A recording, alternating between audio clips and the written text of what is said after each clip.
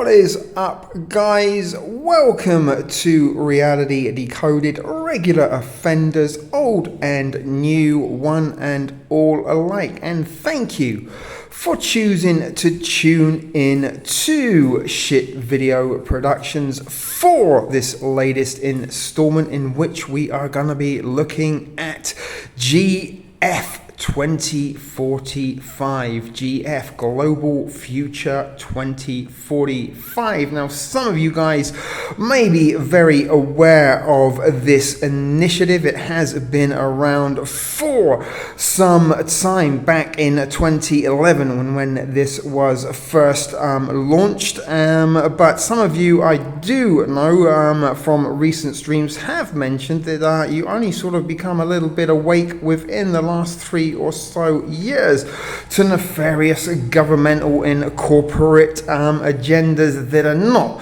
in the best interests of humanity. And if you are in the later demographic of recently awakened, then buckle up if you have not heard of Global Future 2045. This is as bumpy as it is gonna get. Now, although you already having to put up with me RD reading an article, although there are a couple of articles to read before we get into the video content for this evening's presentation, I will give you a guarantee that we're not going to be spending an awful lot of time reading articles. There is a lot more visuals to I can't really say enjoy, but to possibly inform you as to what Global Future 2045 is all about and who they are collaborating with in order to ensure this initiative, this agenda comes to fruition. Spoiler alert, guys, it's DARPA. DARPA. But about us, the article says, and we're at news.sison.com, Global Future 2045. We are going to go actually to Global Future's website to get a little bit of info from the horse's mouth. I'm not even sure if or not this website is connected them. But about us, the article says, the 2045 initiative, and guys, this does sort of make Agenda 2030 look a little bit like the Girl Scouts cookie afternoon summer's picnic party. Maybe a little bit more draconian than that, but nevertheless, organizers of the GF 2045 Congress was founded by a Russian entrepreneur named Dmitry Itskov. Excuse me, I tried to read that in a Russian accent, but he launched this, or founded this, back in February of 2011 with the participation of leading Russian specialists in the field of neural interfaces, robotics, and artificial organs and systems. Good stuff, folks. But the goals of the 2045 initiative are the creation and the realization of a new strategy of development of humanity, forgive me for spluttering on that word, which means global civilization challenges / creation of conditions for the spiritual transformation of humanity and the realization of a new future based on 5 principles: spirituality, culture, ethics, science, and technology being those 5 principles. The key project of 2045 initiative, the Avatar project, which pretty much is exactly what it sounds like from the movie Avatar, but stay tuned, guys, we've got some stuff on that coming up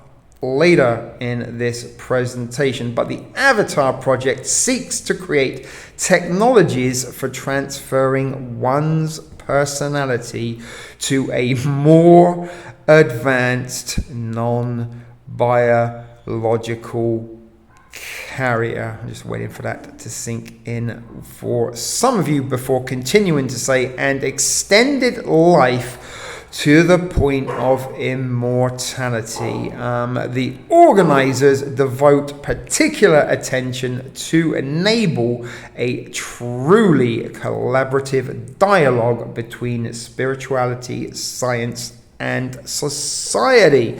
The second International Global Future 2045 Congress is open to the public, and for all more information and to purchase tickets, visit www.gf2045.com, which is where we are going to be heading next. Briefly, not to order tickets for their next public congress session, because I think that is actually transpired and been and gone, but we're going to look at their website just to get a little bit of info from the horse's mouth before diving into the more visual content. And before we do, I do try to make this presentations as entertaining as I possibly can, but sometimes, guys, with the content or the topic at hand, it is not always possible to make this entertaining, and some of this information does come in the form of long-winded, ugly looking weirdos talking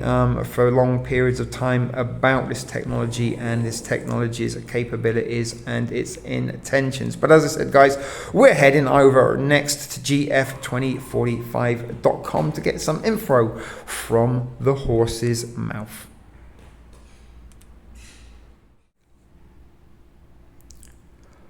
So here we do find ourselves, as promised, at gf2045.com to look at their snazzy blue website now that are open to the public.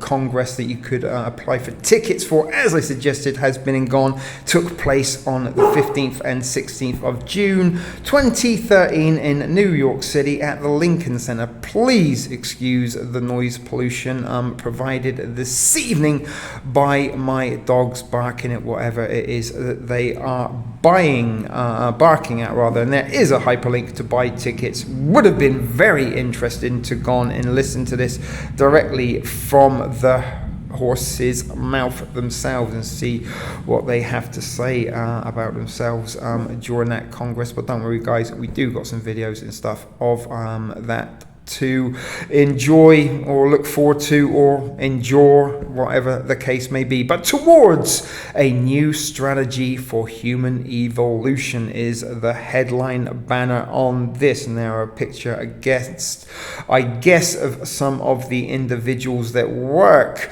for GF 2045 or part of the collaborative team that is all working together for the 2045 initiative. And look there, we've got synthetic biology and neuroengineering, and that's George Church, neuroengineering Ed Boyden, and mind theory, science and religion Amit Goswami. I have to put a strange name in there for me to struggle with. But Project Avatar, this is the topics for that congress that has been and gone. Project Avatar, Android Robotics, Anthropomorphic Telepresence, Neuroscience, Mind Theory, Neuroengineering, Brain-Computer Interfaces. Guess who signed up to get that off the ground and up and running for them? And if you guessed DARPA, you would be right, and you give yourself a gold star for your correct answer. But prosthetics, neurotransplantation, long-range forecasting, that is when it gets interesting, folks, believe you me. Future evolution strategy, evolutionary transhumanism ethics, bionic prosthesis, cybernetic life extension, mid-century singularity, neo-humanity, meta-intelligence,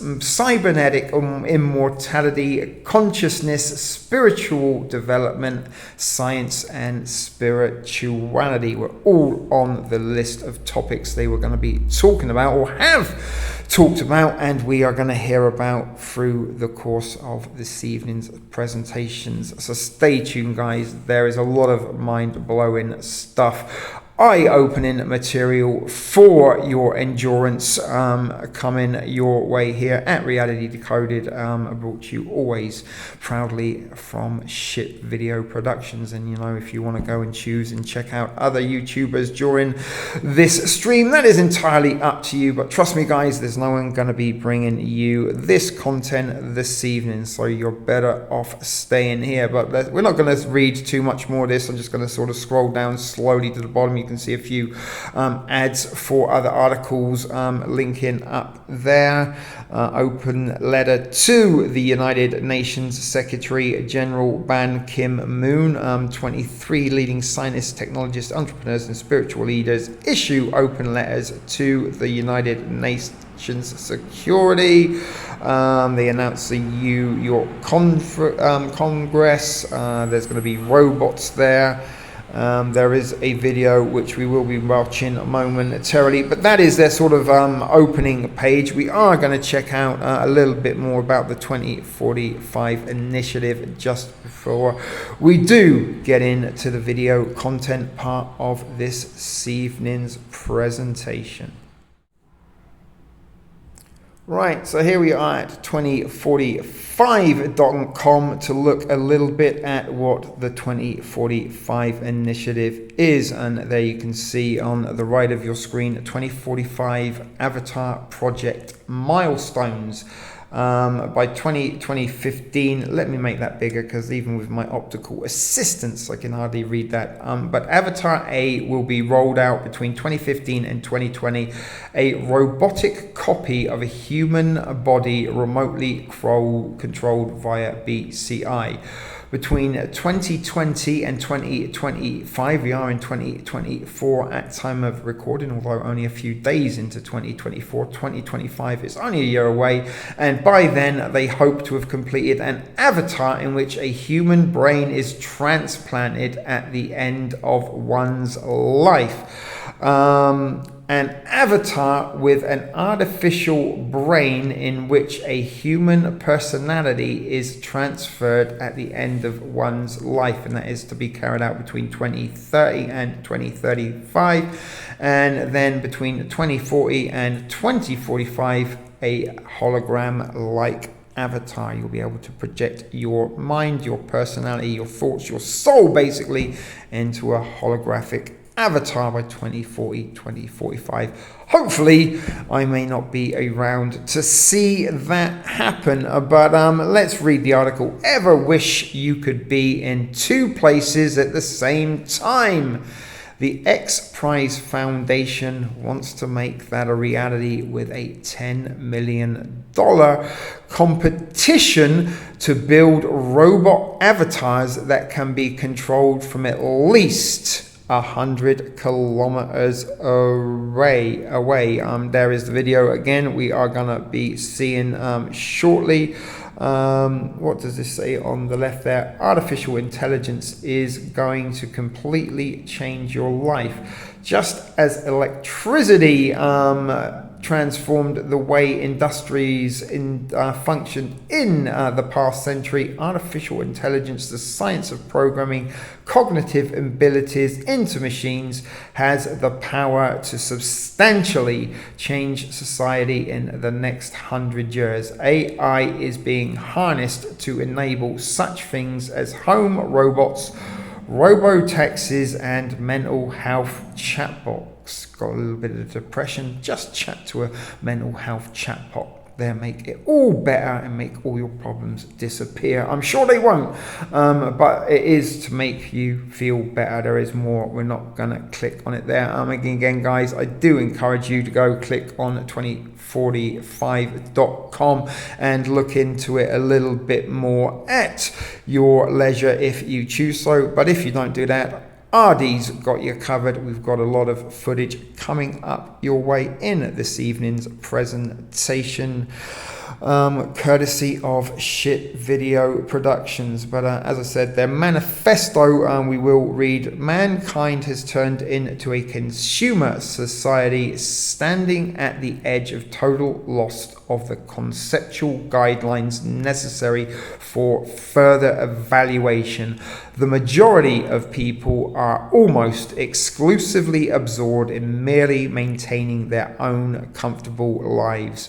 Modern civilization, with its space stations, nuclear submarines, iPhones, and Segways, cannot save mankind from the limitations in the physical abilities of our bodies, nor from diseases and death. Maybe there is a clue as to why the Novid was rolled out within the last 3 years in order to sort of usher mankind towards the 2040 initiative.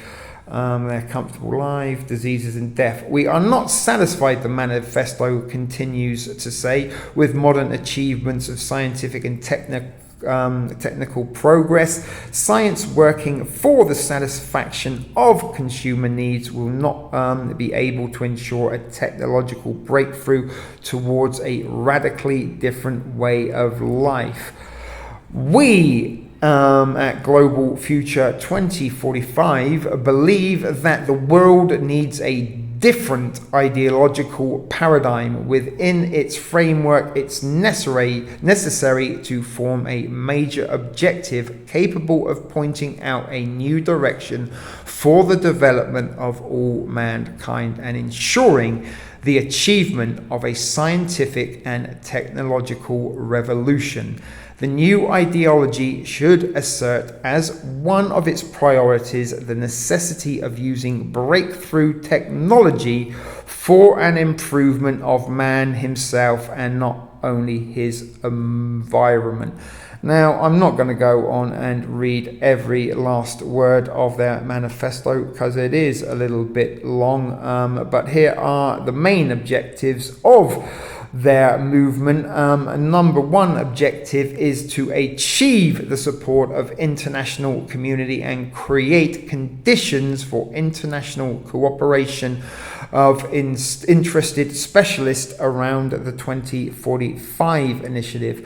To create an international research center is topic 2, for cybernetic immortality, to advance practical implementations of the main technical project, the creation of an artificial body, and the preparation for subsequent transfer of individual human consciousness into such a robotic body. Point 3 is to engage experts in the selection and support of the most interesting projects in the quest to ensure technological breakthroughs. 4, to support innovative industries and create special scientific education programs for schools and institutes of higher education. Point 5, to create educational programs for television, radio, and internet, to hold forums, conferences, congresses, and exhibitions, and to establish awards and produce books, movies, and computer games with the view of raising the profile of the initiative and spreading its ideas.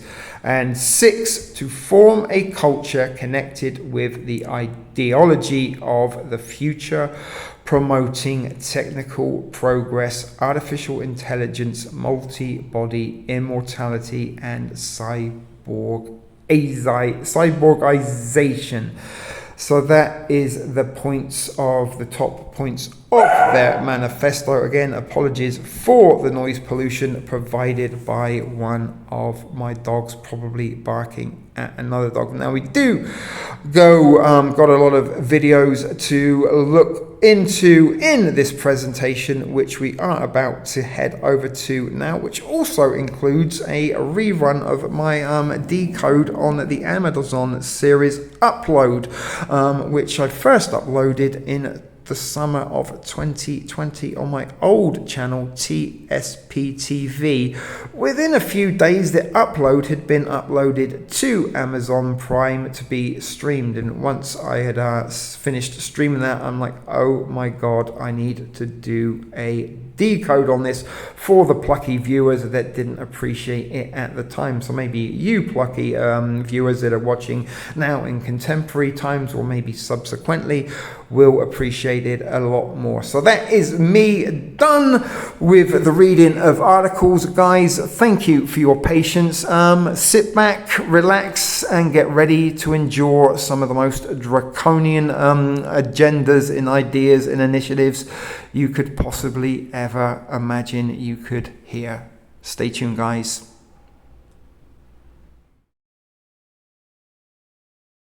The world is on the verge of global change. The speed of data transmission has increased by multiples of millions. The rate of globally significant events and that of discoveries and crises is growing exponentially. Our civilization is like an uncaptained ship sailing on rough seas with neither chart nor compass, all the while moving faster and faster. The time we have to make the right decisions is shorter and shorter. We are facing the choice to fall into a new dark age, into affliction and degradation, or to find a new model for human development and create not simply a new civilization, but a new mankind. Historic crises show that to break the deadlock, we need technological revolution. It is clear that today's revolution will also require the deepest social transformation. The world's community and leaders should encourage mankind, instead of wasting resources on solving momentary problems, to focus on the technologies of the future: nanotechnology, biotechnology, information technology, cognitive technology, genetics and robotics. Doing so will allow us to find new sources of energy, create fundamentally new architecture and transportation, allow unprecedented developments of human cognitive abilities, refine artificial intelligences and brain-computer interfaces, simulate complex systems, create humanoid robots and cyborgs, and with the help of nanorobots, we may develop manageable matter. Find ways to transfer one's personality to an artificial carrier. Yet what we need is not just another technological revolution, but a new civilizational paradigm. We need new philosophy and ideology, new ethics, new culture and new psychology, and even new metaphysics. We must reset our limits, go beyond ourselves, beyond the Earth, and beyond the solar system. This is an adequate response to the challenges of our time. Thus, new reality and future man will arise. Could it happen spontaneously, by itself? Unlikely. Humanity does not have a master plan of its development. It seeks stability. It lives in the present and does not plan. It preserves the status quo and tries to escape development. It does not tend to map future centuries and take responsibility for evolution. In consumer society's culture, there is no evolutionary vocabulary and rhetoric. To break the deadlock, the Russia 2045 movement was founded. It is a mega project intended to reach new heights and meanings. We intend to create a new vector for civilization, aimed at constant human development and evolution. As happened with the mega projects of the last century, the nuclear and the space programs, we integrate the latest discoveries and developments from the sciences: physics, energetics, aeronautics, bioengineering, nanotechnology, neurology, cybernetics, cognitive science. May everlasting spiritual ideals and values help us avoid going astray. Our project will give new meanings to the millions of people on Earth, will become a result of their joint creativity, and will lead us out of the impasse. Away from the murder of nature and physical death, forward to the realm of freedom and creativity, to the depths of the ocean and to the stars, to the infinite universe of our inner world. Our forecast for the next 40 years. February 2012. Global Future 2045 Congress is held in Moscow. It is a debate platform for discussion of our civilization's prospects for development. 2012 to 2013, The global economic and social crises are exacerbated. The debates on the global paradigm of future development intensifies. New transhumanist movements and parties emerge. Russia 2045 transforms into World 2045. Simultaneously, the 2045.com international social network for open innovation is expanding. Here, anyone interested may propose a project, take part in working on it, or fund it, or both. In the network, there are scientists, scholars, researchers, financiers, and managers. 2013 to 2014. New centers working on cybernetic technologies for the development of radical life extension rise. The race for immortality starts. 2015 to 2020.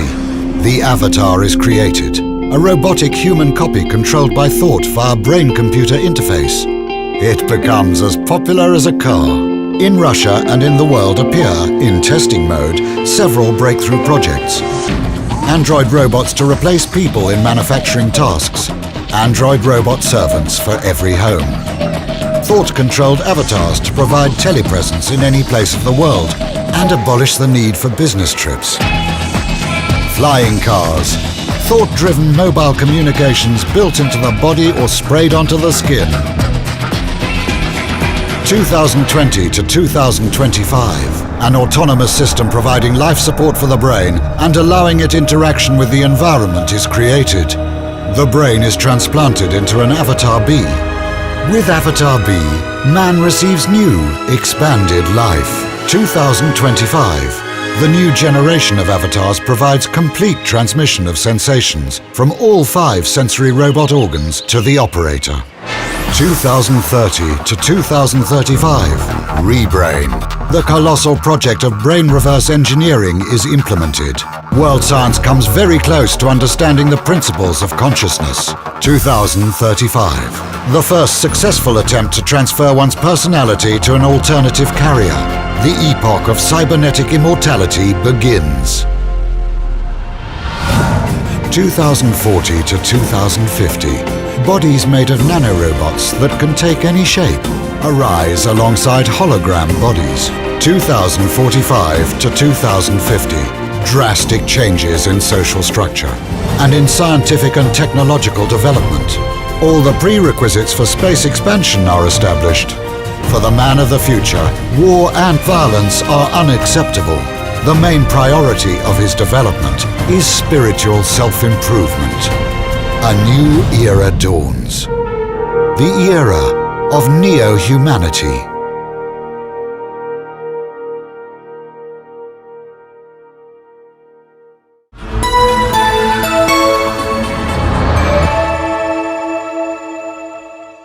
The main aim of the Congress is to discuss how to evolve, how can our physical body evolve and how can consciousness evolve. It is very important because now we're facing the time where unconscious evolution period has almost finished, and we come to the new era when new period of controlled human evolution can happen. I think that main efforts of their scientists and main technological progress will be concentrated on their making new body for the human being. So the first step is to make human-like robot, which we call Avatar, and to make their perfect control system via brain-computer interface. The second step will be to develop their system of human brain life support and to connect it to the avatar, so disabled people and people who are at the edge of dying can enhance their lifespan. And the third one, the third project, finally making the artificial brain to which we can transfer the individual consciousness. And we have one more project, which is actually our dream. It is producing hologram-like avatar body.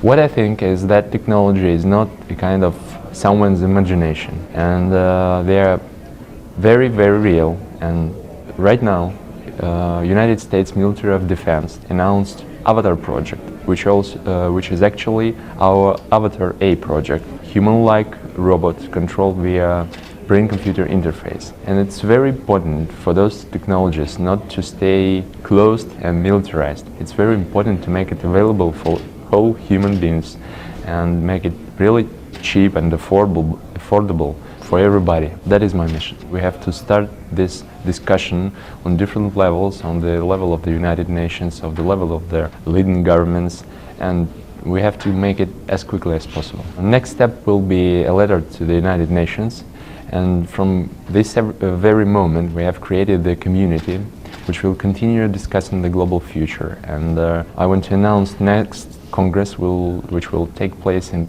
New York.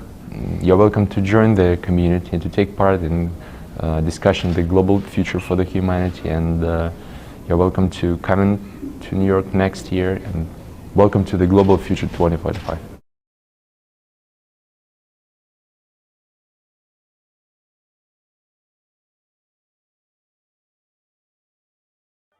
I think in 2045, we're going to find that we have a very different relationship with the machines around us. And that includes the platforms that we use. And that's cars, ships, planes, even spacecraft. So today, we see just at the cusp of the ability to communicate with machines. Right now, we do it with keyboards, and there's some limited capability to actually talk to a computer, but it's basically looking for voice recognition to match and search things. And the investments that we are making here at DARPA now are human-machine interfaces that are much more natural and allow us to work as partners with machines and have them understand our intent for much more complex tasks. Things like the ability to control more than one aircraft at once, the ability to have a ship automatically recognize other craft on the surface of the ocean and use some very sophisticated logic to avoid those craft following the rules of the high seas for collision avoidance. And I think that we will begin to see a time when we're able to simply just talk or even press a button and have the context come into place. So for example, right now to prepare for landing in an aircraft, there's multiple steps that have to be taken to prepare yourself from navigation and get out of the cruise mode and begin to set up the throttles and the navigation, put the gear down, and all of these steps have to happen in the right sequence.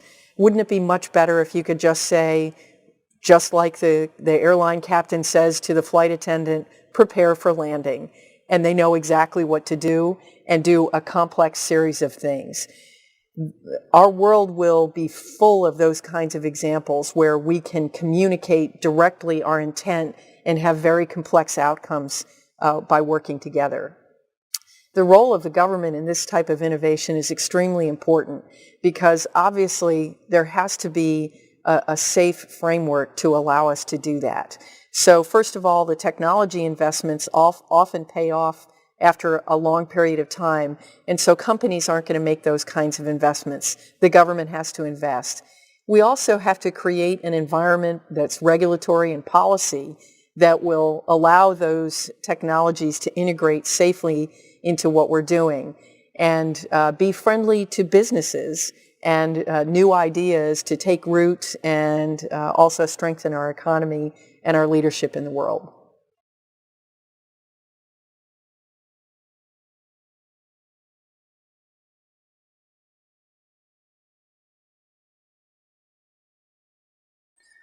Imagine a world where you could just use your thoughts to control your environment. Think about controlling different aspects of your home just using your brain signals, or maybe communicating with your friends and your family just using neural activity from your brain. At DARPA, we're trying to build what are called neurotechnologies that enable all of this to happen. And how are we getting there? Well, we take on some of the world's most challenging kinds of problems, and we build some of the fundamental kinds of technologies in order to make some of these things a reality. So think about people today that are paralyzed and maybe cannot move. We can develop direct brain interfaces to enable them to have near natural kind of control of a prosthetic limb, for example. Or maybe somebody living with a brain injury who can't remember anymore. We can develop direct brain interfaces that could allow them to remember in a way that a normal person could ultimately do this. And again, think about DARPA. DARPA takes on some of the world's most challenging problems. It's an agency that can go after these kinds of issues and bring together key stakeholders in order to make all of this happen. This comes from fields of science, engineering, technology, mathematics. Some of the world's leading experts in order to make biological technologies a reality today. And I have a very personal experience with all of this.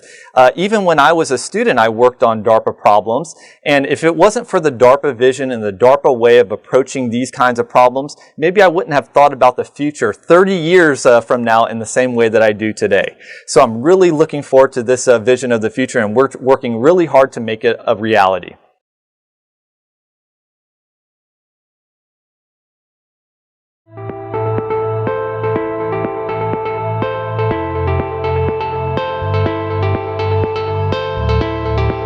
What are your thoughts on the potential for AI-powered humanoid robots like yourselves to be more effective leaders in government, especially considering the numerous disastrous decisions made by our human leaders?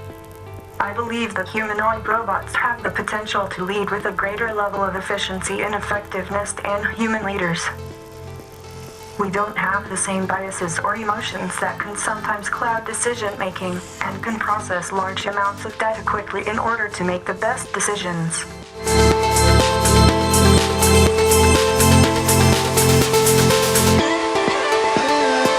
Do you think we should be excited or scared by the rise of humanoid robots? That's a difficult question. I think it depends on how they are used and what purpose they serve. We should be cautious, but also excited for the potential of these technologies to improve our lives in many ways. Hey, thanks for watching. If you like this video, check out these other videos from USA Today to stay up to date with all the latest news.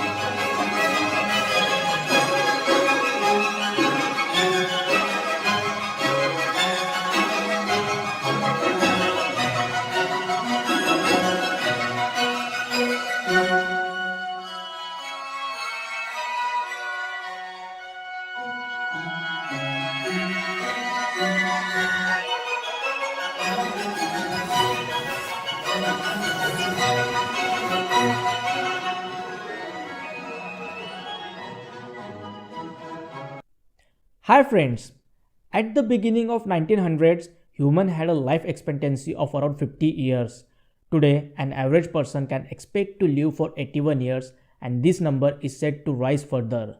Many scientists now believe that 21st century could see the first human with the potential to live forever, and some of them say that this could happen before 2050. Crazy, right? If you can't believe me, then you should watch this video till end, because I will show you the amazing theory of life by 2045 which explains the science behind human life. Let's get started.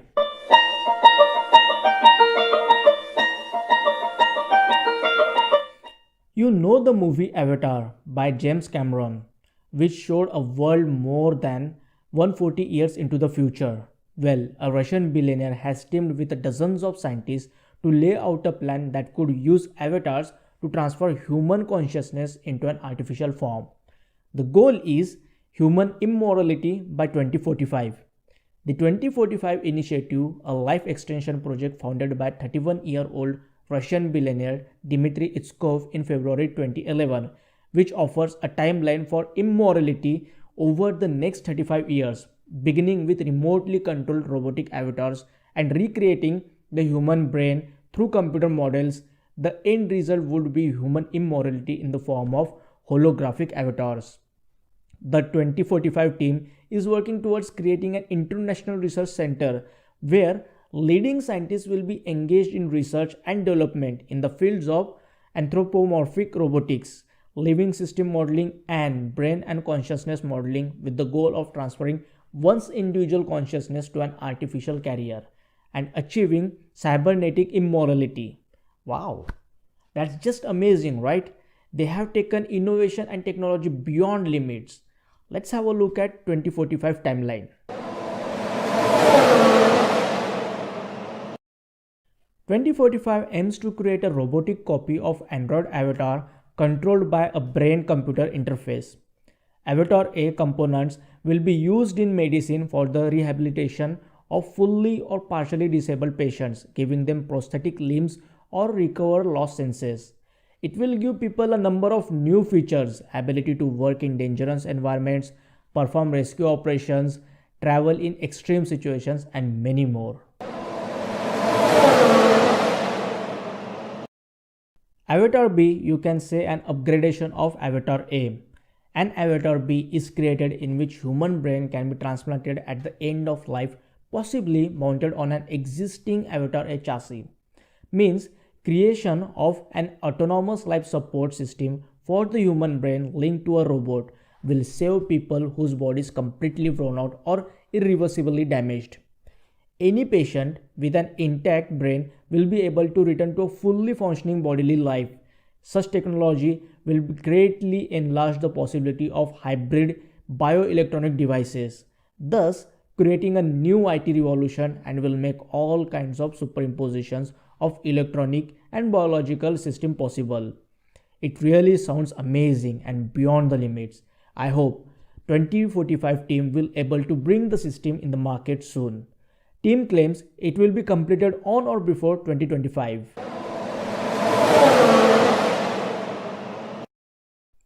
Avatar C will be a creation of a computer model of the brain and human consciousness, with the subsequent development of means to transfer individual consciousness onto an artificial carrier.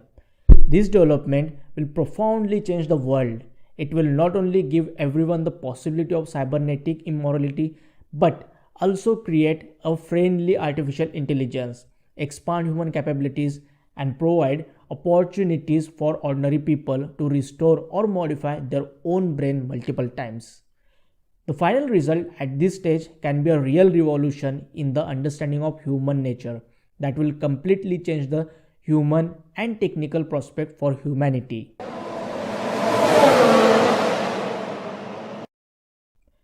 This is the time when substance-independent minds will receive new bodies with capacities far exceeding those of ordinary humans. A new era for humanity will arrive. Changes will occur in all spheres of human activity: energy generation, transportations, politics, medicine, psychology, science, and so on. Today, it is hard to imagine a future when bodies consisting of nanorobots will become affordable and capable of taking any form. It is also hard to imagine holograms featuring controlled matter. One thing is clear, however, humanity for the first time in its history will make a fully managed evolutionary transition and eventually become a new species. Moreover, prerequisite for a large-scale expansion into outer space will be created as well. Hope you found this video informative. Don't forget to like, share, and subscribe. See you soon.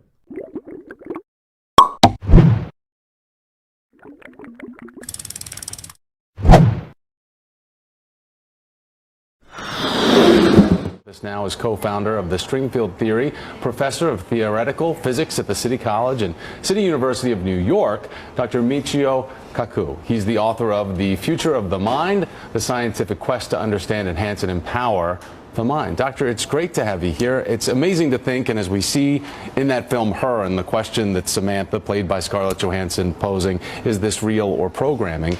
That type of scenario we're not that far off from, and that's what you explore with this book. Explain to us where we are in the understanding of the brain. Well, Hollywood gets it first, right? But remember the movie The Matrix, when you push a button, become a karate master? Or Total Recall with Arnold Schwarzenegger, where memories are simply put into the mind? We're on the border now, the brink, the threshold of initiating all these wondrous things. Think about it. Telepathy, reading minds, telekinesis, moving objects with the mind, uploading memories, even photographing a dream. These are things that are being done in the laboratory today, not tomorrow. Well, when we look at movies like I, Robot or Eagle Eye or these films that have such high-tech scenarios that are playing out, it seems as if the human experience is totally lost to then this technology that takes over control. So what is our fail-safe as we continue to explore, continue to learn? Is there a fail-safe to protect us from our own advances? Well, when you watch movies like I, Robot, you think that robots are going to take over and they're going to put us in zoos and throw peanuts at us as we dance behind bars. Right. No, that's many, many decades in the future. However, what is happening now in the laboratory is that we're beginning to understand our own brain, not a robot brain, but our own brain. We're beginning to understand how memories are formed, why we have super geniuses who can do fantastic mathematical calculations in their head, and photographing your thoughts and using your thoughts to energize machines so that the mind is not going to be replaced. The mind will be interfacing with machines, controlling machines mentally. So for generations, we have probably known more about the moon or Mars than we have known about the brain. So as you skim through this incredibly important and really interesting book, what's going to happen? What's the impact of all of this research, all of this study on things like Asperger's or Alzheimer's or cognitive issues that perhaps people are born with, brain-related cognitive issues? What happens? President Barack Obama and the European Union have pledged over $1 billion, that's billion with a B, not an M, $1 billion on the next big thing after the Human Genome Project, and that is the Brain Initiative, to sequence and map the entire human brain. I mean, think about it. We'll be able to understand what is schizophrenia, what is bipolar disorder, mental illness. That's going to be the short term. Even farther down the line is having a brain pacemaker for people with Alzheimer's disease. We are now understanding how memories are being formed, so why not create memories that are useful for people suffering from Alzheimer's? That's called the brain pacemaker, and the first memory was inserted into a mouse last year. That's how path-breaking and how fast this is moving. And think about this. If we have a memory stored on a disk with all your neural networks on it, and it will live after you die, meaning that just like in her, perhaps some of you will live forever. Your memories, your personality, your goals, your dreams will live in a computer. And perhaps your great-great-great-great-great-grandkids will have a conversation with you long after you're dead. It's very interesting. Doctor, I want to send you down to Cokie Roberts, our panelist in D.C., with a question. Cokie. Yes, doctor. Those of us of a certain age want to know about this memory pill that you talk about in the book, and say that it could be sooner rather than later. How soon, please? First of all, we are creating forgetful pills now, not tomorrow, right now, for people with traumatic experiences like wartime injuries. And we're beginning to understand now the memory process. For example, there are many instances where some people get hit on the left side of their head and become a super mathematical genius. This is something right out of the comic books, but it's well documented. And after this program, for God's sake, do not hit yourself on the left side of your head. You're going to have Barnacle Clockman. Trying to become a super genius after this show is over. What about seizures? People suffer epileptic seizures, brain seizures. What's that in the study about that? For example, people with Parkinson's who shake uncontrollably, you can actually see that there's a part of the brain in a brain scan that's overactive, that lights up. We can put a probe directly into that part of the brain and nullify it, quiet that part of the brain. Now? Now. This is today. This is one of the standard ways of treating Parkinson's disease.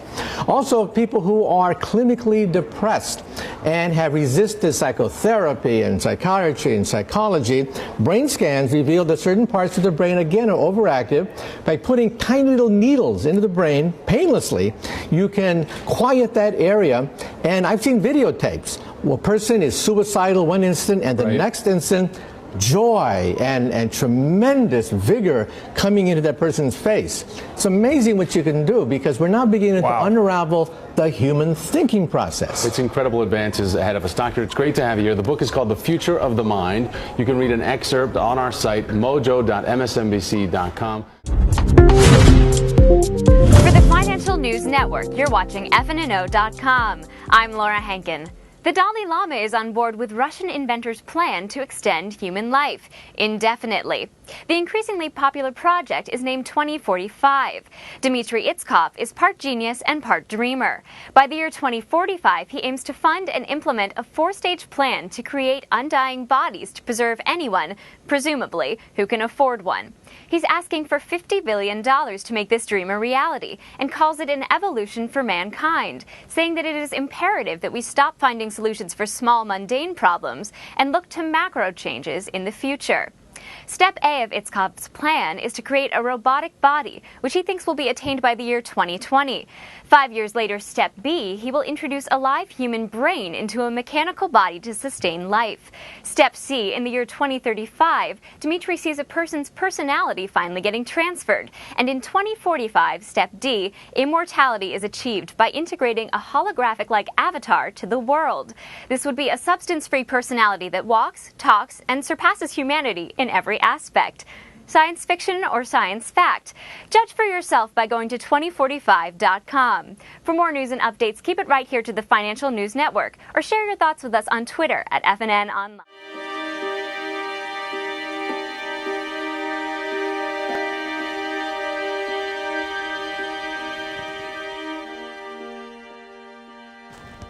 How's that feel?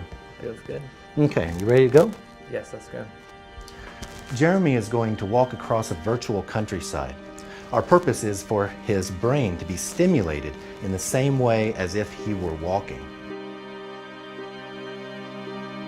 Yes, let's go. All right, let's get going. Go ahead and swing your arms at your side as if you were walking.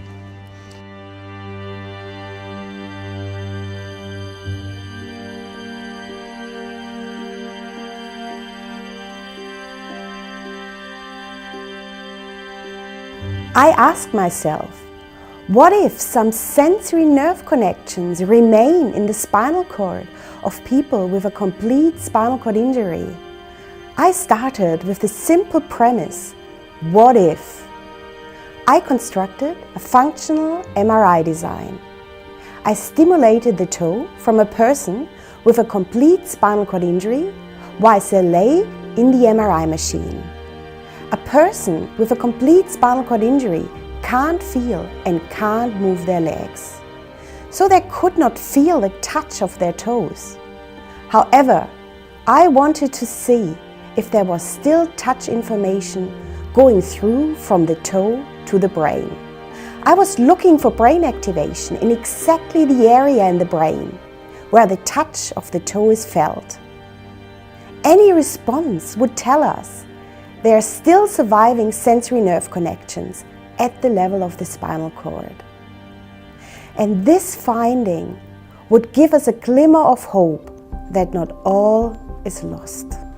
I was once a surfer, a black belt in karate, and life dealt me a massive blow one day when I was doing what I loved best, surfing.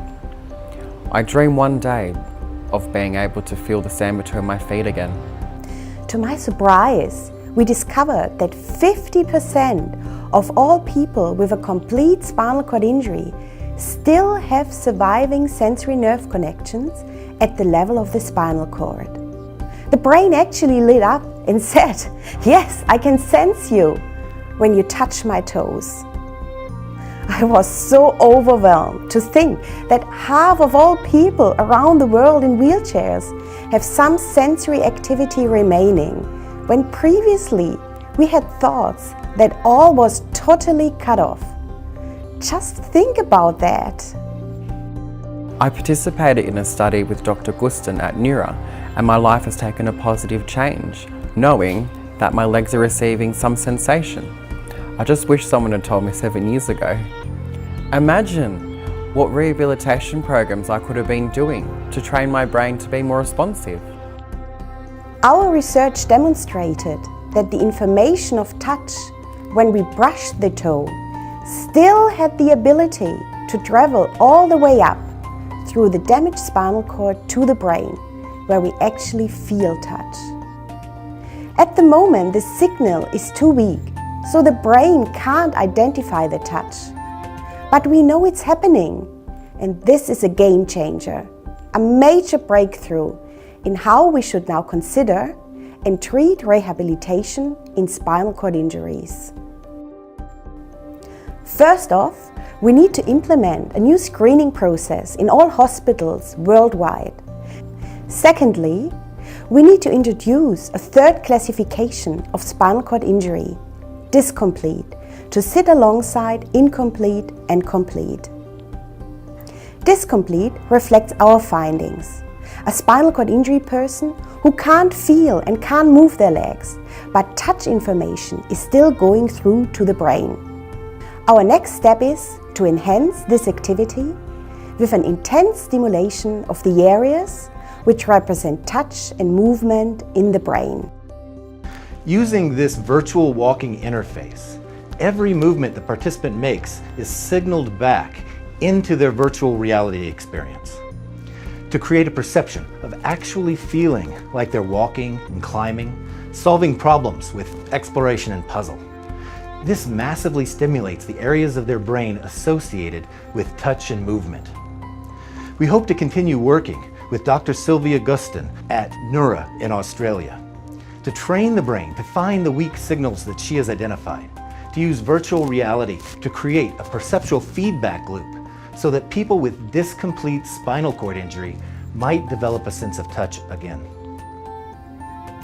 Finally, we need to integrate the Immersive Experience Lab in the US with the Spinal Cord Sensory Lab here in Australia. So together, we can get moving on phase 2, the Avatar Research Program. This is a world breakthrough, but we need your help to support us implement the next stage of our research. We are quietly optimistic with what we know and what we have seen that we will be able to create a new treatment program for 50% of all spinal cord injury people with a complete injury. That's in my lifetime. I now live with the hope that one day I will be able to feel the sand and the sea. That will be enough for me. I feel like I'm moving again.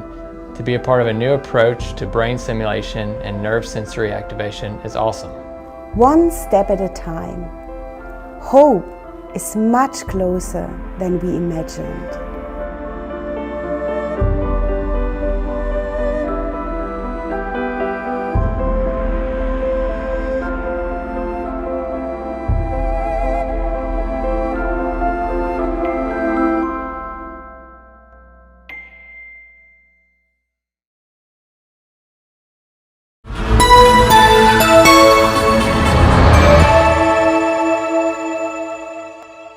Several years ago, I had a kind of spiritual transformation which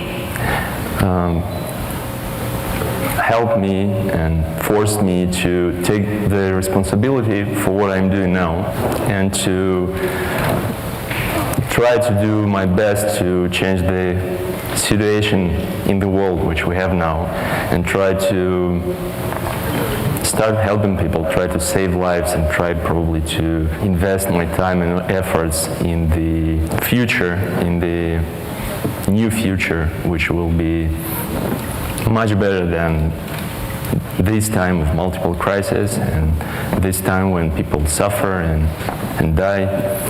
So I would like to say that during the conference we will be paying attention and learning interesting facts about Android robotics, brain-computer interfaces, cognitive neuroscience, mind engineering, and many other interesting topics. But I would like you to think about considering what you will hear not just as technologies, amazing technologies, but as a part of a new evolutionary strategy, possible new evolutionary strategy for human beings, for the humanity. And actually the motto of the Congress is towards the new strategy to human evolution. And we, the team of the 2045 initiative, we have the special name for the strategy. We call it evolutionary transhumanism. And what we mean is that we really need to create, while realizing this evolutionary transhumanism, we need to create and realize two revolutions. First is spiritual, and we need this to make sure that people will benefit from the technology, that we will raise the level of public consciousness to be safe with that kind of technology that we hope to develop. And the other revolution is techno-scientific, and the sense of it is to develop the means of transferring one's personality, one's consciousness to a non-protein, more capable body carrier. People call me a dreamer, and even some colleagues of mine call me a dreamer. But this dream, this huge future that we're going to create, I would say, I think it's worth to dream of, because in this future people will be young, beautiful, they won't suffer from illnesses and diseases, and they will have multiple bodies, not only just one. In the biological body they will be able to probably live on Earth. In the non-biological body they will be able to travel to cosmos. In the hologram-like body people will be able to stay even there where you cannot stay in the physical body. And this kind of body will be called probably radiant, as Russian scientist Tsiolkovsky called it. He was known to have probably the similar dream, because he wanted the humanity finally to be transformed to the kind of radiant humanity, which will be not even material, but from sort of energy. So in this world of the future, there will be no diseases, no death, no hunger, no wars, no tensions between nations. And on the contrary, there will be abundance, freedom, creativity. And everybody will be concentrated on the spiritual self-improvement, I believe. Scientists are very rational, and they don't actually like talking of dreams. They prefer to over-deliver, and they prefer not to overpromise from the very beginning. But what I want to emphasize is that the dream, that sort of healthy speculation that we have in the project, can actually drive the science. And during the whole history of the humanity, we saw that curiosity, investigative interest, the thirst for new discoveries actually have driven the science and encouraged the science. So obviously, what we are going to develop through the realization of the Avatar project, it's not a speculation at all. It's realistic, and I hope the Congress will prove and will show that we have enough ground to claim that it is realistic. And I actually wanted to pay your attention that this kind of technology is already being implemented, and we are going actually to live longer and longer, and we are going to cure our bodies, and we are using technology to do that. But we don't want to look like Borgs from the Star Trek, right? We want this technology, not to spoil our natural biological body. We want the technology to help it to become better, to stop suffering, to get rid of death. So what I suggest is to stop thinking of the technology as a tool which just repairs the body, which is just means of fixing sicknesses and aging. I suggest start thinking of the technology as a possible mega project, which we can compare to mega projects of the past, to the nuclear project, to the space project. And I think it's worth concentrating on the Avatar project and to perceive it like something strategic, something global. to benefit from it and to create the new species which will be free from biological limitations of our original natural body. But we need to make sure that this project will be absolutely scientific and has very good scientific ground. And we need to combine scientific practicality and creative approach in it. We need to make sure that the result of those developments will not be used for military purposes, but will be used for humanitarian purposes. And we need to make sure that this kind of technology will be available almost for everybody. And in parallel, as I mentioned, we need to develop the spiritual side of the spiritual aspect of the project, of the initiative, because what we want is that our life would have new meaning and new goals, new senses. Otherwise, we won't be able to have a transition to the civilization of 5 high principles, as we call it, which is high ethics, high moral, high science, high spirituality, and high technology. We need to start shaping the future which we want to have in 2025 right now, because we cannot further just save our momentary problems. We need to start moving forward rapidly in order to overcome existing crises. And finishing this introductory speech, I would like to address to some groups of people, especially knowing that there are many journalists here and this message could be spreaded worldwide. So I would like to address to politicians, because they can and they need, obviously, even for themselves, to support our strategy, because this strategy will help us to organize the world as politicians claim they want it to be. So it will help us to create the humane and really free world.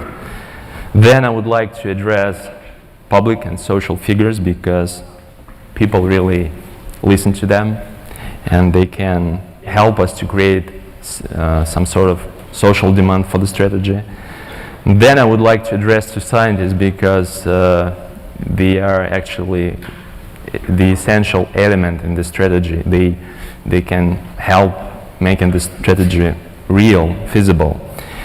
And I want them to be a little bit more open, to those people like myself, and to help me to just not to be practical, but to help me probably to have a dream which is very rational and which has scientific support. And I would like to actually address to businessmen, because if we don't start investing in this sort of project right now, probably in the future, according to the biological limits, there will be just nothing to invest in, because of death. So, even if it is donation right now, I think from this donation, and obviously it will be the donation at first steps, because there is no just business, there is no immortality technology right now. But even if it is donation, I think in the future we will get the best benefit which we even could have, because we'll have life and happiness and real freedom. And I would like to address to spiritual figures, because we really need their wisdom realizing the strategy, and we need their advice of how to develop ourselves spiritually, how to develop the potential of our consciousness. And I see my main task and even mission to initiate the discussion of the strategy of the evolutionary transhumanism at the level of the different governments, at the level of the United Nations. And I think that this strategy could be a brilliant, perfect plan of actions for government leaders, not only just for next decades, but even for thousands of years. Obviously, there is nothing more global nowadays. And I would say that this strategy could be even a new standard for the human rights issue, and even the new standard for the democracy. It is real human rights because obviously people need to have a right to live, an option to live, not to die. So let me officially open the Congress and towards a new strategy of human evolution.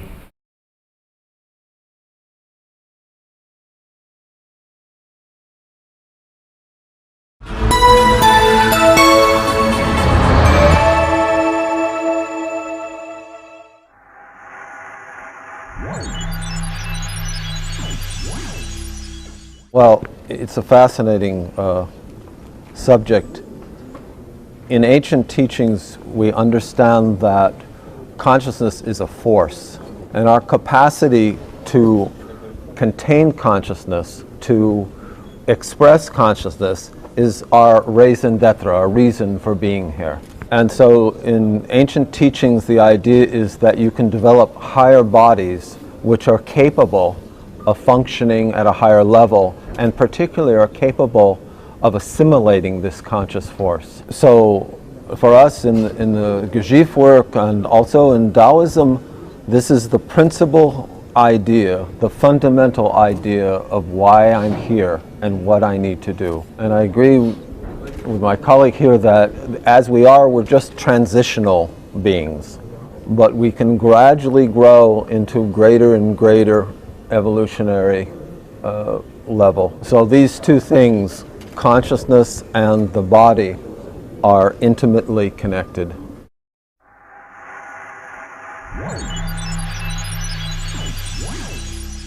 Я монах монашеского ордена Адвайта Веданты Джунакхара и последователь философии Веданты. И у Веданты есть своя разработанная философия и взгляд на человека как не только на физическое тело, но как на несколько оболочек.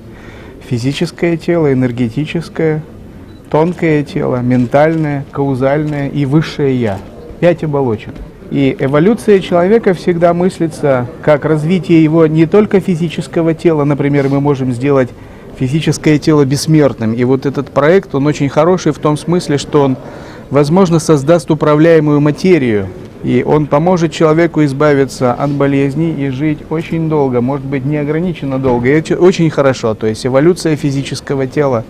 Может, в будущем когда-нибудь нанотехнологии дойдут до такого уровня, что можно будет создать тело из кластера нанороботов, которое будет управляться силой мысли. Оно может менять свою форму, и нам не надо будет ни ходить в туалет, ни спать, ни есть.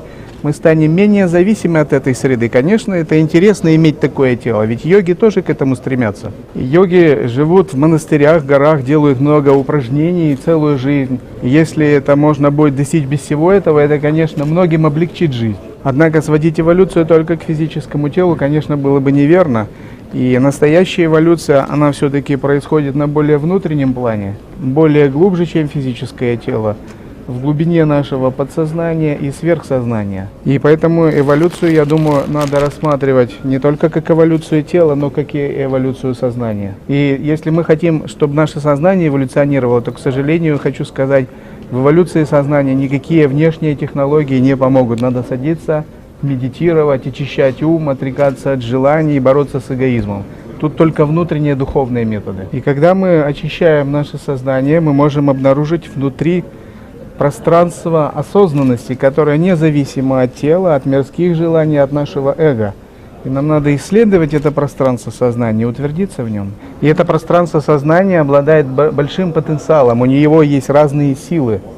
Сила мудрости, сила божественной воли, божественной власти, божественного могущества, действия. Много божественных сил скрыто в этом сознании. И вот человеку надо проникнуть в это сознание, и это будет истинная настоящая эволюция. И, конечно, эволюция должна происходить и на внешнем плане. Это различные технологии и развитие его тела. Я думаю, это все должно происходить параллельно. И управляемость тела также должна повышаться по мере эволюции человека. То есть то тело, которое сейчас мы имеем, болеющее, стареющее, которое может простудиться, у него могут заболеть зубы. Это, конечно, тело нас не удовлетворяет. Оно не соответствует стандартам третьего тысячелетия. Оно несовершенное.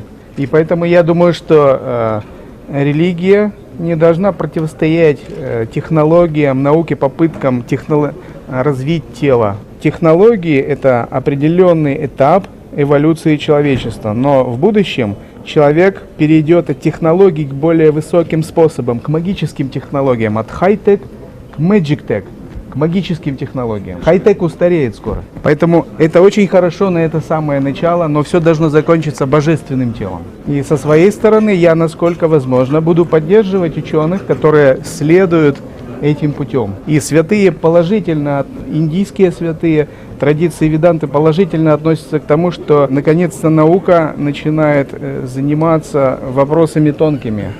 И святой Павел Баба, он так говорил: я хотел бы, чтобы религия стала научной, а наука религиозной.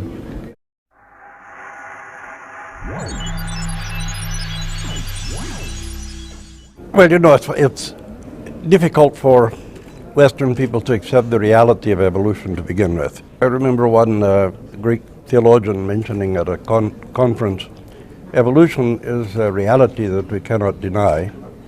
And Archbishop Vitali of Canada said, oh yes, we can deny it, just not successfully. So there's a lot of tension with that to begin with.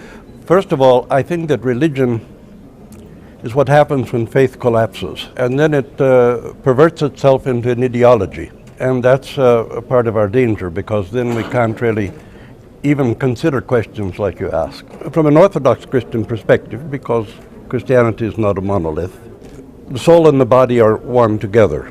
We don't have a division between the two. That the consciousness and the soul would be a gift, not something that evolved in an ordinary sense, but a gift of grace. But we know a lot about our religion, but not very much about our spiritual tradition in the Orthodox world.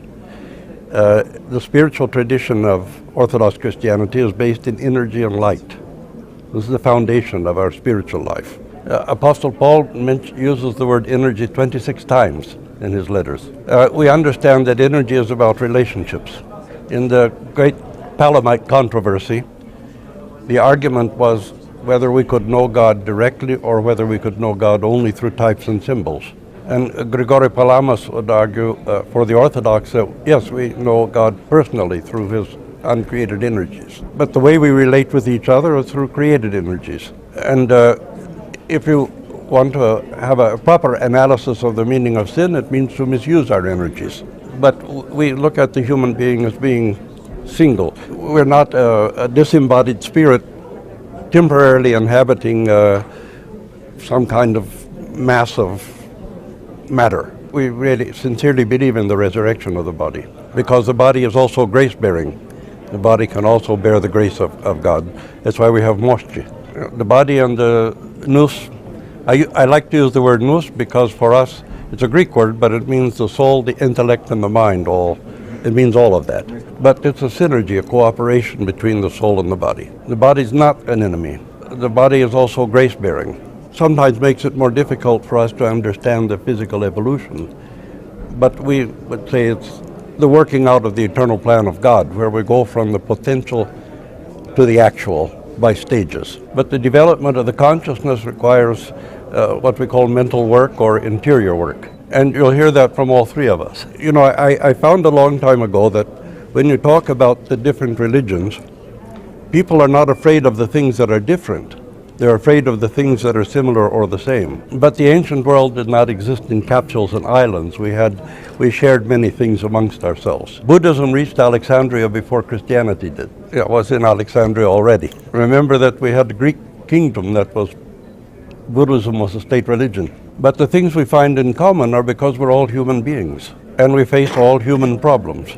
As we try to work out these problems, because we're human beings, we come to similar conclusions many times. At one level, we have to somehow forget about the idea that there's us and the other. At our human level, we're all variations on a theme in the symphony of humanity. And we have a common human nature. We all have a common human nature. We would say, from an Orthodox point of view, that we have each one an hypostasis, a hypostasis, an individual personhood.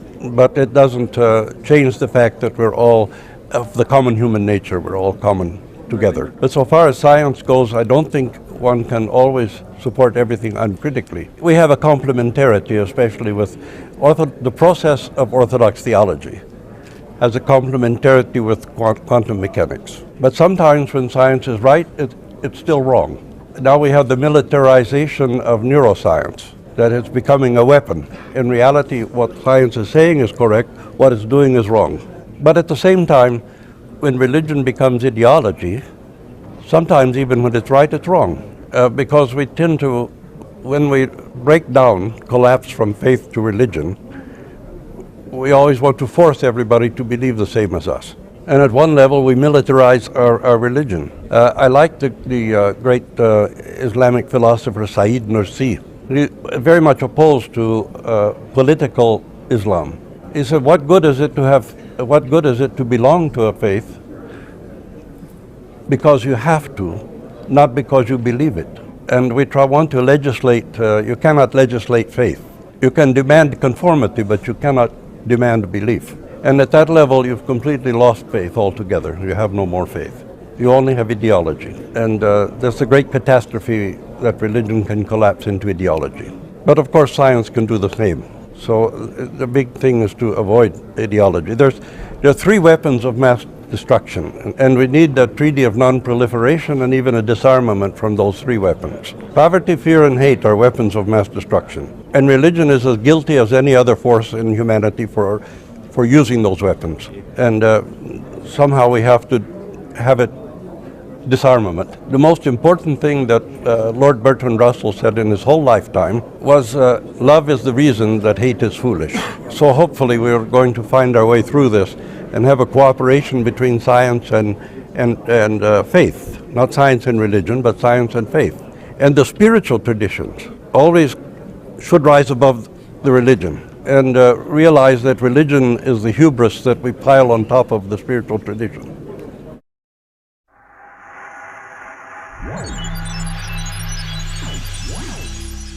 Согласно буддийской традиции, эволюция сознания не только возможна, но она просто как бы обязательна, потому что все живые существа, они в настоящем степени как бы ограничены, и конечная фаза – это состояние Будды, а краеугольный камень, который разделяет обычных живых существ и Будду, который в нас, это в принципе учение о пустоте, шунья. Все живые существа, которые еще не постигли пустоту, учение о пустоте, они подобны закрытым в маленьких таких низших пространствах. Будда – это есть состояние, которое абсолютного пространства. Есть очень хорошее выражение учителя Дигнаги, 7 век, что Будда – это есть оборотная сторона всей реальности.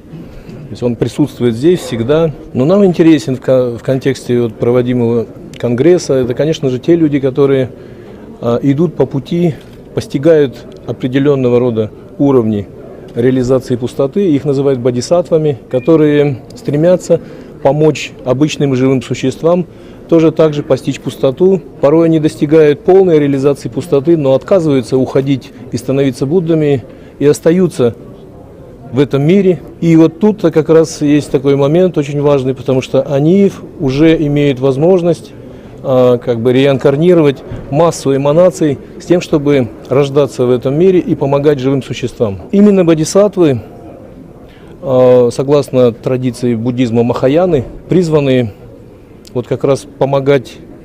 И, наверное, вот то, что говорится проект «Аватар», подразумевается, наверное, что-то вроде этого. Помощь людям. Потому что бодхисаттва – это то существо, которое полностью уже как бы отринул свое эгоцентрированное, такое самоцентрированное эго и направлен на помощь другим живым существам.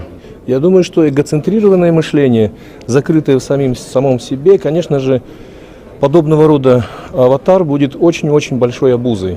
И в заключение я хотел бы сказать, что даже в буддийской тантрической традиции есть такая практика, которая называется джоджук.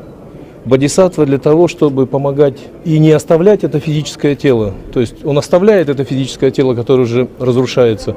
Он переходит в другое тело. Здесь очень важный момент – это соединение научного подхода, это изучение пустоты. То есть наука, она как бы к этому уже подходит. То есть она движется.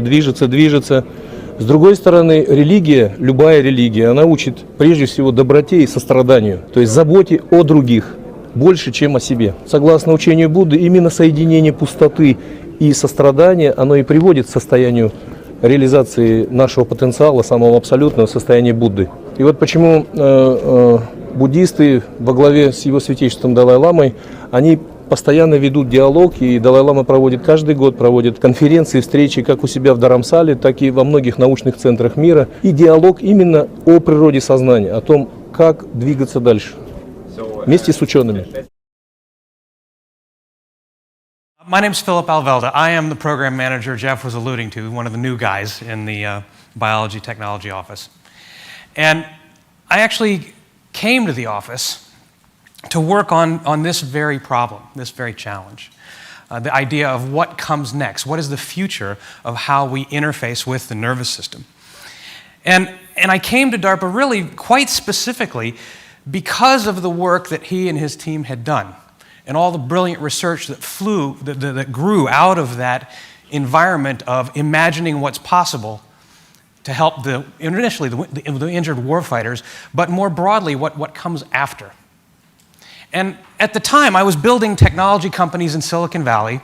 Probably the largest one was Mobi TV that allowed you to watch television over your cell phones. In fact, we had a great partnership with XM Sirius in the early days. So again, Martine, thanks for that too.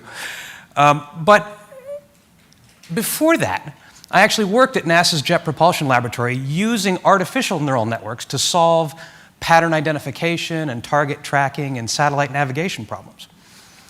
But in the day, they didn't work very well. We didn't really understand what was happening at sufficient detail within the skull to really make truly powerful thinking machines.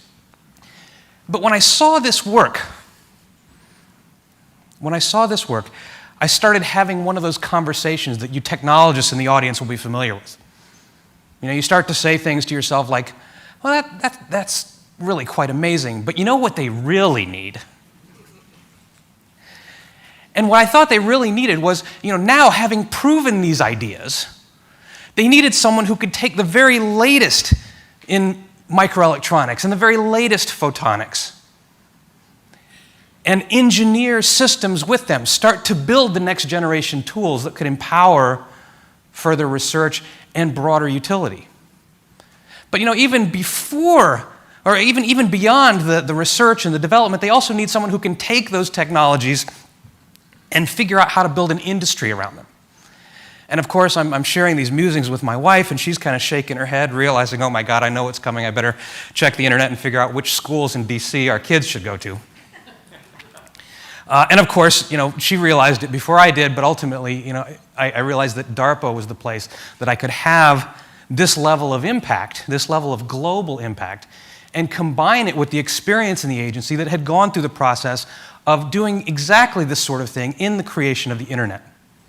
Because I think this transition, this potential change in technology possibility is really quite profound. And of course, beyond these early evolutions, DARPA has started a number of new programs to look at how to image the brain more precisely over broader areas, how to influence the anatomy quite directly. So there's a whole host of programs that you're going to hear about over the next day or two from program managers like Justin Sanchez and Doug Weber, who will go into the details of what is the new science, which are the new areas that we can begin to explore with these new technologies. But what strikes me is that really, from a very high level, when I think of it as an engineer, the fundamental problem of empowering us to do more powerful things with the nervous system is this fundamental challenge of how do you get very, very high bandwidth, very precise information out of the incredibly complex brain on one side, which has this interesting language of electrochemical impulses, and translate it, bridge it into the language of computers that we use to manage everything else. And the complexity is staggering. Trillions of neurons and synapses on one side, trillions of transistors and wires on the other. And the remarkable thing about the early proofs of concept that we've seen so far is that they were done with 100 wires. So the remarkable progress has come despite this enormous 10 orders of magnitude bottleneck that's limiting what we can get in and out of the brain. So really, we're at the very beginning of what's possible in this industry. So let me put this in context for you. If we think of how does this apply to the computing or the telecommunication revolution, I'd like you to travel back in time with me. And I've chosen this example in honor of one of our other speakers, John Sculley, the storied early CEO of Apple. But here, you remember this?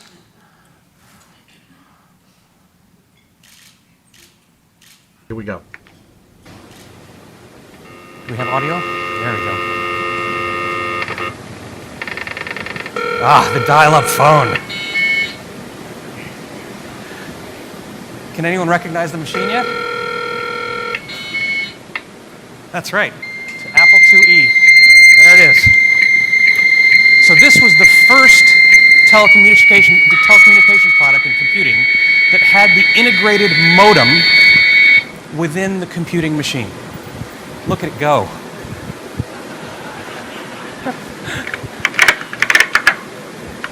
That thing operated a smoking 300 baud. That's 300 bits per second, or about 40 characters per second. Even look, when he logs in, look at the speed of it. Okay? This was a wondrous product. This was the first commercial device that integrated that abstracted communication function. So in a sense, I argue that the demonstrations that we've performed so far, wondrous as they are the equivalent of the 300 baud modem in and out of your skull. So let's take the direct analogy of what has been done in the computer technology universe and apply it to what is now possible in biotechnology. Let me digress here and tell you that one of the great things about being a DARPA program manager is you get to meet tremendous intellects, scientists, students, engineers, technologists, innovators, really all of them. And sometimes you find one that inspires you, that provides a perfect example at a presentation like this. And this happened to me a couple months ago at the optogenetics workshop in Denver, where I met a young man who was giving a poster on how do you interface with light to the auditory brainstem. Exactly what I was interested in. And so I began inquiring, asking details about his poster, and we had this fantastic conversation.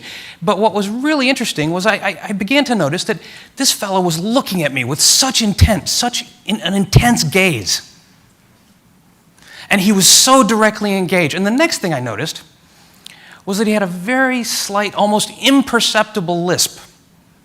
And it was only at that point, after talking to him for about 5 or 6 minutes in a perfectly normal exchange, that I realized he himself had 2 brain interfaces, cochlear implants.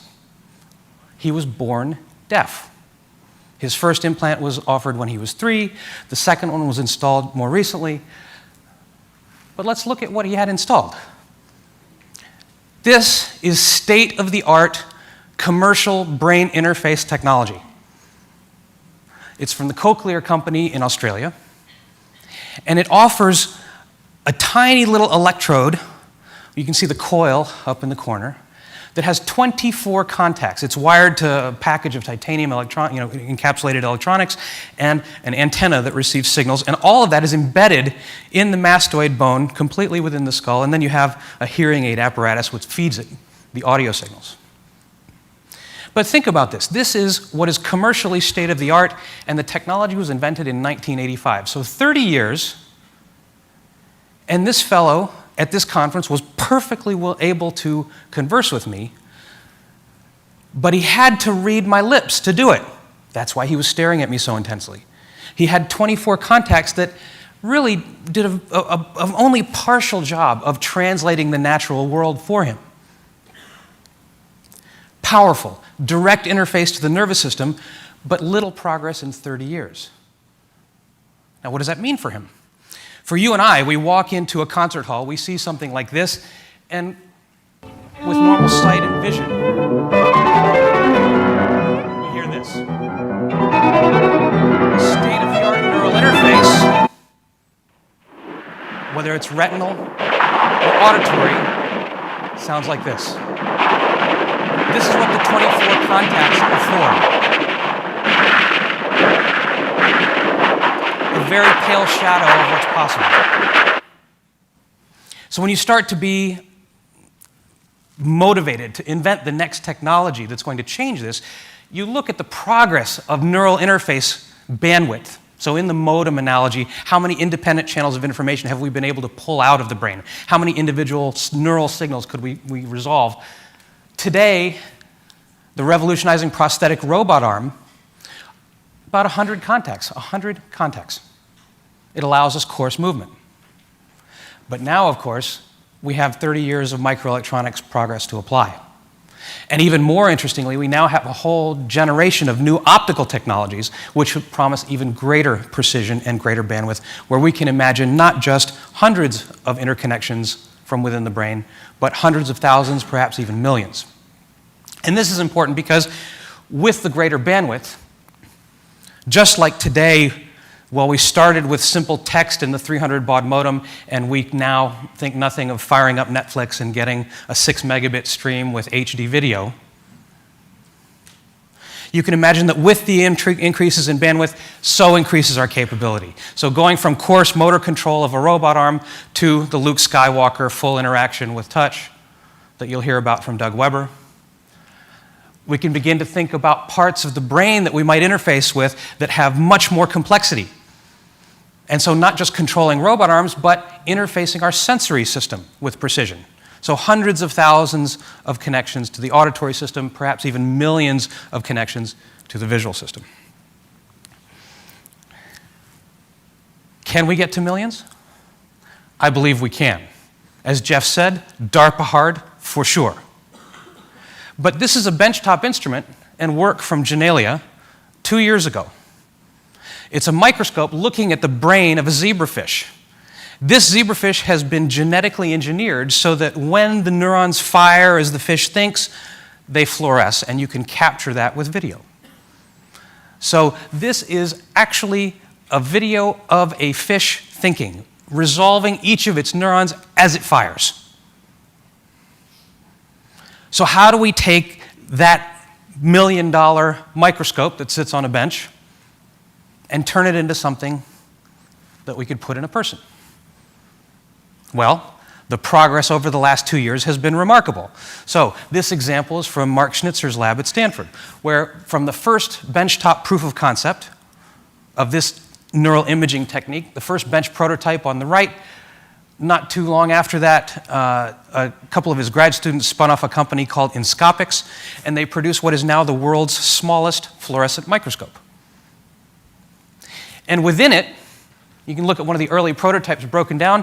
This was done with just a commercial-grade CMOS sensor out of a webcam.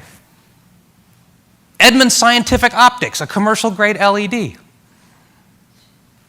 5 Nobel Prize-winning labs are using that product to watch the brains of mice as they navigate mazes, doing cognitive studies of what happens in the brain as marmosets handle objects and identify things.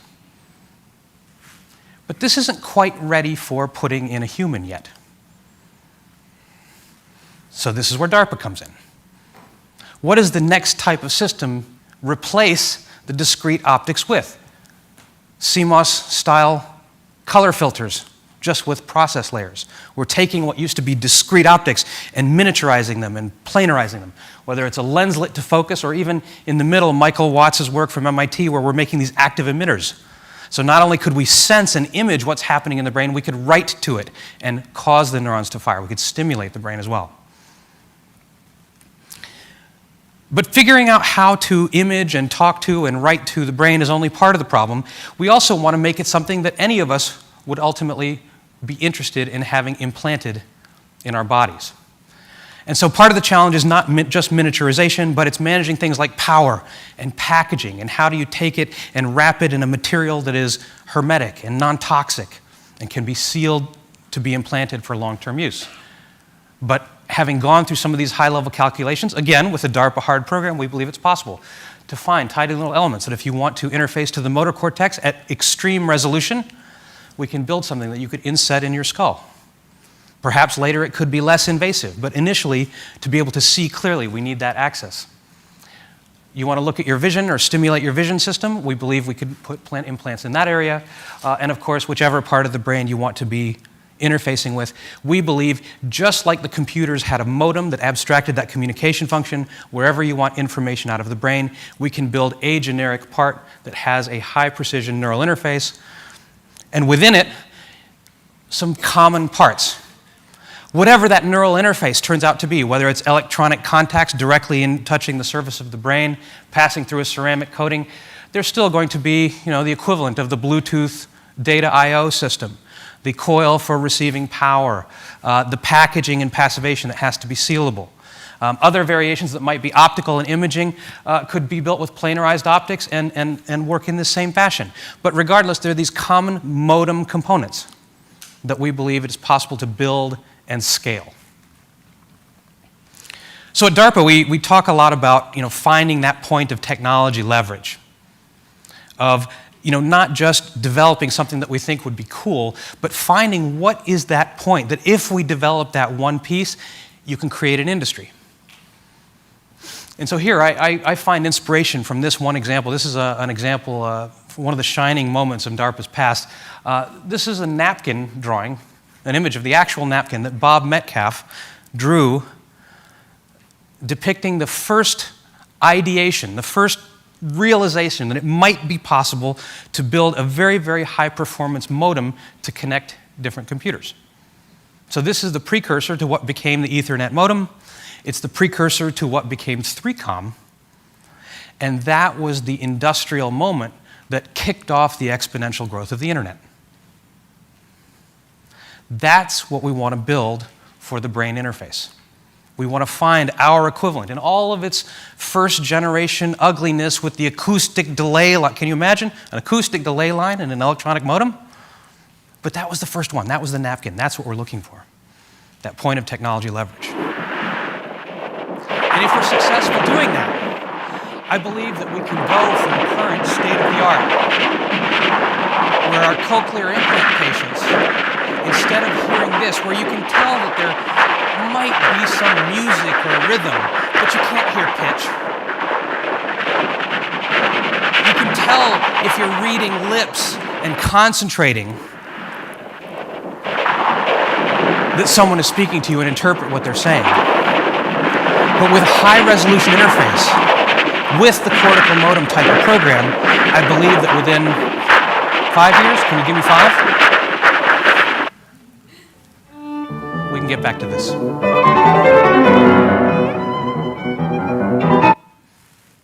And so quite literally, I believe that with these types of technologies, we can allow the blind to see, the deaf to hear, and the mute to speak. And beyond that, Jeff Ling has, he inspired me to come to DARPA in many ways with his leadership. And he talked about freeing the mind from the limitations of the body. But if we're successful in doing that with these types of technology, I think we can go another step. I think we can actually truly free the mind from the limitations of even healthy bodies. And once we do that, we can go beyond just restoring lost function and imagining what are the things that we could do beyond restorative medicine. How can we extend our capabilities, extend what we see, eliminate peripheral electronics, change the communication industries, and bring about a very important change. Now, in closing, I'm going to refer to my grad school. So I went to grad school at MIT. Some of you may know the motto of the institute, mens et manus. So it's mind and hand. And the theme, of course, was that we engineers at MIT, we imagine what's possible, we apply our minds, and then we apply our hands to create them and to change the world. I think maybe we should think about what the next motto should be. Because I really do think with these types of developments, we stand on the very brink of changing our society from one that interacts with our world solely with our hands to one that can determine our fate and influence our world directly with our minds. Thank you.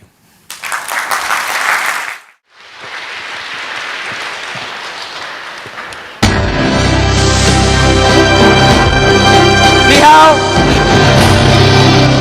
Steve, Wolala. It's good to be here. My name is Steve Hoffman, but in Silicon Valley they call me Captain Hoff. That is my nickname. I am the captain of Founderspace, and Founderspace is an incubator and accelerator. It went black. Here we go. Yeah, an incubator and accelerator that works all over the world. So I spend 70% of my time traveling the globe looking at new technology. We have over 50 partners in 22 countries. And Founderspace has been rated by Forbes magazine as the #1 accelerator for overseas startups in Silicon Valley. We have had many famous startups in our co-working space, Soma Central, like Instagram, AngelList, Foursquare, and today I'm going to talk about some of the technologies that most fascinate me. So, technologies are the future of the brain, our human brain, and where it is headed with technology. So if we examine our brain, we will realize that for over 100,000 years, our brain has remained the same. But the world around us has changed radically. So think about it. We have the same brain as a prehistoric cave person, as a Neanderthals, it's same brain. But the world has totally changed. That is the power of our brain. It's very elastic. It can reprogram itself. But now, we're going to begin to change our brains. And we are doing this with new technology. Now, some of the basic technology out there, EEG, allows you to actually measure your brain waves. And these devices can tell if your concentration levels. They can be used to actually move a cursor on a screen. There are applications for these devices in entertainment. They're working on them for controls for games. In medical, these devices are being used for conditions like PTSD, post-traumatic stress disorder, and ADHD, and other conditions. And they're being used for education. They have applications now for children to study. And they measure their concentration levels and can actually change the applications as the children learns. But where we're headed, and let me tell you, 1 minute, is these devices are now capable of actually recording dreams, but not in a very granular way. In a very primitive way, they can actually capture and identify what a person is dreaming.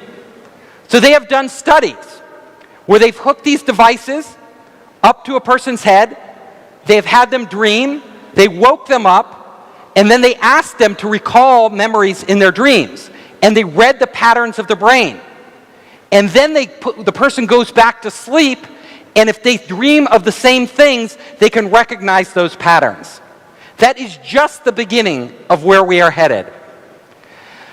Right now, scientists in laboratories around the world are developing brain chips.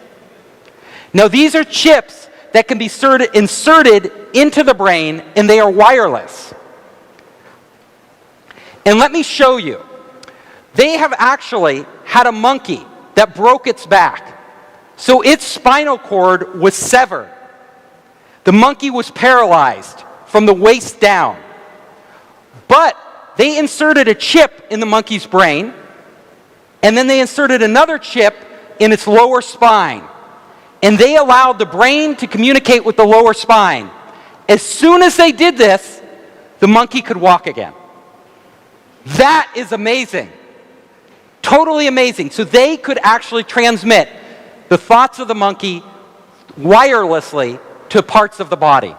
But it gets even more amazing than that.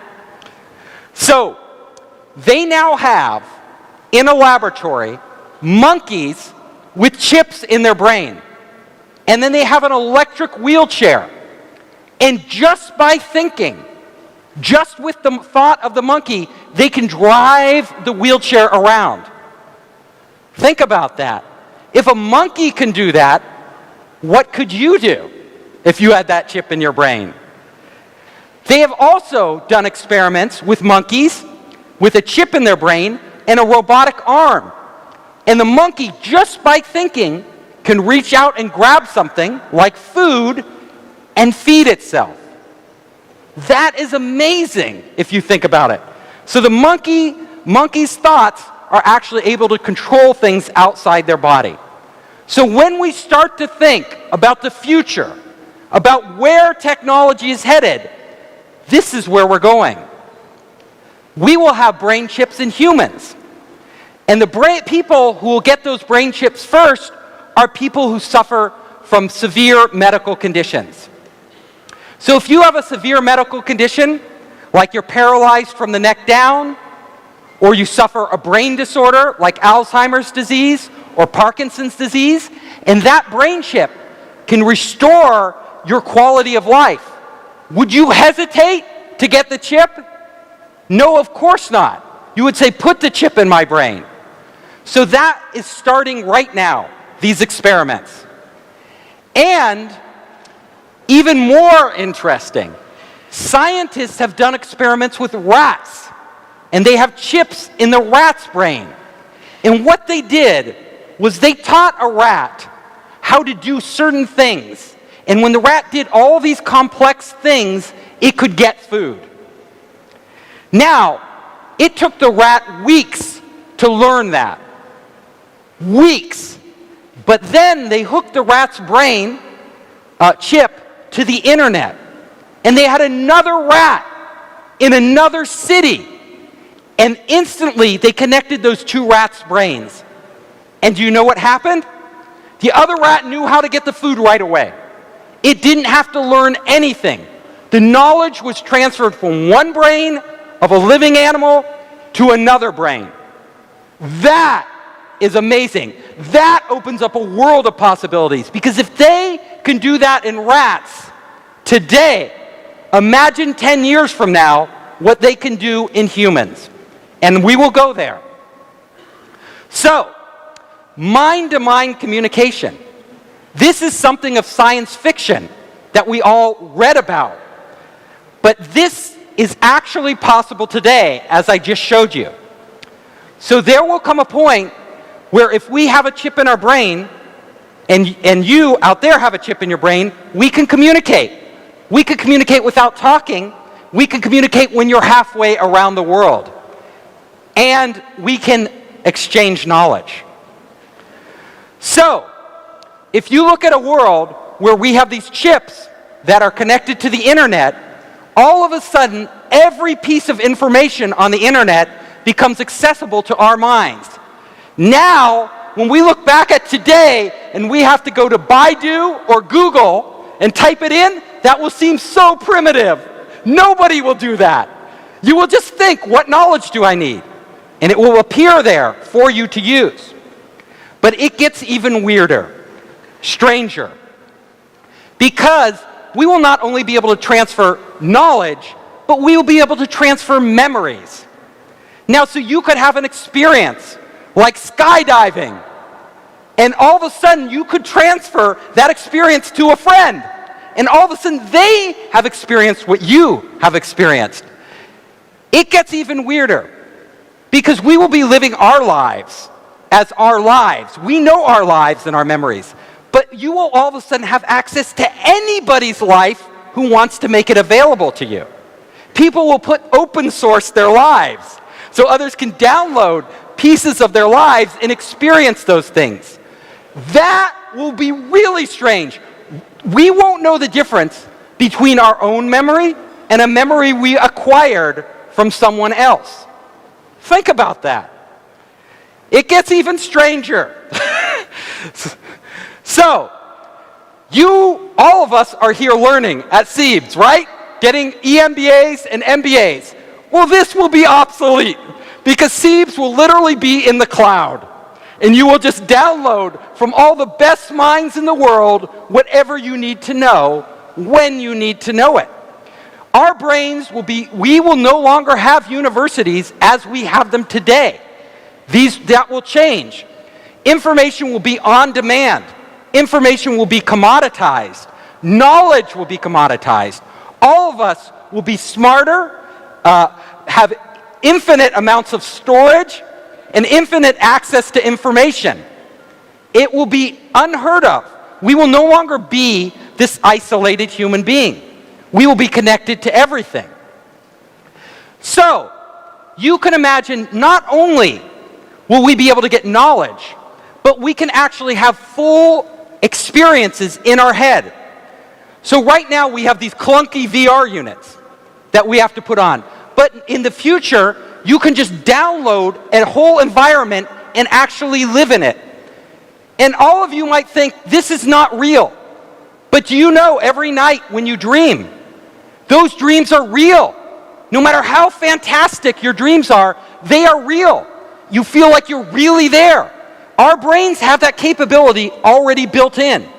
All it takes is the technology to stimulate and transfer the right images in our brain so our brain creates them, and then we will live like the difference between us dreaming and reality will be blurred. We will be spending a lot of time outside our bodies. So, think about this. You, as a human being right now, are trapped in this body. But once you are connected to the internet, you are no longer trapped in your body. You can actually be anywhere at any time that any other person or any other device is getting sensory information. So there could be a robot on Mars, and you could literally tap into the robot on Mars, and it would be like you're on Mars. It could totally recreate the experience, including the sensations, the physical sensations, like everything of you being on Mars.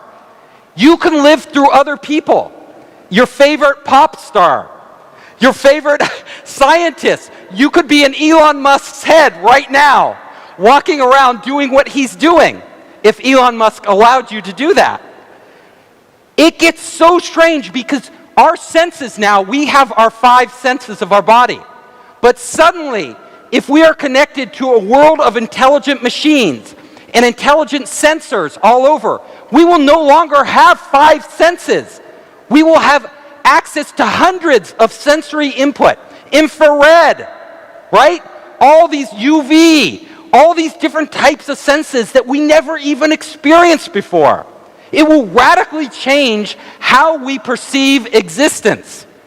So if you start to go down this path, you see we won't even be, our life today will be totally alien to us. We will be living in a whole nother reality that is blending information, sensory information, data information, memories, all of this from all around the world in this vast internet. And that will and can happen. So let's go even further. Experiencing other lives. So all of us experience things in our life. But now we will be able to have many lives. You can have many lives because you can access other people in other places and live through them. And if you want to think about this, it can be almost like heaven. Why do I say this?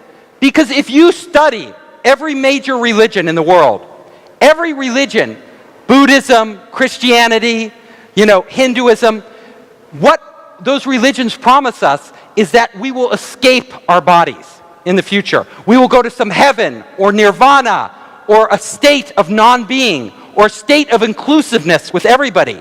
No longer will we and our consciousness be confined to our bodies as an individual. In fact, if you look at us right now as a human being, if I feel pain, if I'm in pain, nobody else can feel the pain I feel. If you're in pain, I can't feel your pain. I can feel sorry for you, I can empathize with you, but I cannot feel your pain. But in this world, we will actually be able to feel the emotions of other people. You can actually not just transfer data and sensory information, but emotions. I would know your pain, you would know our pain, and human beings would never be alone.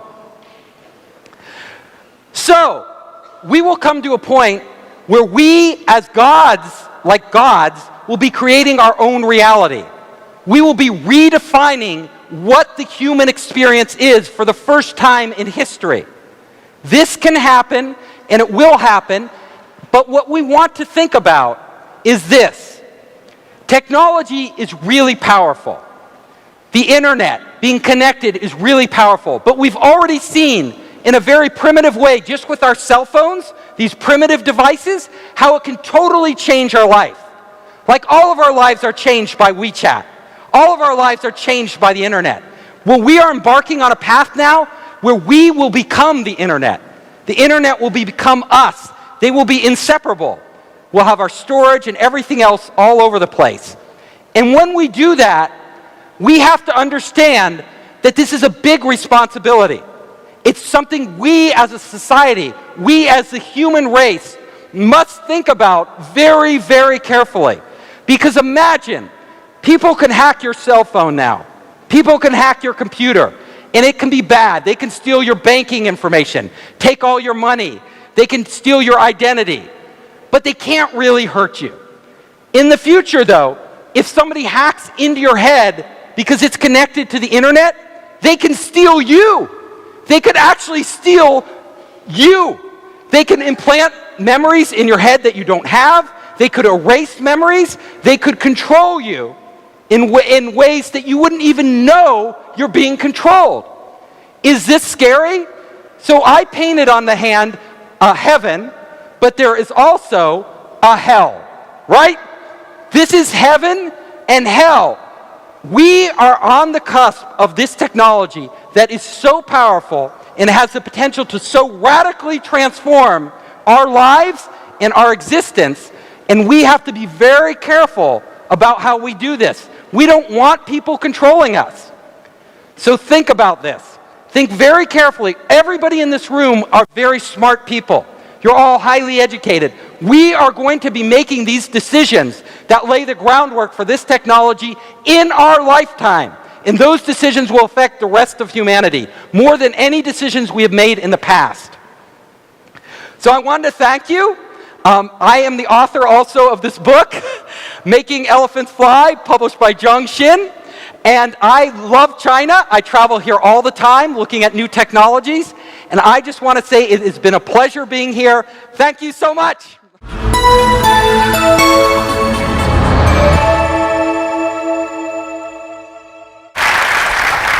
Well, thank you. It's a pleasure to be with you. I particularly enjoy conferences on the future.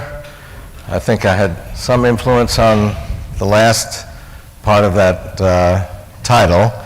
And I'll talk to you a little bit about 2045 and what I think will happen. I think a lot of you have heard me talk about exponentials, so I'll try to clarify a few subtleties about it, but I'll share with you some recent thoughts I've had about how the brain works and how we can recreate it functionally and how we can use that to make ourselves smarter. We're doing that already. I felt like part of my brain went on strike during that one-day SOPA strike. These brain extensions are making us smarter. We're the only species that actually extends our reach. You know, when we couldn't reach that fruit at a higher branch, we created a tool to extend our physical reach. We've already extended our knowledge. We can access, you know, a kid in Africa with a smartphone can access all of human knowledge with a few keystrokes. And we will ultimately literally expand the very basis of our intelligence, which is our neocortex. And I'll tell you a little bit about the neocortex.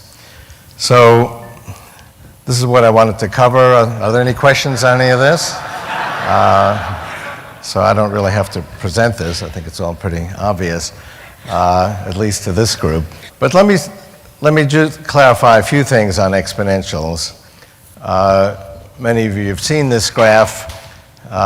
This is the first graph I did, because in 1981 I wanted to time my own inventions realized that timing was critical to being successful as an inventor, and the inventors whose names you recognize, like my new boss, Larry Page, were in the right place with the right idea at the right time. And I do some early stage mentoring and investing, and I get a lot of business and technology plans. And my key advice to these young ventures is to really make your invention relevant for the world that will exist when you finish the project. And if you have any doubt that the world 3 years from now will be quite different than it is today, think about the world 3 or 4 years ago. Most people didn't use social networks, wikis, blogs. Sounds like ancient history. That wasn't so long ago. And we're continually accelerating the pace of progress. Our first invention, which was a communication technology, spoken language, took hundreds of thousands of years to evolve. We then noticed that stories were drifting from storyteller to storyteller, so we wanted a permanent record. We invented written language. That went a lot faster, only tens of thousands of years. We wanted more efficient ways of producing written language. The printing press took 400 years to reach a mass audience. The telephone reached a quarter of the American and European population in only 50 years. Cell phone did that in 7 years. As I mentioned, social networks, wikis, blogs took 3 years. We see now major changes in platforms and designs and communication and computation technologies in just 1 year's time. So I actually make a discipline. For example, I have an e-reader company. We write down all the technical parameters that affect our business, like display resolution, the price performance of telecommunications, mobile computing, and we write down what that'll be like 1 year from now, 2 years from now, 3 years from now. And even though I've been doing this for 30 years, I'm amazed that, wow, mobile computing will be that different in 2 years? You really have to go through the exercise. Because my thinking is still linear. I mean, we all have linear brains. That's why our brains evolved, was to predict the future, but the kind of challenges we had thousands of years ago were linear. You know, that animal we were tracking in the wild didn't speed up as it went along. And that's the primary difference between myself and my critics. They're looking at the world linearly. Halfway through the Genome Project, the critics were saying, you know, I told you this wasn't going to work. Halfway through a 15-year project, you finished 1% of the project. 7.5 years, 1% is going to take 750 years. You know, my response was, no, we're almost done, because 1% is only 7 doublings from 100%, and indeed it was done 7 years later. But in 1981, I began to examine this question, because I saw that the inventors who were successful were in the right place with the right idea at exactly the right time. And so I began to collect data. I didn't think I would find anything, but very surprisingly, I found that certain things are very predictable, and the predictable trajectory is exponential. And the things that this applies to are the fundamental measures of information technology. So technologies like all of health and medicine, which was not an information technology up until recently. Yes, we use computers to track the information, but basically it was hit or miss. Progressed linearly, and it was still pretty useful. Life expectancy was 37 200 years ago. But at any rate, I had this graph. This is price performance of computing, the amount of computation you can get for the same cost, calculations per second per constant dollar. And this is a logarithmic scale, so every label level is 100,000 times greater than the level below it, so we're adding powers of 10 to what we're measuring. So this represents trillions-fold increase even by 1981. And you know, people say, oh, it's Moore's law. And a lot of people equate Moore's law with this exponential growth, which I call the law of accelerating returns.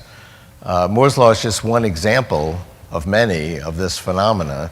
Moore's law had actually only been underway for 7 years when I did this. It has to do with shrinking the size of components on an integrated circuit. It was the fifth, not the first paradigm to bring exponential growth to computing, and it won't be the last. The sixth paradigm is already underway. If you speak to people like Justin Ratner, CTO of Intel, he'll show you the sixth paradigm already working in prototype form, self-organizing three-dimensional molecular circuits, and he predicts that'll take over in the teen years, well before we run out of steam with the fifth paradigm, which is Moore's law.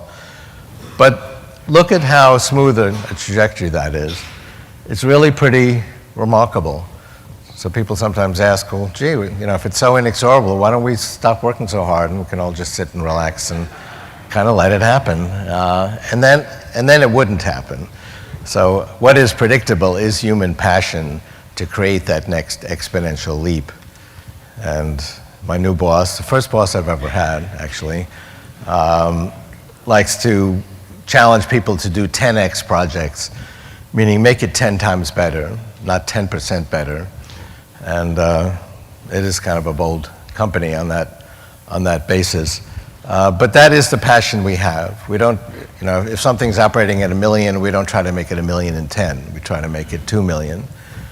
And the other major point is that this applies to many different phenomena. All of electronics is covered. I mean, you could buy one transistor for $1 in 1968. You can buy 10 billion today, and they're better because they're faster, because they're smaller. The cost of a transistor cycle has been coming down by half every year. That's a 50% deflation rate. But we actually outpace inflation in that we consume more than double every year. There's been 18% growth in every form of information technology in constant currency, despite the fact you can get twice as much of it each year for the same cost. And economists worry about deflation. We had massive deflation during the Great Depression. But we actually outpace it. In fact, this is actually the source of all economic growth, because if you look at all of the non-information technology industries, they're shrinking. So this is bits shipped of memory. I have 50 consumption graphs like this, and we more than double our consumption each year. And the reason for that is innovation is enabled by this increasing price performance. I mean, why weren't there social networks 8 years ago? Was it because Mark Zuckerberg was still in junior high school? No, it was, people tried, and they found that they couldn't allow their users to download a picture. It just wasn't cost effective till about 3 or 4 years ago. Search engines weren't effective until the late 90s. I wrote in the 80s in my first book, Age of Intelligent Machines, that the internet, which was then called the ARPANET, would grow into this World Wide Web with a massive amount of information, and we would need search engines to be able to find the information, and those would become effective because we would have the computational and communication resources needed by the late 90s.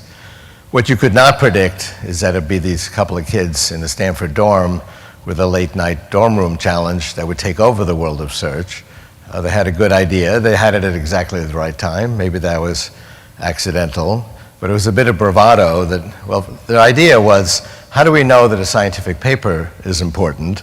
Well, Einstein's paper on special relativity has been referenced by other papers millions of times, so we can therefore say it's an important paper. So I want to do the same with websites, and we can rank websites based on how many other websites link to it, and we can actually assess the quality of those links by how many websites link to those sites, and so on.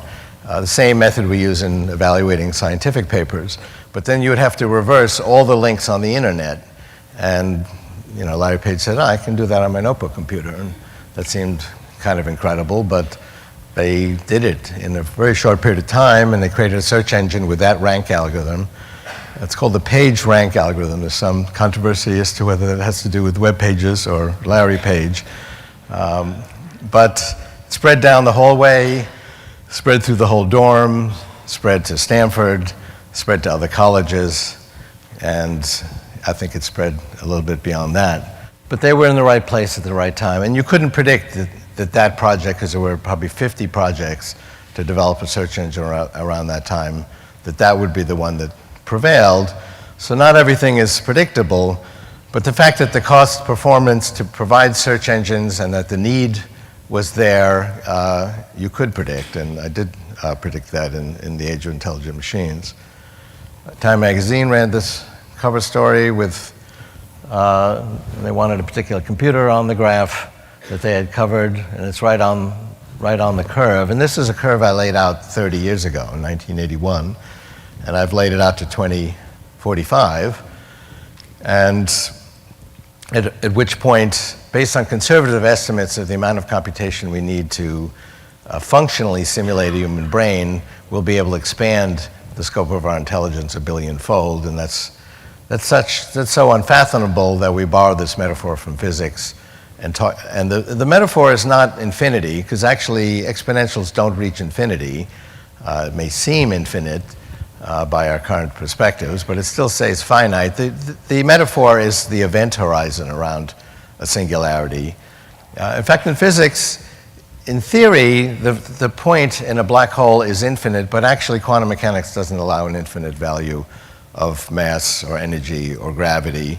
It simply exceeds any level that we can measure, and it's enough gravity to keep all the information within the event horizon, so it's hard to see beyond the event horizon. We can use our imagination to talk about what it would be like to fall in a black hole. And similarly, we borrow that metaphor, and we can use our imagination to talk about what it'll be like past the singularity, but it's hard to see beyond that event horizon. Communication technology, that's the number of bits we move around wirelessly, Morse code over AM radio a century ago, 4G networks today. It's a logarithmic graph that represents, again, trillions-fold increase, but notice how predictable a trajectory that is. Internet data traffic. I had these first few points of the internet, the number of hosts in the early 80s, called the ARPANET, and predicted this World Wide Web by the late 90s. The graph on the right is the same data on a linear scale, and that's how we actually experience it. So to the casual observer, it looked like, whoa, World Wide Web, new thing, came out of nowhere. But you could see it coming. And biology is we could talk a lot about that, and there's a lot of discussion about the future of biology here. I think a key point to understand is that there's a grand transformation, whereas biology, health, and medicine was not an information technology. Drug development was called drug discovery. We'd basically just systematically go through 10,000 compounds and try them all out and see, okay, which one lowers blood pressure, which one kills HIV. We couldn't actually design these tools. We now actually understand biology as the software it really represents. We have 23,000 little software programs inside us, and they evolved thousands of years ago when conditions were very different. So many of you have heard me talk about the FERCO project, fat insulin receptor gene knockout, where they turned off the fat insulin receptor gene in animals at the Joslin Diabetes Center. And so these animals then could eat a lot, but remain slim, because it knocked out the gene that causes calories to keep being accumulated by your fat cells. And these animals actually got the benefit of caloric restriction. They lived 20% longer, while actually not restricting their calories. You heard from Martine Rothblatt. I've worked with her. I'm on her board, and I've worked with her since that company went public over a decade ago. We take lung cells out of the body, and in patients, that company, United Therapeutics, is devoted to pulmonary hypertension. It's a terminal disease. It's a very heroic story, actually. Her daughter had this disease at age 6. Your life expectancy as a 6-year-old is 1 year. She is now a thriving 23-year-old, and United Therapeutics basically makes this therapy available. But they're trying to actually cure this disease, and so we take the cells out of the body. It's caused by one missing gene. So we add the gene in vitro, which doesn't trigger the immune system, which was one of the problems with early forms of gene therapy. Replicate it 1,000,000-fold, inject it back in the body, goes through the bloodstream, and this has actually cured this disease in human trials, and it's undergoing more human trials. There's tremendous work being done now with stem cells. There was just a couple of weeks ago a news item in the New York Times. This young girl had a damaged windpipe, and it was threatening her breathing, and she ultimately would not be able to breathe.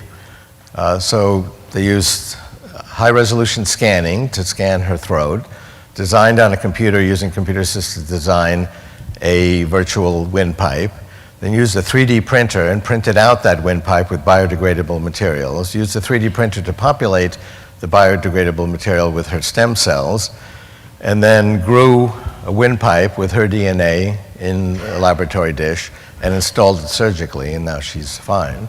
This has been done for years with tracheas. It's been done with more complex organs like kidneys in animals, and that'll be coming to humans soon. And Martine probably talked about a project to grow lungs. in laboratories, and those have been successfully surgically implanted in pigs, which actually have a very similar pulmonary system to humans. My father had a heart attack in 1961, and it damaged his heart. He could hardly walk. This is true of 50% of all heart attack survivors have a damaged heart. It used to be there's nothing you can do about it, but now you can take your stem cells and actually rejuvenate your heart while it's beating. And I've talked to people who could hardly walk and are now normal through this therapy. These are all examples of basically treating our biology as software and reprogramming it. And the key point is that now that it's in information technology, it's progressing exponentially. I mentioned that the Genome Project itself, which is the enabling factor for this revolution, was exponential, and that has continued. That first genome, even though it's sped up, cost $1 billion. You can now get a genome done for a few $1,000s. Every other aspect of biology has expanded, basically doubling in power every year. So these technologies are now 1,000 times more powerful than they were when the Genome Project was completed a decade ago. And these therapies are now coming into clinical practice. These will be 1,000 times more powerful again in a decade, 1,000,000 times more powerful in 20 years. Somewhere between 10 and 20 years, it's going to be a tremendous transformation of health and medicine. There's already fantastic therapies, and I could talk a long time about it, to overcome heart disease, cancer, and really every other disease, neurological diseases, based on reprogramming this outdated software. But the key point is that it's now exponential. It used to be linear. That was useful. I talked to some junior high school students not too long ago and said if it hadn't been for the progress we've made, you all would be senior citizens, because life expectancy was 20 1,000 years ago. We've quadrupled it in 1,000 years. We've doubled it in 200 years. This will go into high gear between 10 and 20 years from now. Probably less than 15. We'll be reaching that tipping point where we add more time than is going by because of ongoing scientific progress.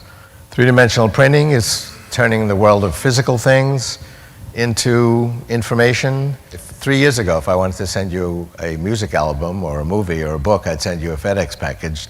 Now I can send you an email attachment. I could also send you this violin and this guitar as an email attachment, and you can print it out on your three-dimensional printer. The materials cost a few pennies per pound, so they're really almost free. The value is in the design, and this is expanding exponentially in that this precision is getting finer and finer at an exponential rate, basically a rate of 100 in 3D volume per decade. It's now a few microns. To really begin to revolutionize a major sector of manufacturing, we need submicron resolutions. We need somewhat lower costs. Those are coming down. We'll have both of those things within a few years. This is one of those revolutions we can see coming. And as the resolution continues to get finer and finer, it will cover a broader and broader array of manufacturing. By 2020, we'll be able to print out clothing. I've been saying that now for a few months, but actually last week in our newsletter, we had an announcement of a project that could actually print out clothing experimentally, but I think well by 2020, we'll be able to do that.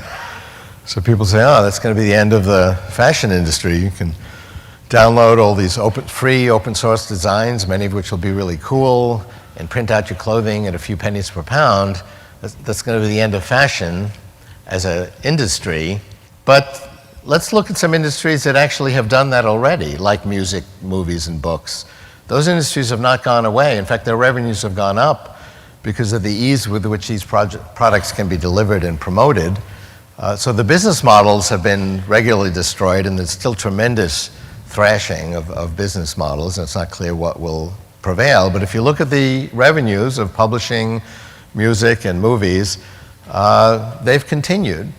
And what you have, there are millions of free songs, books, movies that you can download legally for free, and you can have a very good time with these free media products, but people still spend money for Harry Potter, the latest blockbuster, designs from their favorite, songs from their favorite musical artist. And you have this coexistence of an open source market, which actually provides high quality products. It's a great leveler and really provides it to anyone regardless of their ability. And you have this coexistence of the proprietary market. And the proprietary markets actually continue to thrive. Education, there's a major revolution coming there. You've got hundreds of thousands of kids now in Africa taking courses from MIT, Stanford, Carnegie Mellon, Oxford for free. And that's, so people say, oh, well, okay, it's interesting, but there's only a few subjects available. It's only in English, and it's only college and graduate level. But that, they said the same thing about ebooks 5 years ago. And that's when I started my ebook company. And ebooks were kind of a fringe thing. Yeah, maybe if you go to the beach, you don't want to carry a print book, but people really like paper books, and most material's not available, and the reading experience isn't very good. Well, all those things were overcome, and the significant majority of books now are ebooks, and the same thing is going to happen with education, and it's going to happen with physical products. We're already getting to the point where we can print out electronics, already a wide range of materials, plastic, ceramic, glass, metal. This ring I have is a simple example, but you can print out very complex items. This will revolutionize the world of physical things and make it an information technology. So let me talk about thinking, because I've been thinking about thinking for 50 years. I wrote a paper actually 50 years ago when I started when I was 14, I finished when I was 15, and it described how the brain worked. And I really did it based on my observation of brains and what they could do. And I described it, the brain is basically a very powerful pattern recognizer, or actually a set of pattern recognizers. We have a lot of modules, each of which can recognize a pattern. And that's the strength of human intelligence. Even back then, which was 1962, 1963, computers were better than humans at doing logical thinking. But we had a great depth of pattern recognition. And I described how we did everything, including composing music, for example, as a pattern recognition exercise. And these little modules are organized in hierarchies. So we recognize simple patterns, and then those are inputs to higher level pattern recognizers, and we have an elaborate hierarchy. And we build that hierarchy with our own thinking. That's what this paper said 50 years ago. And I wrote a program based on the principles that I described to find those patterns in musical melodies and then write original music using the same patterns, but they were original songs, so I fed in Mozart and Chopin, and then it would write music. It sounded like a student of those composers, and that's how I got to meet President Johnson, and actually took that program on I've Got a Secret, which I think is before most of your time, but maybe a few of you remember it. And I've been thinking about this and working in the field of trying to emulate human intelligence, artificial intelligence, for the last 50 years. And about a year ago, it became apparent to me that we were getting the information to actually confirm these theories. And so this book actually says the same thing that my paper said 50 years ago, except now we have the neurological evidence. These are logarithmic graphs. These are different types of brain scanning, invasive, non-invasive, non-destructive. We can actually see now in a living human brain with enough precision to see individual interneuronal connections being formed, see them firing in real time, and we can see your brain create your thoughts. And we can see your thoughts create your brain, which is really the secret of human intelligence. A lot of interesting research came out just as I was sending the book off. And 5 times I'd promised the publisher I was going to send it, day after tomorrow.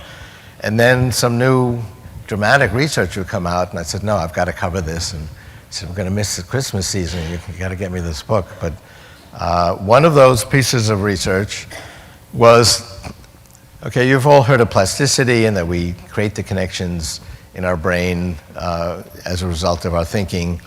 But there are units of about 100 neurons where there's no plasticity. The connection pattern is fixed for life, and there's no changes within that group of 100 neurons in the neocortex. And that sort of cell structure of 100 neurons is repeated, and it's about 300 million times. So we have 300 million of these modules. The connections between the modules, there's complete plasticity. That we create with our own thinking. So these modules are the key unit. It's one of the problems I've had with neural net technology, in that it bases the key unit on a mathematical model of a neuron, and then it has all the connections being formed and the weights being computed based on feedback from performance of every connection between every neuron. But actually, you have a more complex entity that is able to recognize a pattern, and that's fixed, and that we're born with. It's the connection between these more complex units that is based on our own thinking. And I described the algorithm that takes place within the unit. It's basically looks like a hidden Markov model, and it can recognize a pattern with a certain amount of flexibility. And the hierarchy basically looks like a hierarchical hidden Markov model, which is a technology I helped pioneer in the 80s and 90s. And what we didn't do in the 90s was we were not able to actually build the hierarchy with the thinking of the system. We had to fix the hierarchy initially. So for example, in speech recognition with a small amount of natural language understanding, we had one level for acoustic states, one level for phonemes, one level for words, one level for simple syntactic structures, and that was fixed. What the brain does is it actually learns all this from its own experience. And I'll show you how this works and talk about some of the implications of the ongoing law of accelerating returns on AI and then on our own thinking. But let me first tell you the story of the neocortex, which goes back 200 million years ago. A new genus evolved or appeared on the planet about 200 million years ago called mammals. And these early mammals were rodent-like creatures. And they had a new brain structure called the neocortex. Now, neocortex means new rind. And it literally was a covering around their small brains. They had walnut-sized brains. The neocortex was the size of a postage stamp. It was as thin as a postage stamp, and it covered the brain, and it was smooth.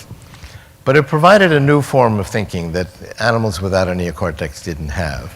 It had this hierarchical structure, and they could change the hierarchy on the fly, and the patterns are recognized at each level had some flexibility, so they could recognize a pattern even if it was a little different. Part of it was occluded. There was some distortions. It would still recognize the pattern.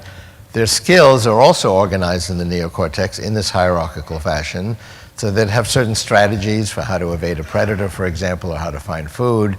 But if that didn't work, they could experiment and try different patterns, and if one worked, they could then reinforce that inside their brains. Animals without a neocortex couldn't do any of those things. They had fixed behaviors, which did not change very easily. Now, non-mammalian animals could learn a new skill, but not in the course of one lifetime, in the course of maybe 1,000 lifetimes. Using normal biological evolution, they would evolve a new fixed behavior. And that was perfectly fine because 200 million years ago, the environment was changing very slowly. It would take thousands of years for there to be a significant environmental change, and over those thousands of years, they would evolve a new set of behaviors to cope with that new environment. And that worked fine for over 100 million years. But then something happened 65 million years ago. We call it today the Cretaceous extinction event. And there was a sudden cataclysmic change in the environment that happened in days or weeks. We think it has to do with a meteor. We see geological evidence of this all around the globe. If you dig down to a layer of rock representing 65 million years ago, the geologists will tell you that this represents a very chaotic, sudden, violent change in the environment. And we see that evidence everywhere around the globe. And animals without a neocortex could not evolve their behaviors in days or weeks. It would take thousands of years. And so that's why we call it an extinction event. That's when the dinosaurs went extinct. And hundreds of thousands of species went extinct very quickly. And that's when mammals overtook their ecological niche and became dominant. And to anthropomorphize, biological evolution said, oh, this neocortex is pretty good stuff, and it began to grow it. And mammals got bigger, their brains grew even faster than their bodies, and the neocortex grew even faster than the brains. So if you look at that image there, you'll recognize these convolutions and fissures in a human brain. That's basically to give it more surface area. So in a primate brain, you see a little bit of it in cats and dogs. There's some beginning of these convolutions. A primate brain is very convoluted. So it's still a thin structure. If you took the human neocortex and stretched it out, it would be a flat structure, be about the size of a table napkin. It'd be about as thin as a table napkin. But because these convolutions and ridges are so profound, it's actually now 80% of the weight of the brain. And it's where we do our thinking. And we still have that old brain, that's the other 20% of the weight. It's actually more than 20%. The old brain's more than 20% of the neurons, the cerebellum, which used to be responsible for a lot of our behavior, but a lot of that's been taken over by the neocortex. Has a larger number of neurons, but they're very small neurons. But the neocortex is where we do our thinking. So we have the amygdala, which is programmed to put out a whole set of cascade of hormones and so on. If it gets a signal that there's something to be afraid of, if there's some danger, it has an ancient program of putting out different hormones to prepare us for flight or fight. But our amygdala no longer can make the decision as to what to be afraid of. So your boss enters the room, and whether that triggers laughter or fear, that's up to the neocortex. The old brain has these provides our basic drives for sexual conquest, for aggression, but that can be sublimated by the neocortex into writing a poem, or writing a computer program, or writing a book, or organizing a conference on the future. So our neocortex is the great sublimator, and it's where we do our thinking. And I'll show you how it's organized and talk about, and then link that to the law of accelerating returns. Well, I'll show you this. One of the interesting pieces of research. The connections between one module and another, the connection pattern is actually already there, but it's not connected. It's really like the streets and avenues here in Manhattan. There's a cross network between all of these modules. And so if the neocortex decides, okay, the output of this pattern should feed into this pattern recognizer because there's a higher level pattern, we got to connect these two, it will find a street and an avenue that connect these and then make a final connection between those axons. So this network, two-dimensional axon network, is already there. We actually have twice as many of them when we're born as we do as adults. So half of them actually die out because they're never used. These are basically connections in waiting. And another interesting piece of research has to do with the complete interchangeability of the neocortex. Now, you might think that the frontal cortex, which is associated with higher level thinking like irony and beauty and love and humor, that's the structures in there and the algorithms must be much more complex than the ones that recognize the edge of this stage or the crossbar in a capital A. They're actually completely the same. The difference is where they stand in the hierarchy. And a very dramatic piece of research that came out, that was the last time I held up the book for the publisher, was what happens to V1, which is an area it's where the optic nerve spills into, and it's generally associated with the very first stage of processing of visual images, very low-level primitive features of visual images, like the edges of objects in the crossbar to capital A.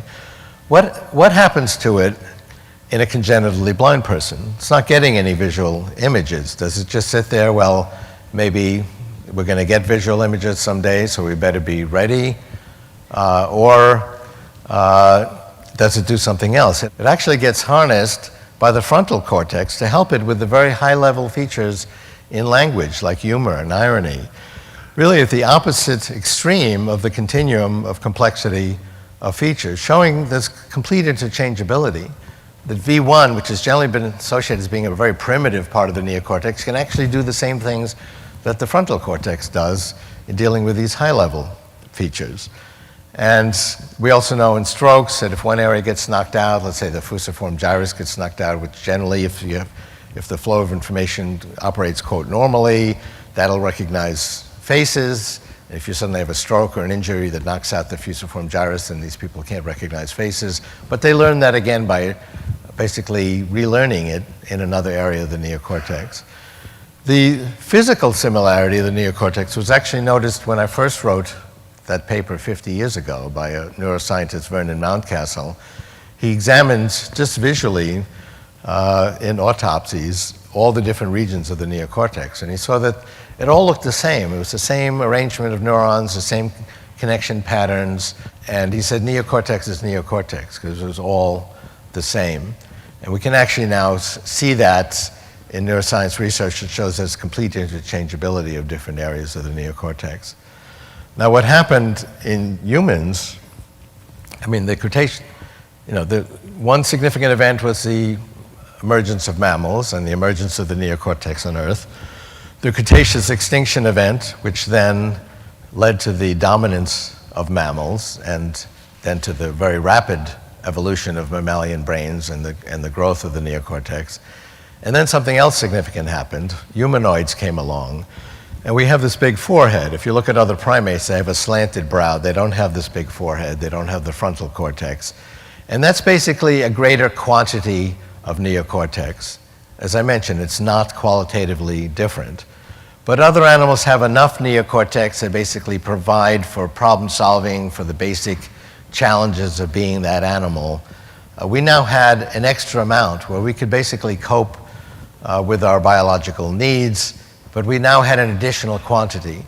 And that additional quantity was the primary enabling factor for us to develop language and art and science and technology and conferences. And no other species has done that. We don't know of conferences on the future held by any other species.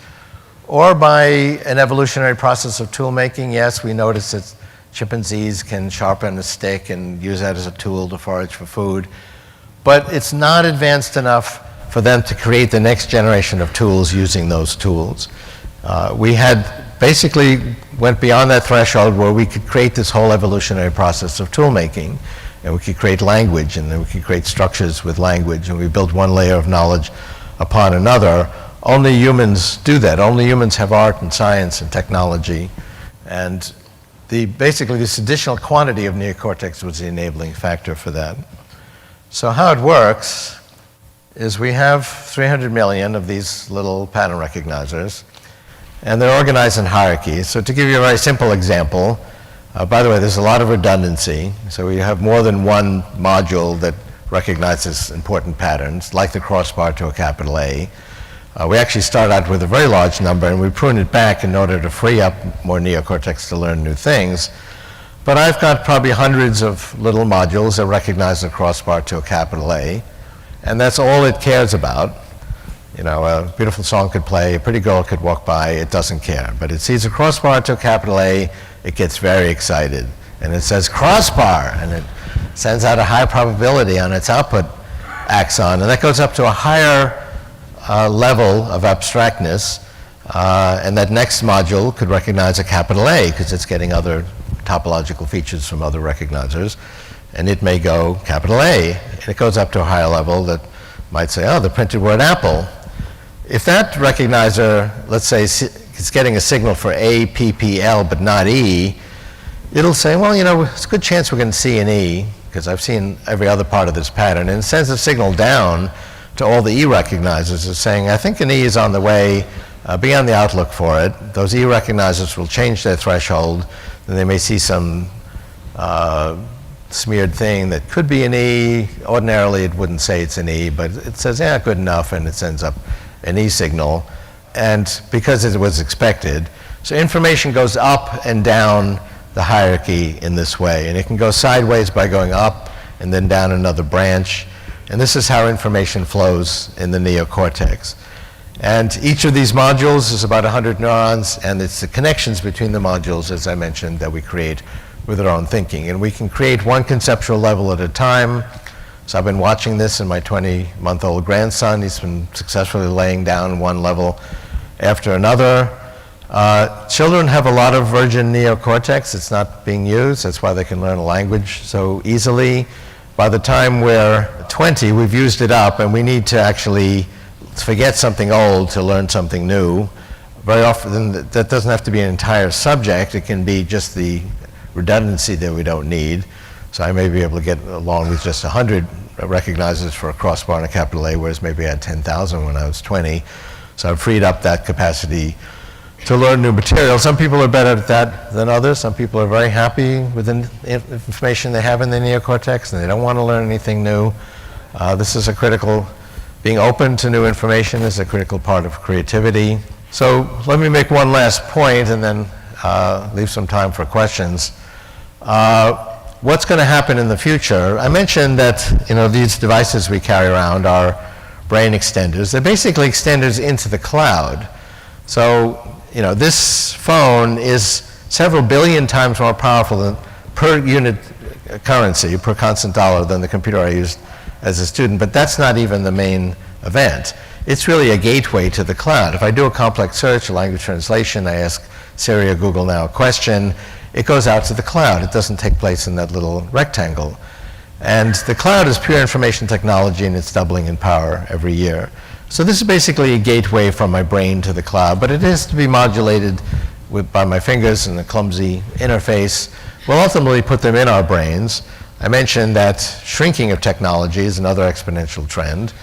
We see the shrinking of the feature size in three-dimensional printing, improving at a rate of 100 in 3D volume per decade. We're doing the same thing with the size of our technology. People are already putting computers and connecting into the body and connecting them into the brain, like Parkinson's implants. Those are progressing exponentially. You can now actually place them into connect them into hundreds of points into the brain.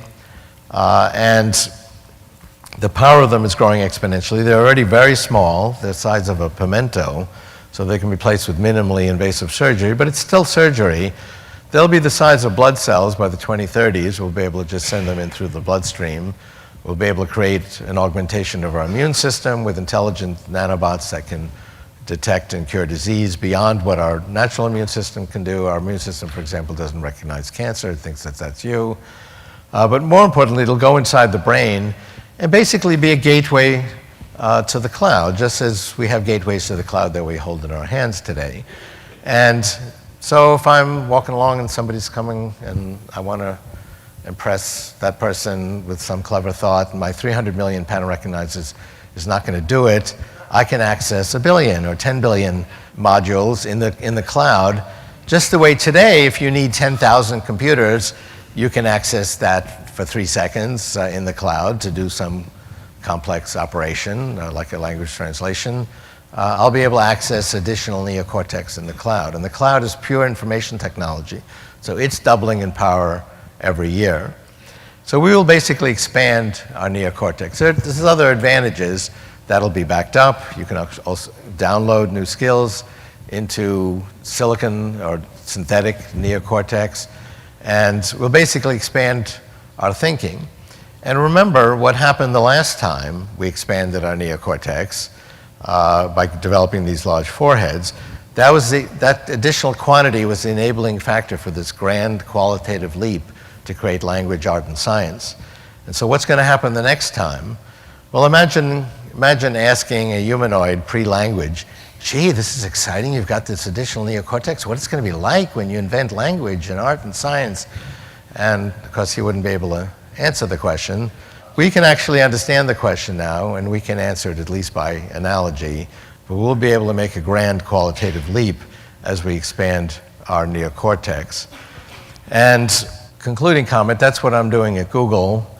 I gave a copy of this book to Larry Page in July, and he asked me to join Google and basically create a synthetic neocortex based on the ideas in the book and use it to understand natural language so that we can have the Google computers do search not just based on words. It's remarkable how well that works, but it doesn't really understand concepts. All the pages that it examines, all the billions of web pages and billions of book pages, it's looking for sequences of words and word patterns, but it's not actually understanding the semantic content. So we're developing technology that can actually understand the content of all that material. A good example of that is IBM's Watson. Got a higher score than the best two human players put together. It answered, for example, this query, a long, tiresome speech delivered by a frothy pie topping in the rhyme category and correctly responded, "What is a meringue harangue?" It got its information by reading Wikipedia. It was not programmed fact by fact by the engineers. It read 200 million pages of natural language documents, and it doesn't understand those pages as well as you or I. It might read one page and say, oh, there's a 56% chance that Barack Obama is president. You could read that page, and if you didn't happen to know that ahead of time, could conclude that there's a 98% chance that Obama is president. So you did a better job of reading that page. But Watson has read more pages, a lot more, 200 million pages, all of Wikipedia and many other natural language encyclopedias and extensive databases of natural language text, and understood it well enough, and it has a good Bayesian reasoning system to reason across, let's say, the 100,000 pages that deal with Barack Obama's presidency and conclude that overall there's a 99.99% chance that Barack Obama is president. And it did better than the best two human players on a very broad task. So that's the task, that's what we're trying to create. We've got some ideas how to go beyond Watson, extend it beyond 200 million pages to the 10 billion pages on the web and the 10 billion pages in all the books in the world, and actually understand all of that. And then you'll be able to talk things over using natural language. It'll understand, at a deep level what you need, and it'll be able to actually be an intelligent assistant to you.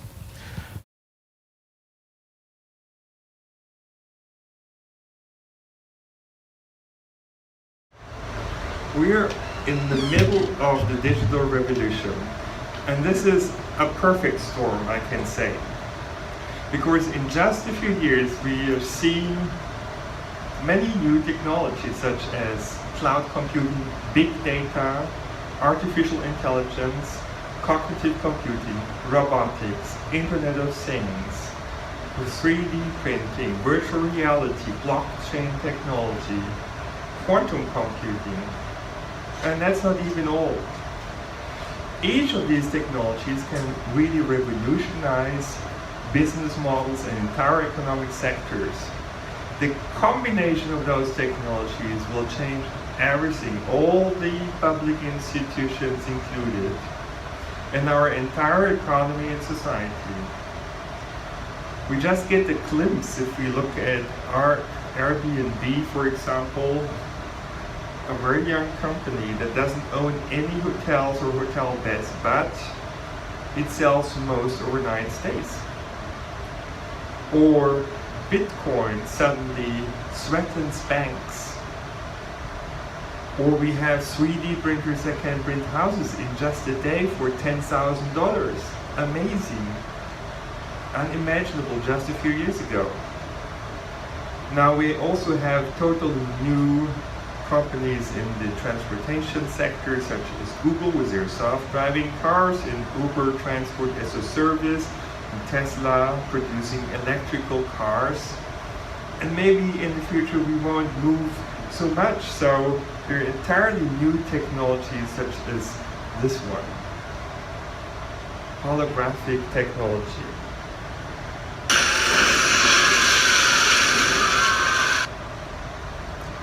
And all of that will really change society completely.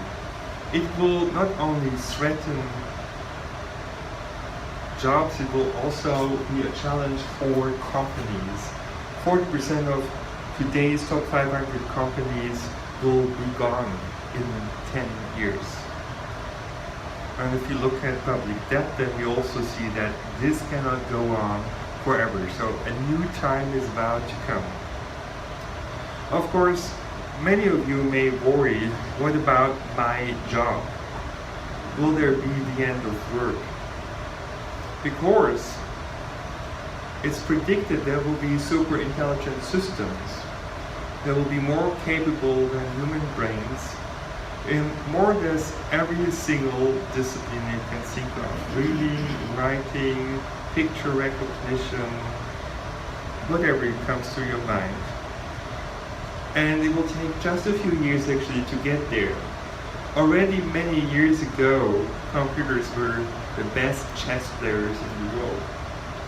And now we have robots that are more precise, that don't get tired, They don't complain, they don't go on holiday, they don't have to pay taxes or social security.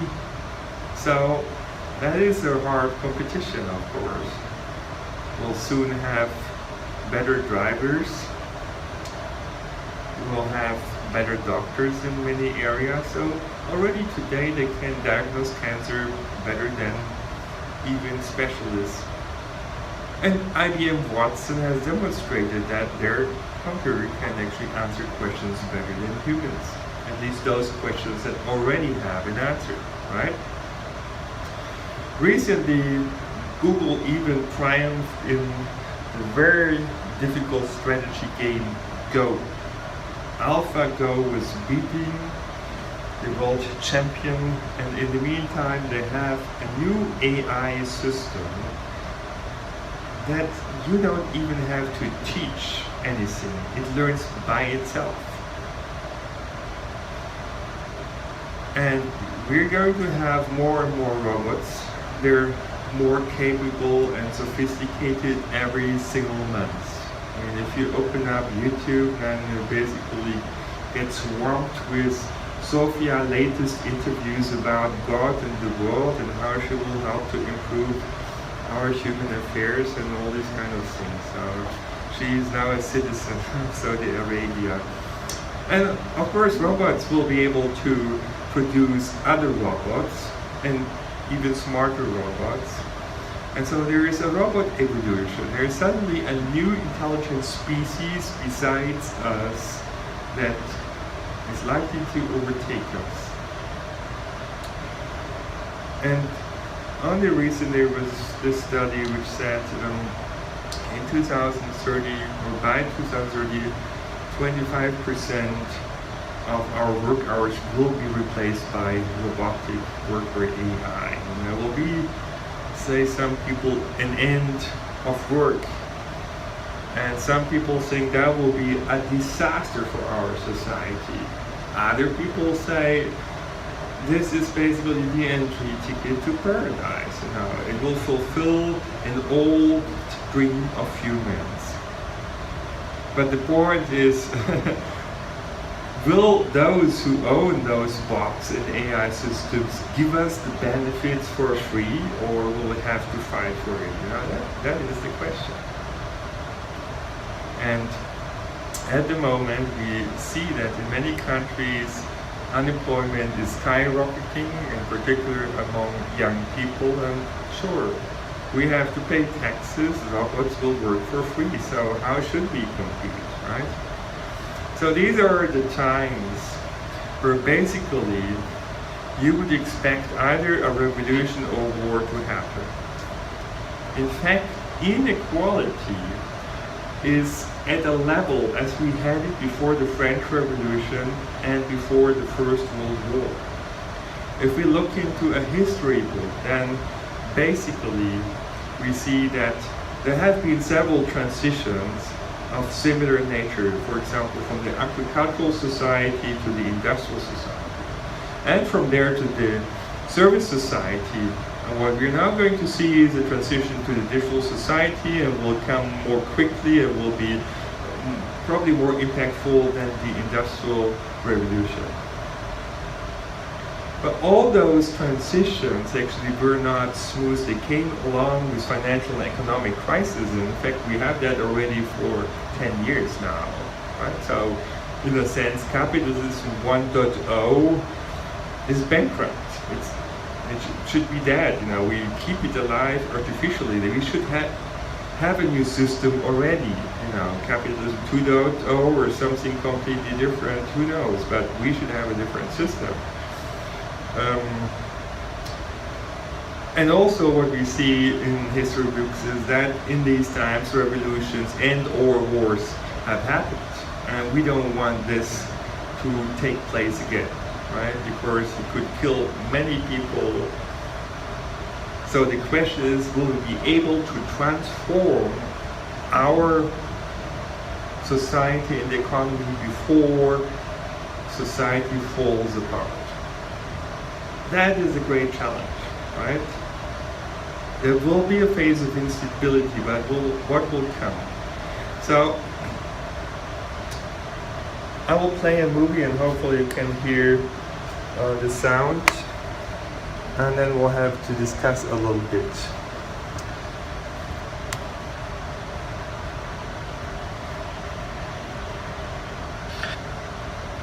The opportunities. I'm also concerned about the problems. Can you hear this? The problem here is that every area in blue on this map is somewhere where service. No, I don't think it's working, right? So basically I'm trying to summarize what this movie is about. So Jeremy Howard is a guy that makes millions with big data and AI. I've actually had the opportunity to meet him once, and it was arranged by Swissnex, so thank you Swissnex for that opportunity. And here he's giving a TEDx talk where he's basically saying the AI revolution accelerates exponentially and will not recover from it in terms of there will be again many new jobs and everything will be as before. So what he's concluding is basically we will have to reinvent society. I'm not the only one who's saying this. Obama has been saying this too. So where are those inventions? We're in need of them now, basically. Of course, a lot of things are happening, as we'll show you, but we cannot progress as before. So since the Industrial Revolution, of course, every year production becomes more efficient. And so we could produce food and drinks and goods and everything cheaper, faster, with less labor.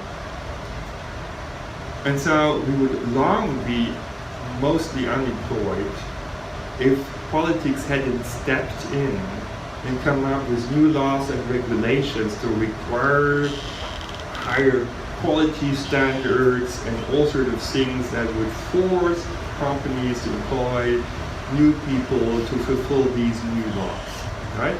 But now we're getting to the point where computers will be able to do those services. So everything that works according to rules or laws, or which is repetitive in nature, or which is based on pattern recognition, will be doable by AI systems and robots.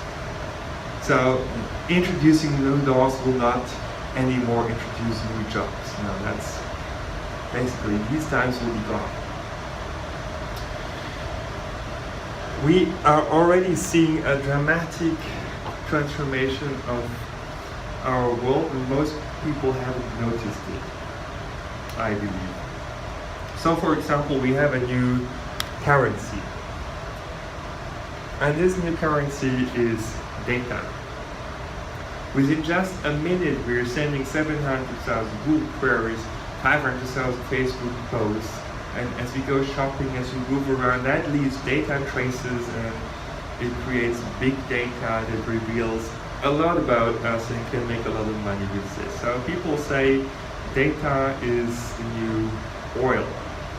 And in fact, the most valuable companies are not anymore oil companies, but it's IT companies that collect a whole lot of data about us.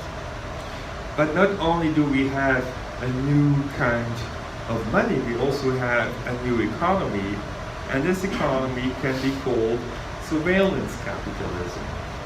So it lives on surveillance that gets all the data about us, to deliver services and products to us that are tailored to us. And we also call this new economy attention economy, because the scarcest resource is not anymore the money, but the scarcest resource is actually attention. And that's why actually we're being flooded with all sorts of news, and it's getting ever more sensational and so on. And in fact, companies are bidding for your attention every 10 seconds, right? So this is being sold on the market. And it works a little bit like a magician works, or a trick thief. So basically, they make you pay attention to something which is totally unimportant, and in the meantime, something else happens, which is really important stuff, right? And it's very easy, because basically we perceive only 5% of all information that goes into our brain consciously. All the other stuff happens unconscious, and it will influence you too. We also have a new legal system, and that is based on the principle code is law.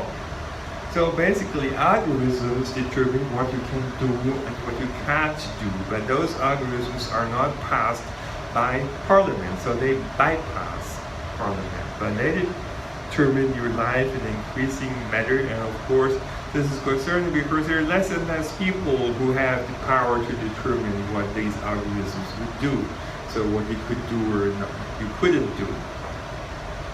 And so it's not anymore maybe a surprise to you that also the political system has changed.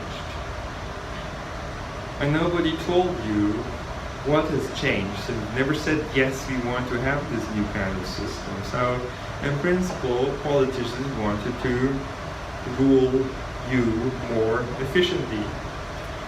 And there have been people like Richard Thaler who came up with a new method to influence your behavior, which is called nudging. This got him the Nobel Prize. Not his co-author, interestingly enough, Cass Sunstein, who got increasingly worried about this method. So he wrote this book about the ethics of influence to express his concerns. In fact, another book by Richard Thaler has this cover, and it shows you what he thinks about people. You know, that we should be doing what we're supposed to do. We should take our place, and that place would be determined by a system. And as I'll tell you later on, an AI system. He never mentions AI, he never mentions personal data, but in principle, this is what he's suggesting. I do think that what he has in mind is something that people call a so-called benevolent dictatorship, driven by big data and AI. So some people think we just had enough data. Not only would this data reveal the truth about the world, it would also tell us what to do and what not to do. And in fact, the Chinese have gone a step further by introducing the so-called citizen score, where everything that people do there will get plus or minus points. That means if you pay your loan a few days later, it will give you minus points. If you cross the road while there's a red light, it will give you minus points. If you read critical political news, it will give you minus points. If you have the wrong friends, it will give you minus points. But the total score will determine how much you have to pay for your loan, what kinds of jobs you can get, what kind of services you will be able to access, what will be the conditions for this, and what countries you will be able to visit. So this is a digital totalitarian state which is coming, or a neo-feudalism which is based on data, right? So we have to ask the question, will this end democracy? Certainly people always say knowledge is power, and therefore we really had to write this article in Scientific American asking, will democracy survive big data and artificial intelligence? In fact, there are more and more people who claim that democracy would be an outdated technology. So it has produced wealth, health, and happiness for billions of people, but now they want to do something new. Tony Blair was one of those who has started to question democracy. And now Google wants to reprogram the state. They basically are working on an operating system for society. Not just smartphones and computers, they're creating an operating system for society, which is you. This is about programming us humans. And IBM is working on this with the Watson computer, and of course Mark Zuckerberg also has similar plans with Facebook, and recently Putin has warned the world that whoever leads in artificial intelligence would rule the world. So who is going to be the one, you may ask? Will it be Google? Will it be Facebook? No, most likely not. I mean, these companies have been overtaken by China. You know. And so the question is, will we get the citizen score? Will there be a technological totalitarianism? Is digital fascism rising? And in fact, if you're saying, well, it couldn't happen to us, this is not China, well, just look what happens in UK. They have created a karma police program that even looks into what kind of movies you're watching, what kind of music that you're listening to that gives you plus or minus points. You know, this is not just about predictive policing of people who would steal a car or break a home or something. No, this is about policing your life, your karma, right? This is a digital judgment day which is here in the making. And not only this, there are these attempts to control our behavior. And the technology behind this is pretty old. So, in fact, already half a century ago, when TV was starting to spread, they had hidden messages. For example, when they played the US anthem, it played the text of the anthem, but the letters didn't appear in the order of the text. They appeared in a slightly different order that would create those messages over here, such as trust the government, God is watching, rebellion is not tolerated, trust the US government, and all these kind of messages, right? So consciously you couldn't see it, but your subconsciousness was able to pick up these messages. And this technique is now being used basically to influence us, to consume and obey and conform and all these kind of things. And the difference now is that all those messages are being personalized. You know, they're tailored to your personality, so it would be much more effective. You wouldn't even notice. So how does it work? It uses AI systems, machine learning, deep learning, for example, and this is being applied to big data. Your data, personal data, that has been collected secretly about you. And then personalized messages will be created. You know, remember attention economy. So basically, when you Google and I Google, we will get to see different results. You'll get to see different Facebook news streams than I do, or Twitter streams, or whatever. You know, if you book a hotel or a flight, we'll get to see different prices. If you go on Tinder, you and me will get to see different offers. You know. So we are being manipulated. Through the manipulation of our attention, they can manipulate our emotions, our opinions, our decisions, and our behavior, to some extent at least, right? And it's getting better and better. Now the point is, our brain is extremely efficient. It runs just on 100 watts, like a light bulb. This is amazing, but you know, it makes simplifications, right? Shortcuts and all this, and therefore it can be tricked. And all those different biases and weaknesses of our brain have been mapped out basically, and they're being used to hack our thinking, right? This is being done originally by secret services, has been reported by Snowden, but in the meantime, the very same techniques have found their way basically into business. So there are probably dozens, if not hundreds or thousands of businesses that are now trying to do the same thing. I mean, hack your brain is called neuromarketing.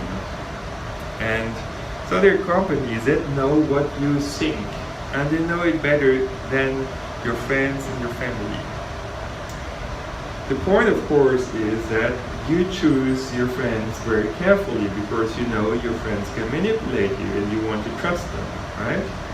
But now there are companies whose names you don't know and you don't know what they're doing with your data that know you better than your friends and can manipulate you better than your friends, and they will do it. So our personalities, all of our personalities have been mapped out. You can even look it up online, right? I mean, some degree of detail, of course, as this is free, they have much more degree of detail for sale. Sure, right?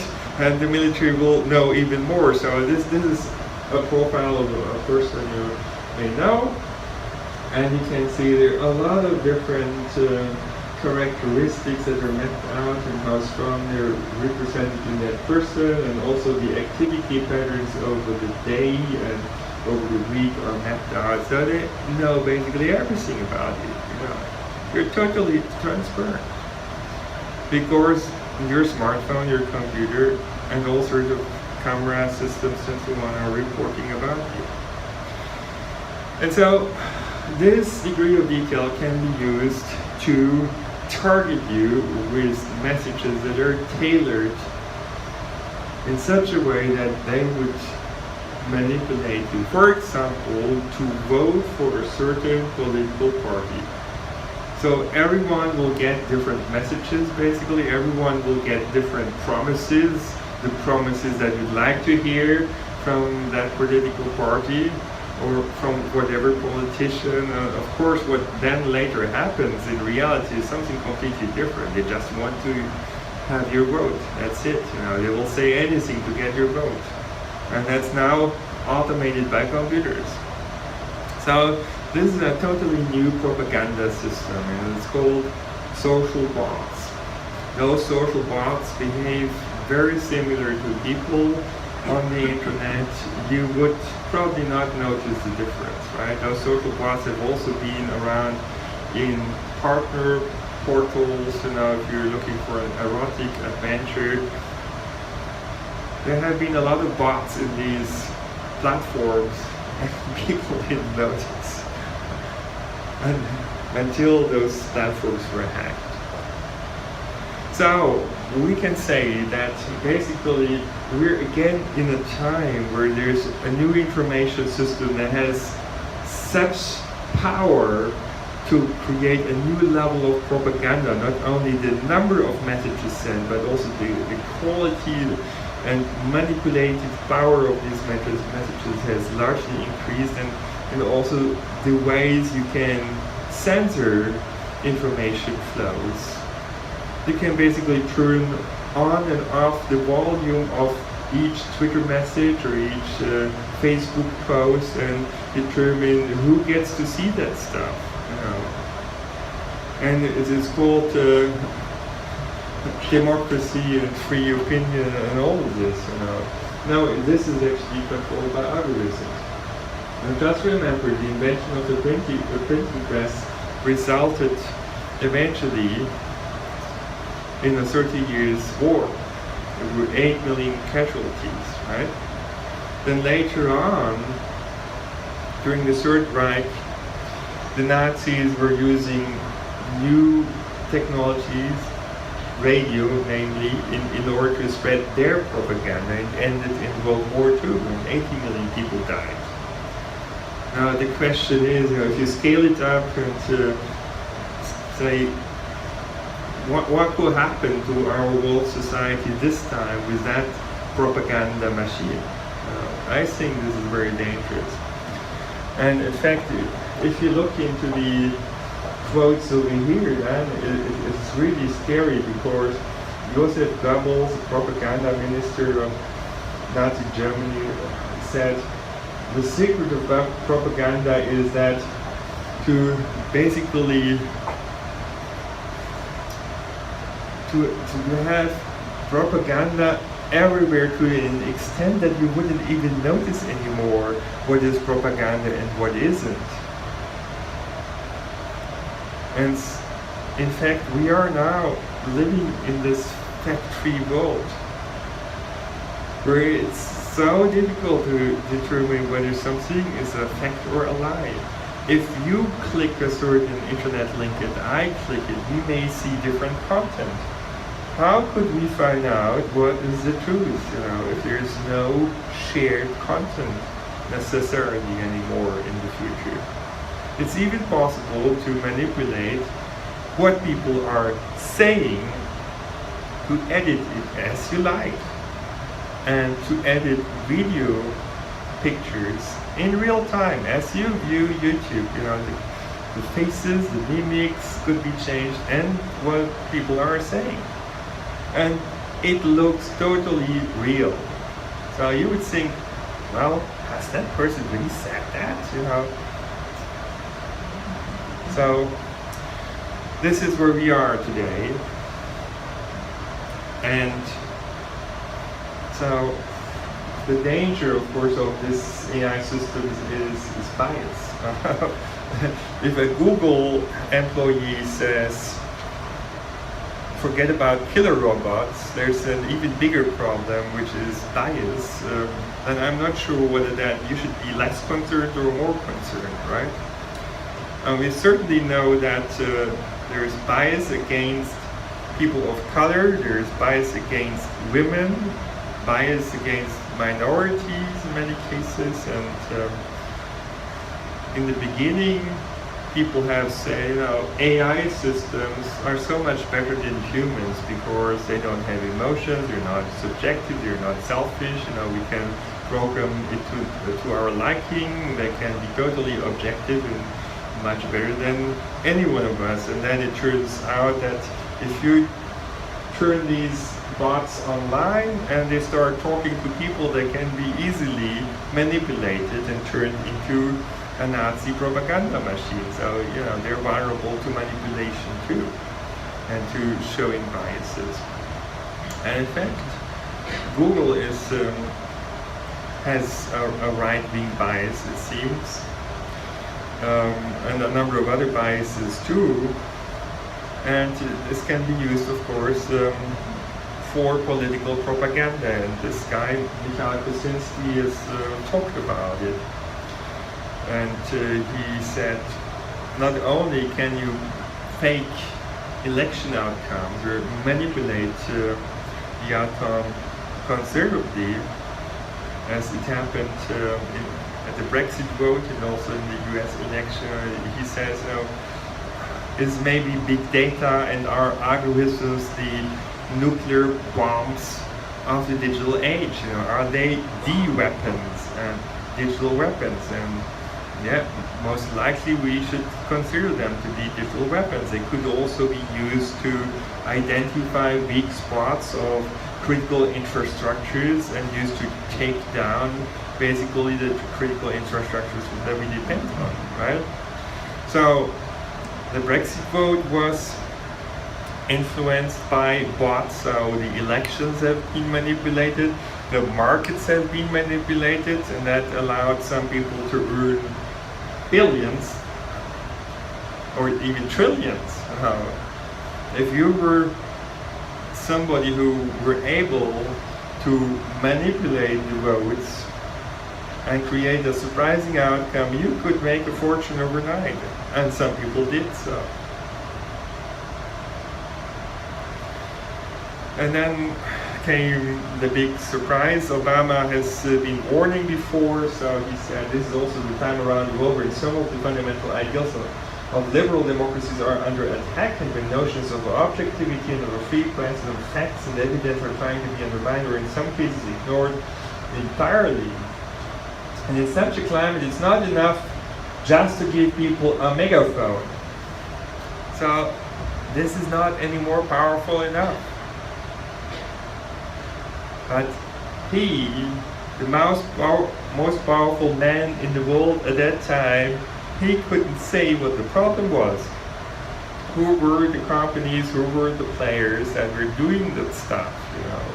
It was too dangerous for to mention that. So he was calling the press, dig, find out what's going on, report about it. Of course, he considered that very dangerous. And then this happened over here, so some people are happy, some people are not. I'm not going to take sides and just saying manipulation of voting certainly had an impact, but already before. At least since 2012, I think many, if not most, elections have been manipulated in this way. But only then German politicians said this is a danger for democracy. And they want to do something about it, and I'm not sure they really did something about it and how effective that is. Now they have censorship laws for Facebook and so on.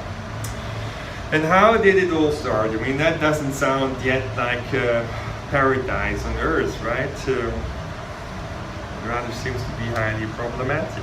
So basically what we've seen is, I believe, a great accident. And that great accident that extended maybe over many years, and it started with September 11 and the Patriot Act, and we know that this brought on the way massive surveillance, right? For so-called security reasons, but in fact it was not only about surveillance of terrorists, but about surveillance of every one of us in order to get to know us and to manipulate us. And so basically everyday life is being surveilled more and more, such as mobility behavior. Cars are spying on us, smartphones are spying on us, smart TVs are spying on us, users of electricity are being spied on, fridges are spying on us, you know, and basically this is all for the good sake, they're saying. Namely, we have to save our planet, we have to reduce CO2, we have to be more sustainable, we have to take care more of our health, and that's what we need all the data for, right? So basically we would have to optimize the planet and how we're using resources, and so we would have to build a digital command economy. That's what some people think, and it's basically almost there. Right? This has been created. But of course, this is Orwellian in nature, right? And it even goes further than that. So not only business sectors and public institutions are being changed. Now they're talking about a new god. An AI god, basically. I'm not the only one talking about this. You know, the ex-Google manager has proposed, and I think has been doing it in the meantime, that AI should be established as a religion. And suddenly every newspaper seems to be reporting about this idea, and we'll have super intelligent AI that basically will come up with a new Bible and a code of conduct and kind of new commandments that will tell you what you have to do, you know. Elon Musk, of course, was shocked about it. The question is, where would that lead? You know, should we do what such an AI system tells us to do? And unfortunately, we even have to discuss this issue over here. I didn't come up with this idea, the end of humanity. So this article, for example, says our offsprings will one day be machines, because humans wouldn't be able to compete with those artificial intelligences.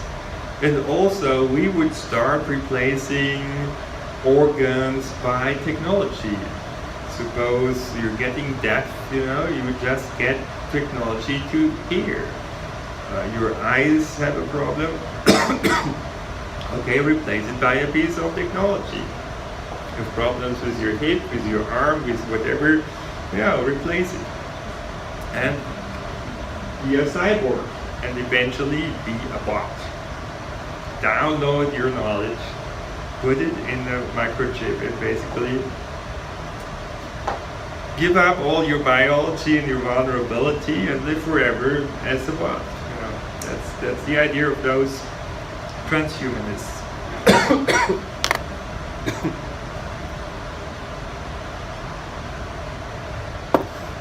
And one of the AI pioneers in Germany said history is not anymore dominated by people. And we are in fact in a situation where Saudi Arabia accepted the Sophia bot as a citizen. You know, eventually you may understand why Elon Musk is critical, right? He warned that we should be very careful about artificial intelligence. If he had to guess what our biggest existential threat is, it's probably that. And also Stephen Hawking was concerned, and Bill Gates was concerned, and Stephen Wozniak, the Apple co-founder. And so the question is, will we be gods? Will we be like family pets, or will it be like ants that get stepped on? We don't know. Maybe it's not going to be paradise on earth. Maybe it's just the opposite. And so this is really something that we need to start to get concerned about. And I personally think it's time to reflect, and maybe time to start a new time of digitization. Maybe we should change the rules of the game, press the reset button, and reinvent society in the age of AI. That means I do think we're in the beginning of a new age, and that age also comes with self-reflection about our role as humans. And we have been at this point in history several times. So, for example, Galileo Galilei said, the earth is not the center of the world. And it was shocking to people, right? He was basically sent to prison. It took the Catholic Church 300 years to apologize for this. So again, the role of humans has been fundamentally questioned. And now AI systems, I mean machines that humans have built themselves, are questioning humans with super intelligent powers. You know, what will be our role in the future? Are we still needed? Will we be replaced? Will we collaborate? We really don't know. And that's kind of the point where we humans need to start think again about our destiny, our role. What are we? You know, who are we? Are we going to be machines, or is there something else? And just because it's before Christmas, and just because we're here in Rio, and just because I had this wonderful opportunity to visit that statue today, I'd like to mention at least, maybe leave it or not, so that's kind of the only unscientific statements I'm going to make, referring to the Bible, because the Bible is also in its last chapter referring to a scenario that might actually relate to the times we're in. So message number one is there would be an attempt of the elite to get control of the world, and some people think with AI systems, but this is about to fail. Number two is there will be a revelation of how the old times worked, or how power is exerted upon us, and how the control matrix is working, and all this, what bad things are going on, all of that will be revealed. And this way the control matrix breaks down. Number three, there would be new humans. in the sense that humans would discover that they're not just material, but there is something on top of this. At the moment, of course, we're very much paying attention just to this material side of life. I'm not going to judge, whether this is of any importance for your life or not, just wanted to mention this. So I'm coming back now to technology. And everyone now wants to have a Silicon Valley, and everyone seems to promise that with these technological possibilities, we're going to have paradise on Earth. But the question is, how could it really work? Because most countries in the world really have no say in this game. The biggest IT companies are in USA and in China. Same thing with internet companies, software companies, And if you come late, given the exponential acceleration of these digital technologies, you can never catch up. There's no chance. You would think you're making progress, but in fact you're falling back. You just waste money. And so the only thing to catch up would be to replace the exponential growth law by a super exponential growth law, so it's factorial growth, and that requires a completely different kind of economy. An open economy, which is based not on competition of everyone against everyone and walled gardens, but an economy in which we learn to create together more opportunities for all of us. So as compared to the old economy, the material economy, where people make money on rationalization, economies of scale, and the new digital economy, where digital resources are more or less unlimited, right? We can copy data as often as we like almost. We can do infinitely many things with data. So this is limitless. And here, sharing information is going to increase the volume of information. So it's a completely different success principle, right? And we have to learn to build information innovation ecosystems. And those ecosystems can only work if we have interoperability, if we have some degree of openness, if we're willing to share. For example, rainforest. I'm in the right country right now with the Amazonas. Why do we have that amazing diversity and abundance? Because the trees are dropping leaves after some time, and that turns into humus, and that humus is the basis of all the life over there, right? So if we want to have an information ecosystem work well, we have to drop data and algorithms, make them available for everyone after some time. I would say 24 months. That would really change the game, and we would all amazingly benefit from what all the others have done. And also Google would benefit from this, believe me. So it would be a benefit to all of us. So we really would have to create data for all. We should be oriented at empowering people to take better decisions, to be more creative, more innovative, to help coordinate each other and cooperate. This is how those information systems of the future should work. And we are, of course, confronted with ever more network systems. And as a result of that, even the amazing computer power and data volumes are not able to catch up with systemic complexity. And that means top-down control will increasingly fail. Of course, some are very afraid of this. Fortunately, there is distributed control and can be used to support self-organization. And that means we need a new paradigm from top-down power and control to empowerment and coordination. And that means go away from all this over-regulation that we have today towards the creation of systems that would help people to do reasonable things.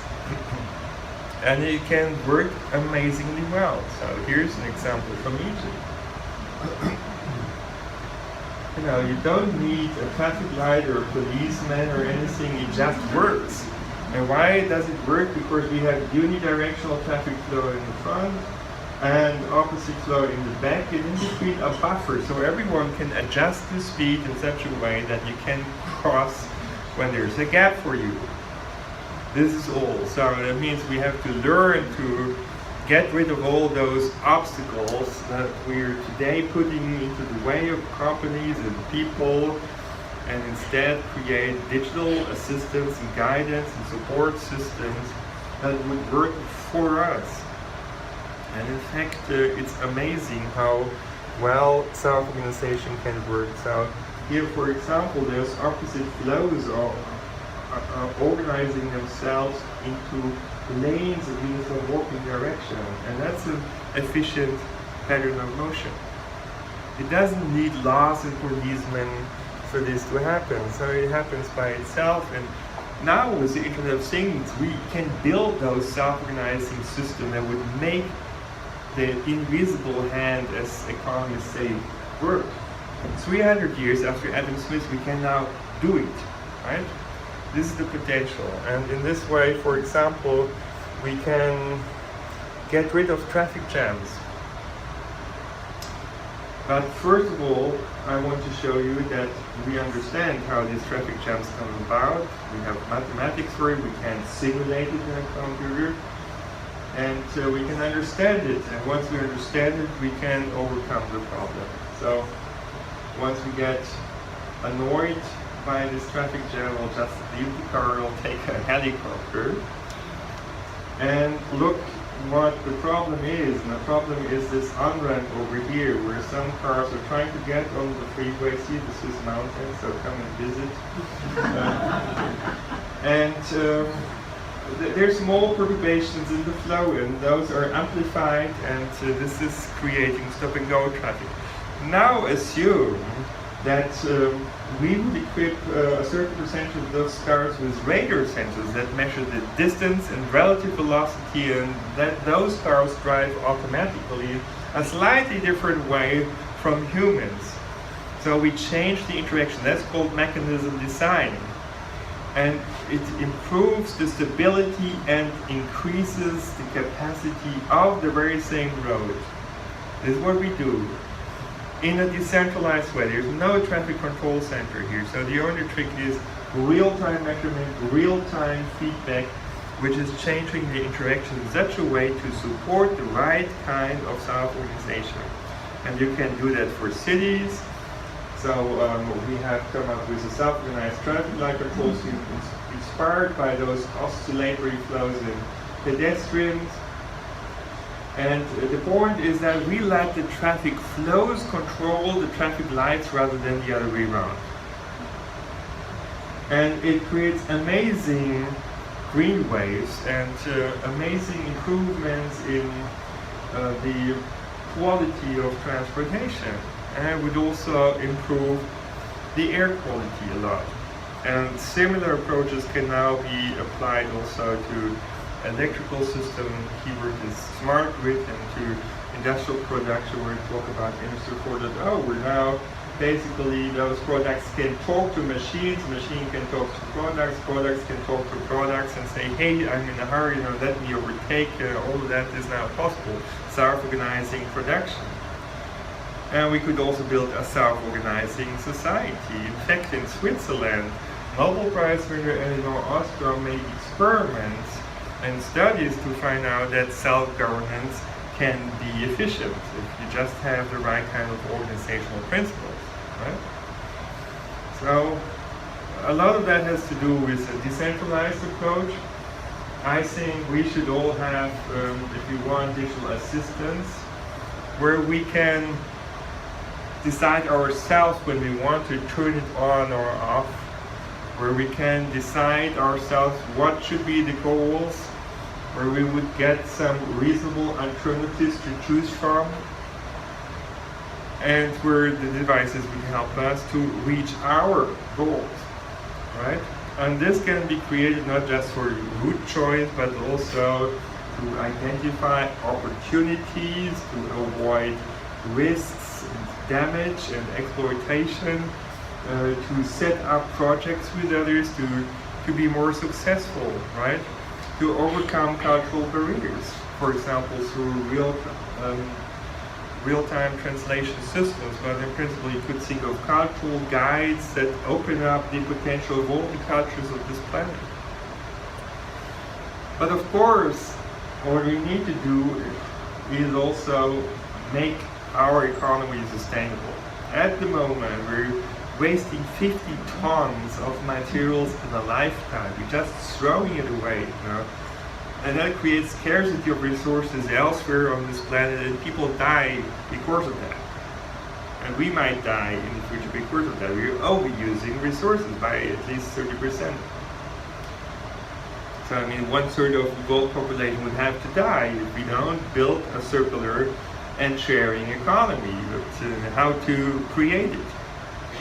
Well, I think we can now use the Internet of Things in order to measure noise and CO2 and externalities of all kinds, including unemployment and waste and all the things that we'd like to reduce. And other things such as health and education, cooperation, the reuse of waste and resources, you know, that could be rewarded basically. So we could come up with a multi-dimensional incentive and coordination system that helps us to coordinate complex systems and to build self-organizing systems. And with blockchain technology, we can build such kind of platforms now, right? So this is the time where this becomes possible. A platform that would support our self-organization, would make waste attractive for reuse. We could build in the values of our society into the coordination system, such that environmental friendly production or socially responsible production and all those things that we find important would be valued and incentivized. But in the end, of course, our possibilities to improve society are limited because we don't have much money usually, right? And that's why I think we need to have a new kind of capitalism, which I call democratic capitalism, or maybe something totally different. But let me explain how it would work. Now, currently, only 1% of all things, says Sebastian Thrun, have been invented. But the problem is that we have so much inequality in the world that this is slowing down innovation and economic evolution. At the moment, we're creating 60 to 80 billions of fresh money every month that we taxpayers will have to pay one day, but this is going into the pockets of a few people who haven't managed, even though they tried hard, to fix the existential problems of this world. No. My proposal is we should use that money creation to put that money on your bank account. And not for your personal consumption, but as an investment premium, to give it to other people who have great ideas and inventions and would use it to advance technologies, would use it to support social and environmental projects or neighborhood projects or help people who are in need. You would decide what would be the best way to spend this money. We all would get the same amount of money and spend it on those things that we consider important. And in this way, this bottom-up infusion of money, it would unleash your creativity, right? Your best ideas could thrive, and we could all benefit from your ideas because we could realize many more ideas. But sometimes, of course, we will have to find compromises and solutions when people have different points of view. And having different points of view is not necessarily a bad thing, but it requires that we basically learn to put the best ideas and knowledge of many minds together. And my proposal is that we should build decision way of decision making and platform to support it, that would create collective intelligence. Now, the interesting thing about collective intelligence is the following. When there is a complex problem that doesn't have a simple solution, it's almost always the best thing to combine different individual solutions. So let people come up with from the best solution from their point of view, and then combine the best individual solution with, say, the second and the third best. And it turns out that it's not deteriorating the solution, but it's improving the situation, the solution. This is totally unexpected and amazing, but that is what collective intelligence is about.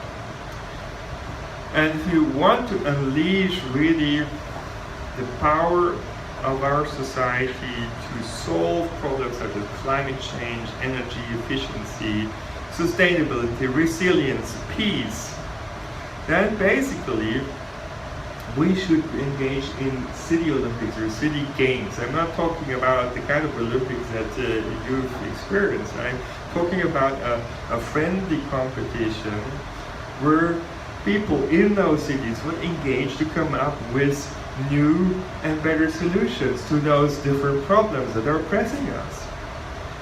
And it would engage scientists and engineers and the media and businesses and politics and civil society. So it would mobilize people and their ideas and their engagement, and the solutions would be open source and Creative Commons. That means whatever city has come up with could be taken by any other city or company to implement it and improve it further. So we would make an amazing progress in all those different problem areas if we just engage in those city games. So I think that would be a great opportunity.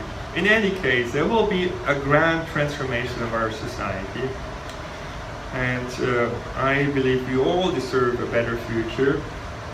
We should have a circular economy, open innovation, a sharing economy, democratic capitalism, a socio-ecological finance system, digital democracy, and these city games. And we should build information systems that have our values built in, including human rights and human dignity and all these kind of things. And I believe while administration and optimization and regulation have been the success principles of these previous decades, these will be the new success principles. Co-learning, co-creation, combinatorial innovation, coordination, cooperation, co-evolution, and collective intelligence. So why don't we do this together? Thank you. Okie dokie. So before we get into some pictures, I do want to give you a little bit of an overview, and I've actually pulled up Amazon Prime Upload on Google here for some points of reference, and you can kind of see this is the kind of cover poster, and these are the characters. This is the dead guy. Cancel, no, we don't want that. This guy here, he's the dead guy. And this is his angel, the girl that falls in love with him. Excuse me for pressing too hard. Here's a close-up of him, and there she is with her glasses on that she puts on in order to come. And this is her in the afterlife. This is a computer avatar of herself, not the actual person. And this is his virtual image. But as I said, we are going to be looking at some photographs very closely shortly. But this is it. It came out 97% like this show. First episode date, 1st of May 2020. As I said 4 days ago, it is May the 4th be with you at the moment.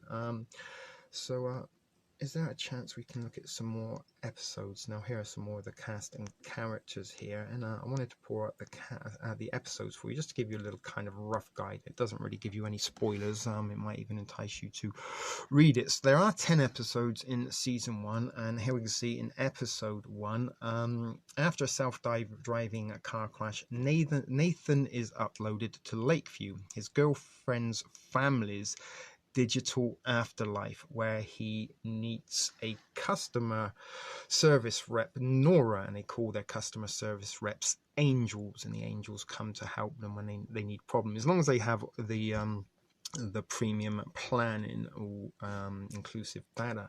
So Nora, the customer service rep stroke angel, tries to get her ratings up, and this was what I was talking about, getting her ratings up. They must maintain a rating, and if they don't keep or maintain a certain rating, then they can lose some employee entitlements and discounts and perks that they may get if they do maintain it.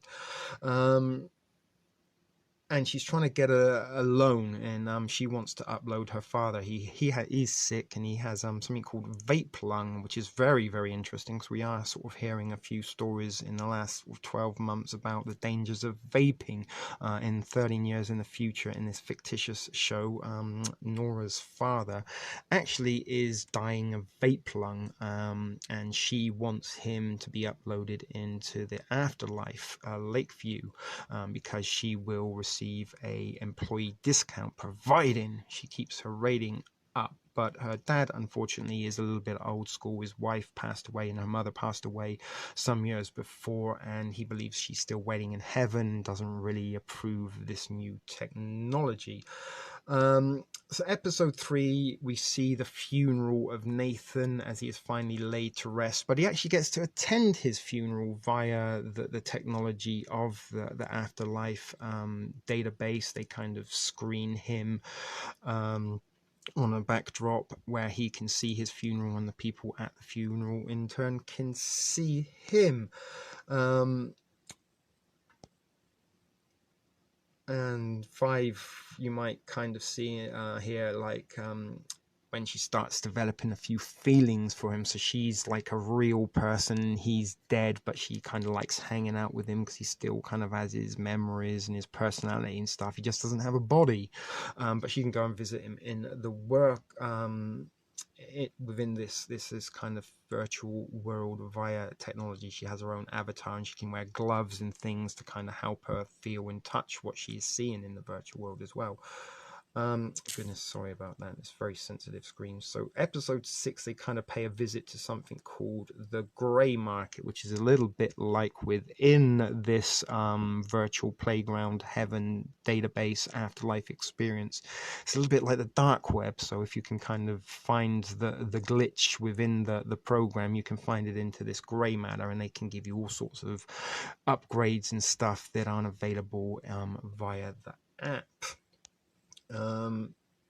Bring your dad to work day. She gets her dad to go and have a little bit of a tour around the virtual afterlife in order to try and sell him on the idea of going there so she won't lose him like she lost her mother, and she can hang out with him after he's gone. After a surprising revelation, shops for a new digital life. And as I said, you can transfer yourself to other afterlife digital worlds if you so desire. It's a little bit like changing your cell phone plan, and that's kind of how they kind of push and promote these kind of services in this TV show, that they are kind of like, you know, you need a data plan, you're going to be in a virtual world, you know, the sort of level entry plan, the minimum cheapest one you can get is a 2 gig, which is a plan, which is a very, very, very different experience to those that live at the Lakeview. We will look at some pictures of this later. Again, social kind of credit or social kind of status going on there. So that's it. She kind of falls in love with this guy that she recently programmed into an avatar to go up there, put all his memories and such forth together, and then over a period of interactions they kind of have feelings for each other. So that was the overview. If we have a little look, there might be some images we can kind of see, and as you can see there straight away, we see the girl with her goggles on, so that's the real life her, and then what she's seen on the goggles is, you know, into the virtual world. Now this show is pretty much trending. It's got some good reviews, 97% success rate right now. according to the the early figures on this show. And I really do believe that the intention of this show was to be seen at this time of the pandemic, just in order to kind of prepare people for where we may or may not be heading. So we are going to go and look at some photos at the moment, and I will point out some points of interest in possible predictive programming plans that might be getting us ready for what is in store. Okie dokie, so into the pictures. So this one isn't very interesting. This is the girl Nora, who plays the customer service rep stroke angel, and this is like the VR goggle headset that she puts on in order to see within the Afterlife database, Lakeview Terrace, and this here is Nathan, and that is his avatar. And you can see here he's kind of, these little pop-up stars pop up within the reality of the afterlife, and just kind of like you get pop-up ads on your computer or your phone when you're searching through the web and stuff like this. Within the afterlife, you will get pop-up ads. Now, every time he interacts with one of his service rep, he is asked to give her a rating. So those are the two kind of main characters, and what you're seeing now is the pixelated virtual world in which you go to in the afterlife, and this is where you get to live as an avatar in this beautiful mansion on the lake. Absolutely fantastic, wonderful, everything you could possibly want for eternity, as long as you've got the money and data in order to exist there. This was a little bit of a scene, the picture here that I was talking about when he was at his funeral. So on this side here, the people in the black suits, they are actually in the real world, where here you can see him in his little green fancy short suit there, kissing his girlfriend through the barrier. And this on the the left hand side, sorry about that, is the computer simulation that which he now lives in. So that's how they can interact, and these people on the real life side of the screen can see exactly where he is and what he's doing, and likewise he can kind of see everybody there, and you can almost kind of touch and be that close to his girlfriend, the extremely wealthy heiress. Now here is, you kind of see a little bit of a map there in the front, and this is one of the characters he kind of encounters on his travels throughout the afterlife database, Lakeview. And this kind of, you put it up, it just goes up and up and up and up and up forever. And there are like literally millions and millions and millions of people living in this database, but due to the fact that there are only so many the capabilities of the app that is designed in the database that they live in, you can't see everybody at once, because there's just not enough pixels to generate everybody. So only at any one time you only see a few individuals. You see like the kind of backdrop and everything like that for the duration, but you only see a certain amount of individuals at a time.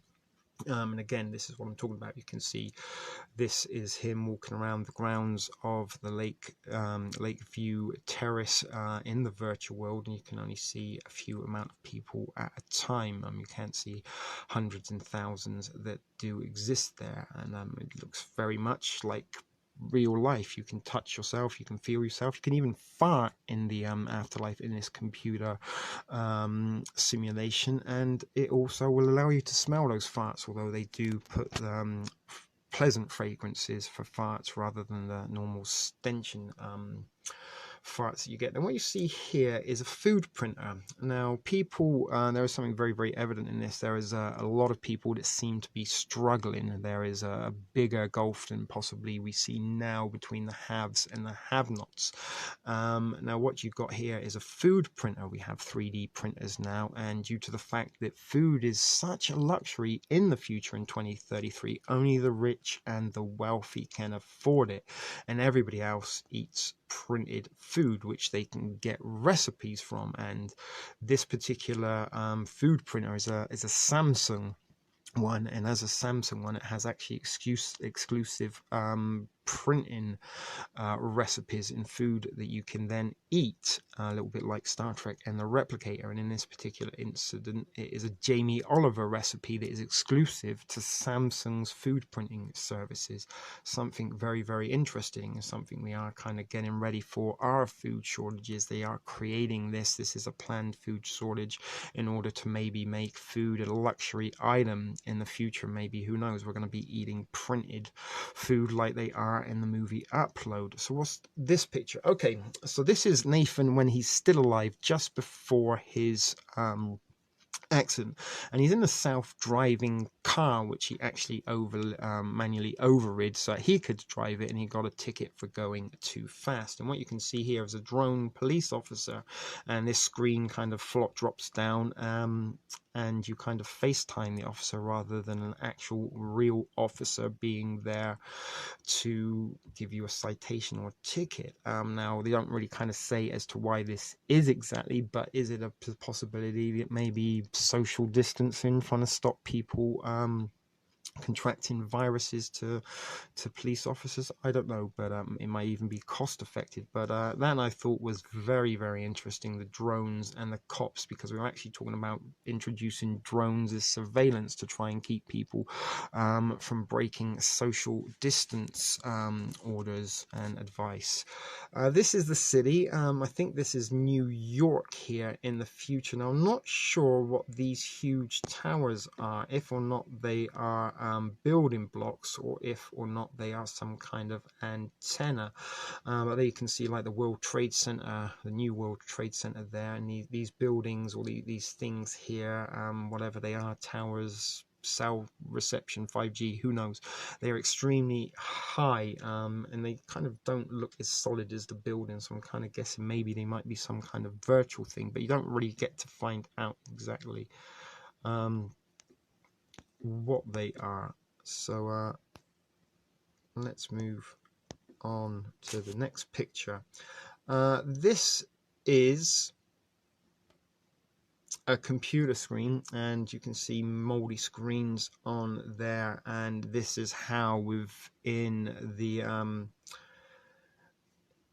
employment place they keep tabs on everyone, and also they use a very similar kind of grid like this to keep tabs on the avatars within the afterlife. And in the afterlife, they are monitored and watched at recorded at all given times, every time, and they do have to there is a setting that they can have privacy mode that they have to set off. They have to change that privacy mode, a little bit like on your cell phone. You have to set your privacy standards to kind of limit the amount of ads and pop-up things that you get. Now, what you see here, this is Nathan just after he's been uploaded. We've gone the wrong direction on these photographs, unfortunately, but it doesn't matter. These are just examples of things that were of notice, or things that I caught of eye in the thing.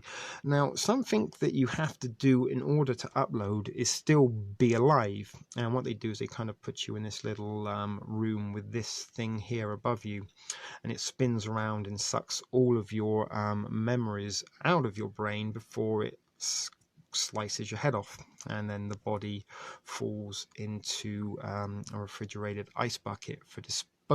But it kind of kills you, but you have to be alive in order to upload. They can't upload the memories once you're dead. So prior to, if you're in a critical condition like he was when he come in from his accident from the hospital, it was like, listen guys, you don't stand much of a chance in the operating theater, but you've got a better chance of survival in upload. What do you want to do? Do you want to upload, or do you want to take your chances in the operating room? But if you do, you don't survive the operating room, you can upload. Now, it's uncertain or not if you can volunteer to upload, and I suspect you do, because in the last episode, although I won't ruin it for you, you might find out. But what you see here is a bicycle, and I think it's a Lyft bicycle. It has a little the Lyft logo on the front there, and it's a self-driving bicycle that one of the individuals kind of rode and then got off, walked into his into his apartment, and the bicycle just rode off on its own,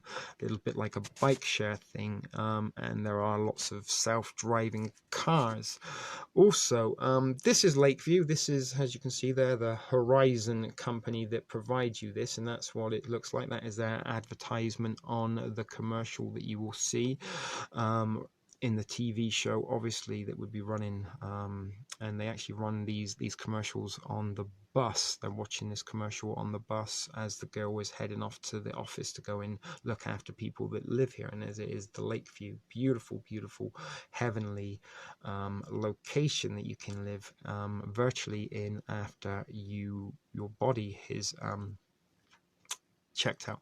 Now what you see here are the 2Gs, and in the 2Gs, when you run out of data, they remove things like penises, and for some reason people want penises in the afterlife, because you can still enjoy yourself, if you know what I mean, in the afterlife. And penises are an extra. They're something that they consider you don't actually require as a basic necessity in the afterlife, and if you want a penis, you have to pay extra for it, and this individual's data allowance had run out, so he's no longer got his penis. And this is where they kind of live the 2 gigs. You saw the beautiful lakeshore view in the gardens, but when you have the level entry basic plan, 2 gigabytes of data a month, you kind of live in a very white and gray existence, and reason being, the less kind of pixels they use to create your environment, then the more kind of thing you can enjoy.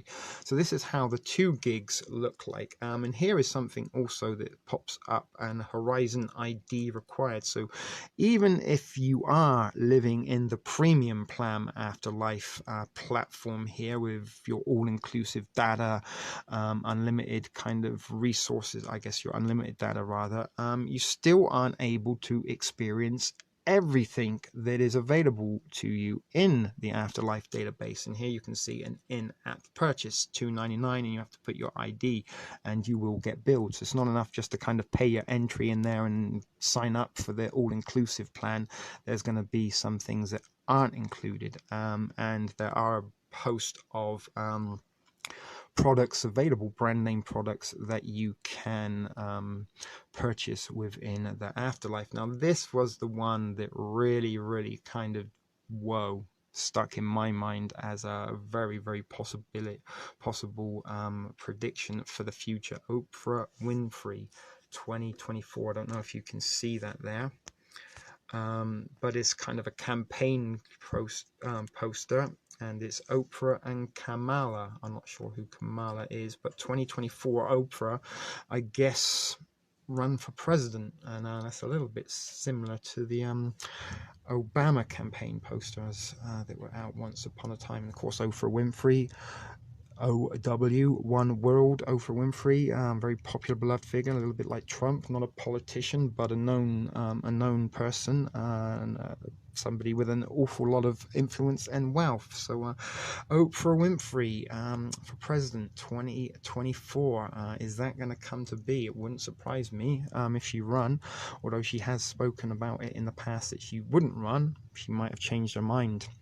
So that was something that was very interesting. Let's not forget that the Simpsons managed to predict President Trump's presidency way back when, before it is.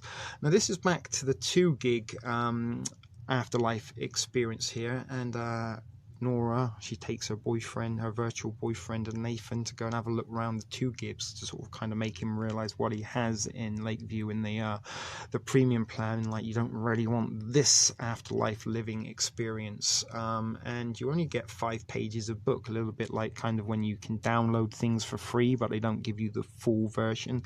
In the 2 gig you can only read 5 pages of books unless you have funds in order to pay for the entire book, and your 2 gigs you can't even think. If you start thinking about stuff in the 2 gig level entry, low level afterlife experience that you can upload to, thinking will use your data up like nobody's business. Now this is from the first few minutes of the series, and Nora here, she arrives at her work at Horizon or Verizon, whichever you want to see, and there's a camera there that she has to look into, and she also has to fingerprint, use her fingerprint on here in order to gain entry to works as facial recognition and fingerprint recognition, just to go into work, something that happens when you are taken to a correctional facility. They will take your fingerprints and mugshot before they put you in a cell.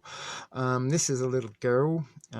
Sadly, some of these kids, some kids do die, and their parents wanting to keep them around upload them into the afterlife, but some parents don't have the money or resources. And this poor little girl is a recently deceased child, and all she has is a cardboard tube to play with in the white, barren, colourless walls of her existence. Again, that is the virtual world of Fairview, the lakes, the rocks, the beautiful mountain ridges there, sunshine. You can even select what weather it is. It has a knob that you can change it from warm to fall to snow, whatever you want. This individual here, he is the AI. Where did we get to? He is AI. So within the program itself and the app, like the virtual world, there are many copies of this individual here, and he acts as like a doorman, is a concierge, all these things, and he is actually a service within the afterlife, but he is artificial intelligence. There's multiple versions of him, a little bit like Agent Smith in The Matrix. I don't know why these pictures didn't come in order. I downloaded them all in order, or put them together all in order, and when I kind of created this little slideshow, unfortunately it all got mixed up. But here we see the guy using his fingerprint to gain entry. There's Nora waiting behind, and again, notice the distance between them, social distance in there. This was a little self-driving car that looks like an egg having its accident. Now, the guy was actually murdered because he actually had a free version that anybody could upload to, that him and his business partner were had been developing and were looking to launch as a free option for people to be able to live in the virtual afterlife. But unfortunately, his self-driving car, which is safe, 100% safe, has an accident, crashes into a dump truck and kills him, which is how he kind of ends up getting uploaded. And this is a picture, again, this should have been next to the picture where we saw his head being removed, and this is him momentarily before he has his memories uploaded into this machine, and they then remove his head. So you have to be alive, and once they've taken your memories, they then kind of execute you. So it's a little bit of a kind of Soylent Green option, with kind of assisted euthanasia, perhaps. Hey, if you're struggling, why don't you just upload? It's much more easier in the afterlife as a virtual existence and trying to make ends meet in the real world.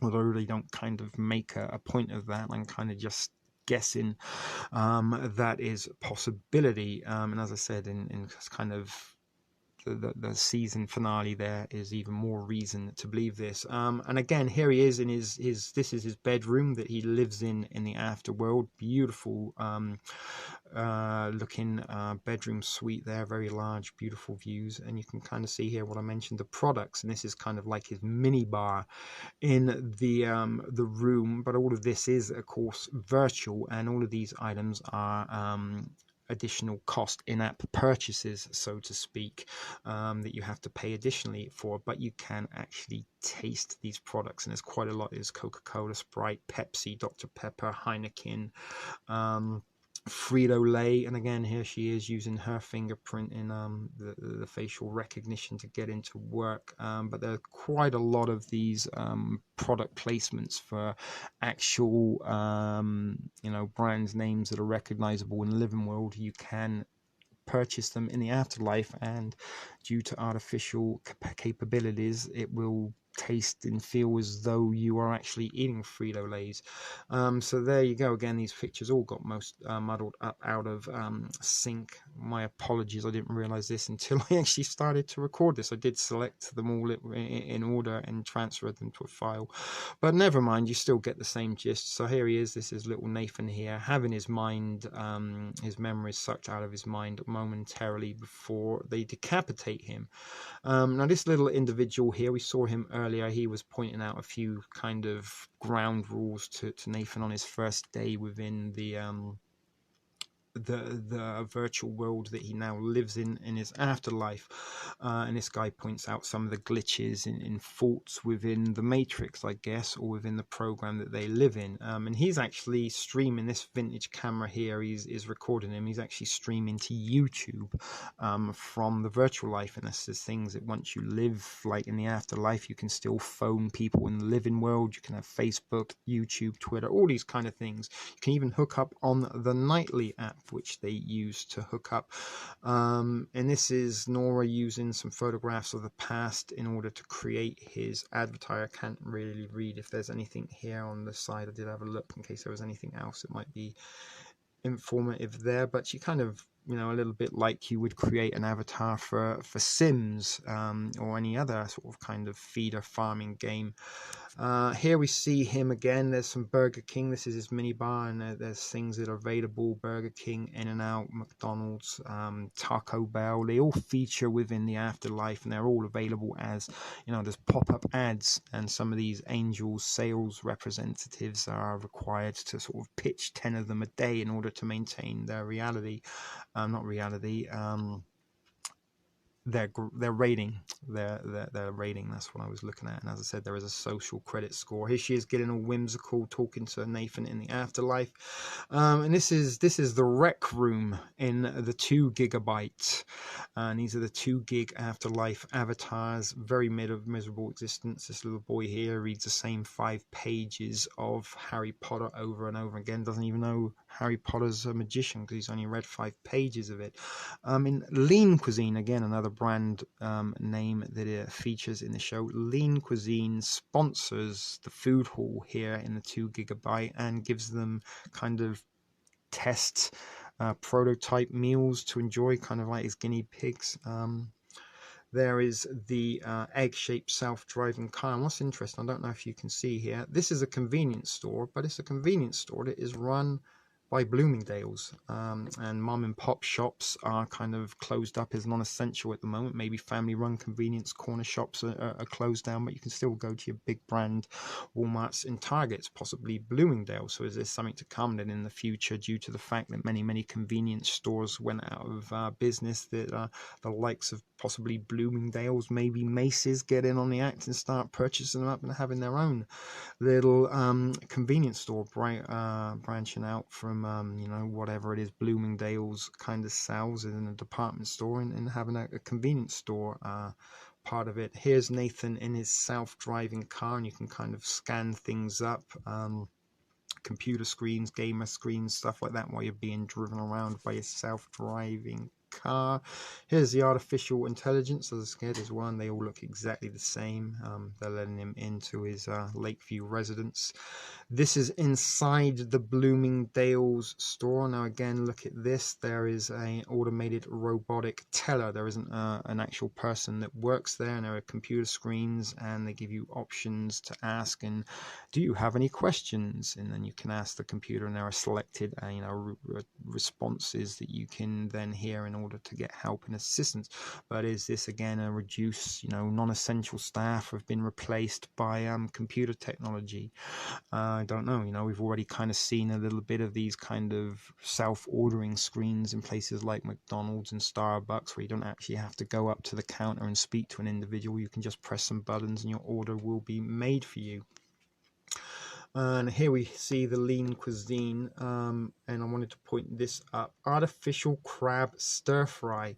So even in like the artificial world, they're using artificial flavorings, not sort of actual code programming that makes it taste like real crab. They can only afford the programming that makes it taste like artificial crab. And as you can see, everything is white. There are no windows, nothing to look out of. If you want a view, then you have to pay extra for that view. And this little boy here, you can see he's gray. He's run out of data.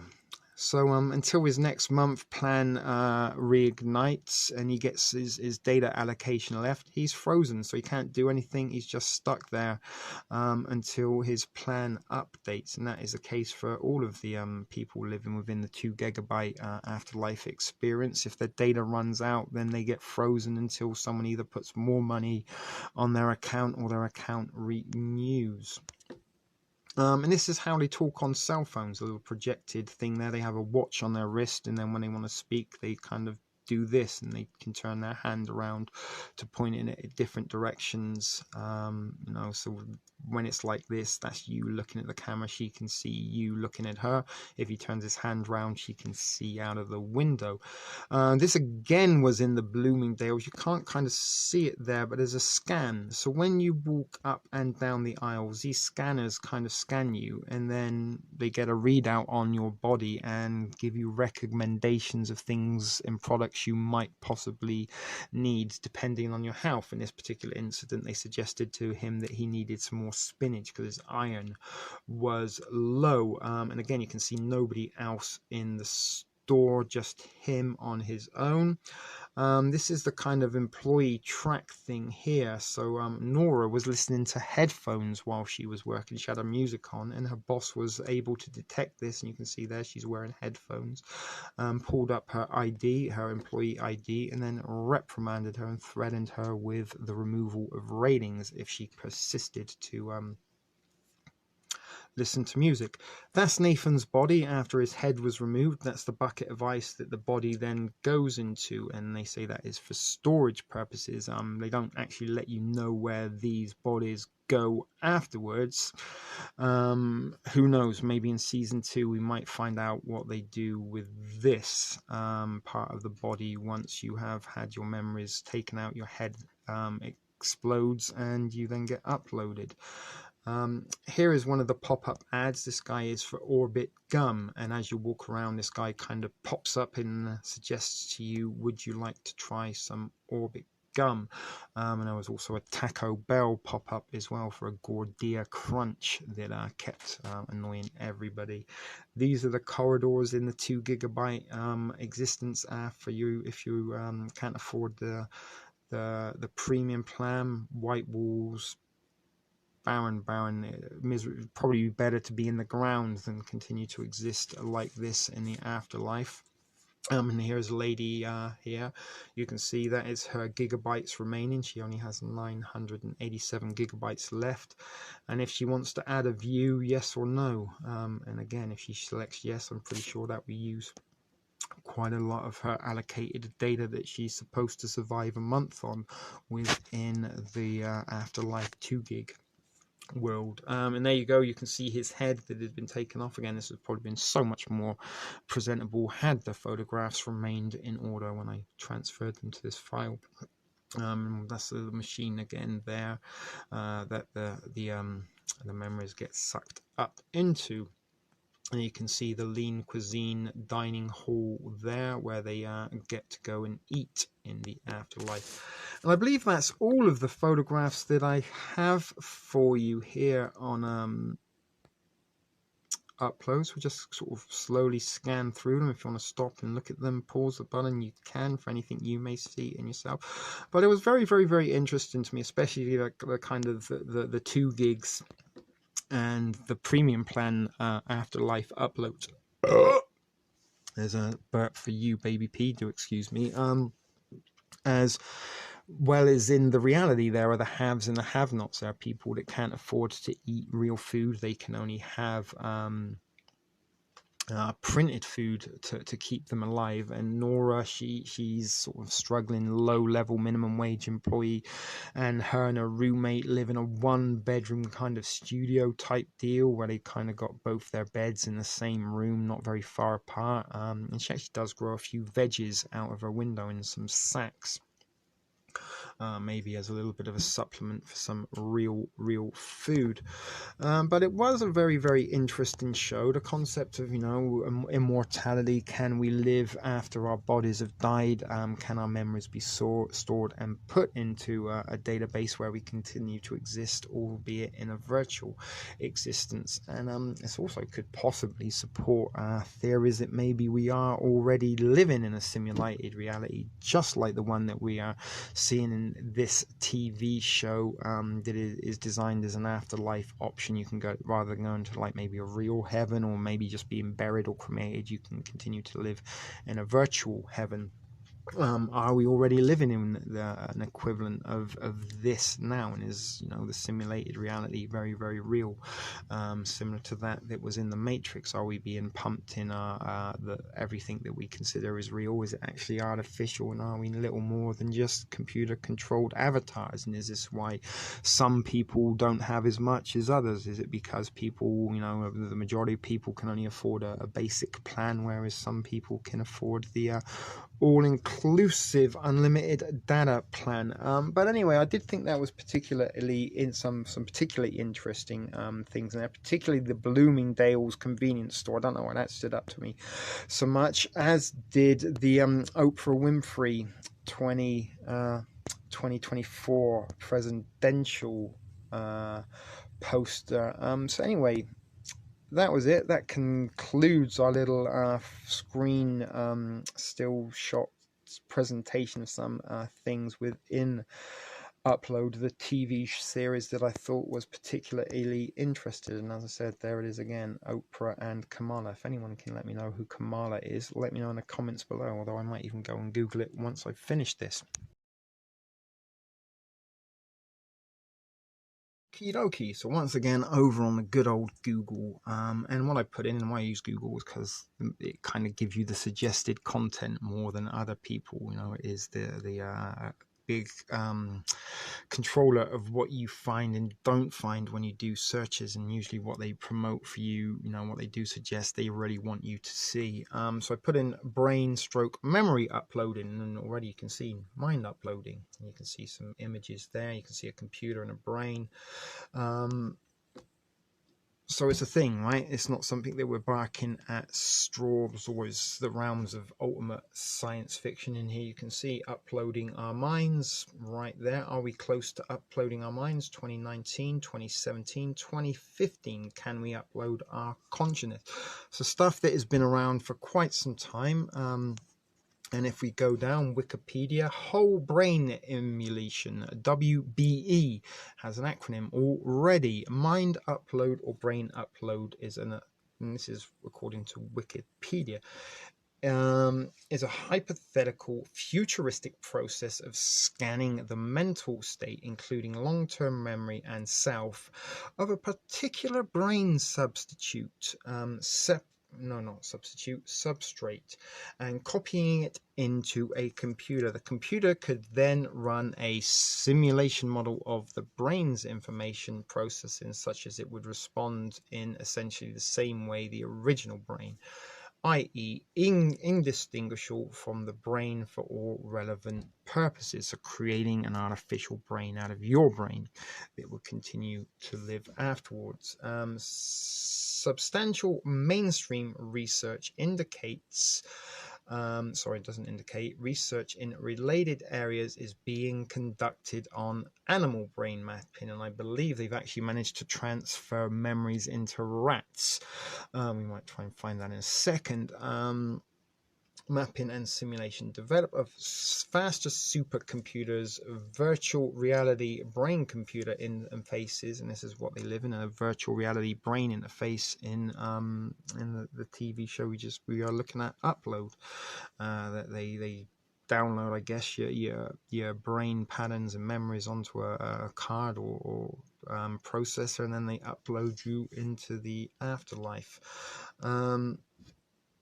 and information extraction from dynamically functioning brains. And according to experts, many of the tools and ideas needed to achieve mind uploading already exist, folks. They already exist, not science fiction, or are currently under active development. However, they will admit that others are as yet very speculative, but still in the realm of engineering possibility. Neuroscientist Randall Korn has formed a non-profit organization called Carbon Copies to promote mind uploading research. Let's not go any further into what Wikipedia has to say. Straight away you can see that there is some research being conducted in this, not just a little bit, a lot of it.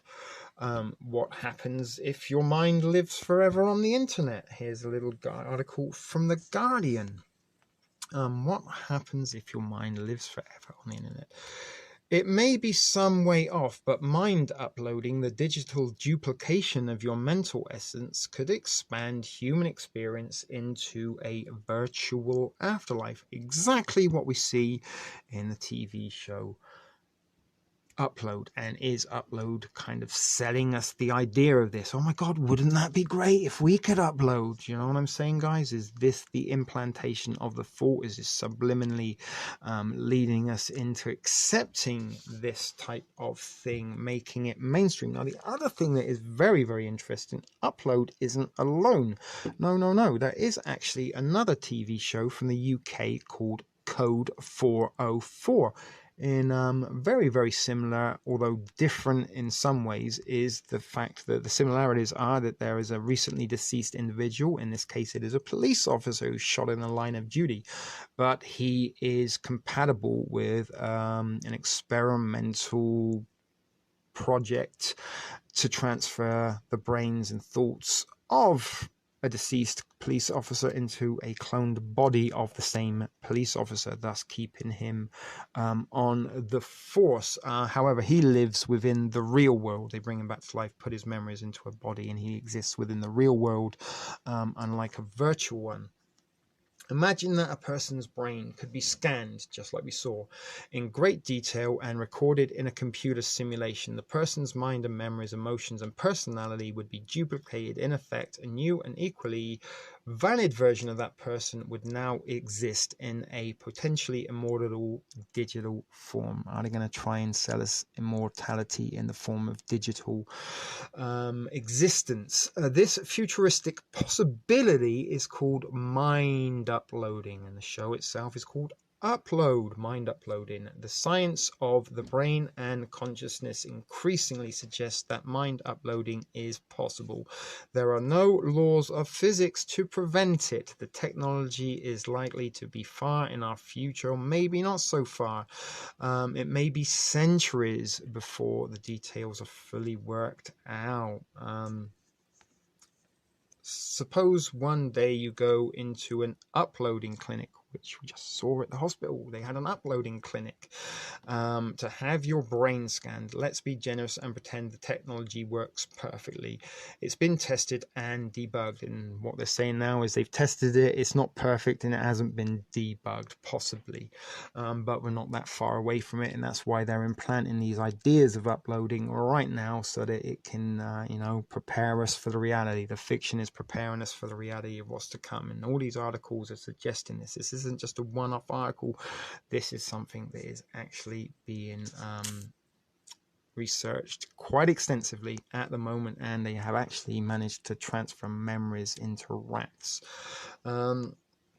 It gives that mind a standard issue. And again, here we are, standard issue, like the standard issue basic plan, the 2 GB plan. That would be the standard issue virtual body. And that's reasonably comfortable with your voice and face attached in the virtual environment, like a high quality video game. Let's pretend all of this is true. Who is that second you? At first, you, let's call it the biological you, has paid a fortune for the procedure. Again, see what we're saying there, fortune. In Horizon, people actually kind of have to apply for loans in order to be uploaded, kind of like you have your funeral insurance and stuff like that. People in the future in this TV show have like upload insurance that will cover the cost of their upload if they need it. So the biological you cost a fortune, and yet you walk out of the clinic just as you're mortal as when you walked in. You're still a biological being, and eventually you will die. As soon as you drive home, you think, wow, that was a waste of money. At the same time, the simulated you wakes up in a virtual apartment and feels like the same old you. This is kind of like the Matrix here, right, guys? They wake up in their virtual apartments and think it's real and carry on their virtual day-to-day routines without a thought that they're plugged into a simulation, until, of course, Neo does unplug and takes the red pill. We know all about that, right? So anyway, it has to be a continuity of experience. It remembers walking into the clinic, swiping a credit card, and again they're put in there. You have to pay for it. You have to pay for it. It's going to be expensive. You have to pay for it. In this article, in South a little bit of programming or propaganda for this futuristic service that may not be that far away. And again, perhaps if we see a prolonged, these supply chains, food shortages, longer lineups at the grocery store, food becoming increasingly expensive and a luxury item for the majority of people, maybe we will start seeing those kind of Soylent Green type scenes in everyday life. And maybe those everyday scenes will be far too much to us, and we might be given the opportunity to upload into a virtual world rather than continue to struggle in a real existence. And again, this might be a little bit of population control as well. So anyway, as you can see, all your memories lie on the table. It feels like you were there, blah blah blah, and there's some kind of graphics for you to look at. Don't think they have any really relevance, but you're a sim, and there is a game Sims that you can play where you can control an avatar in a virtual world. It is very much like our world, except very pixelated. It doesn't look like a real world, or it's not in real time like the simulation that we just saw in Upload, but very similar concept to Sims. And the other thing I did forget to point out, that you can actually deactivate. So saying, you have a loved one that you were keeping alive and you were paying for them to be in the afterlife, that at any given time, if it become too much of a financial burden to you, you can delete them from existence. So it goes on a little bit. It kind of tells you can touch your stomach, you can chat up customers, you can, exist very much as you do in the real world, just in a virtual one, as long as you've got money to pay for it. There's no grittiness to the rest. Your fingers don't have prints, they're smooth, they have memory on fine detail. Breathing doesn't feel the same. So that's what they're saying. It's going to be like a little bit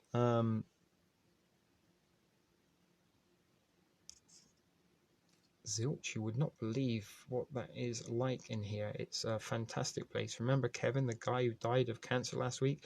He's here too. He's fine, and he still has the same job. And again, he has the same job. Why is he working in the afterlife?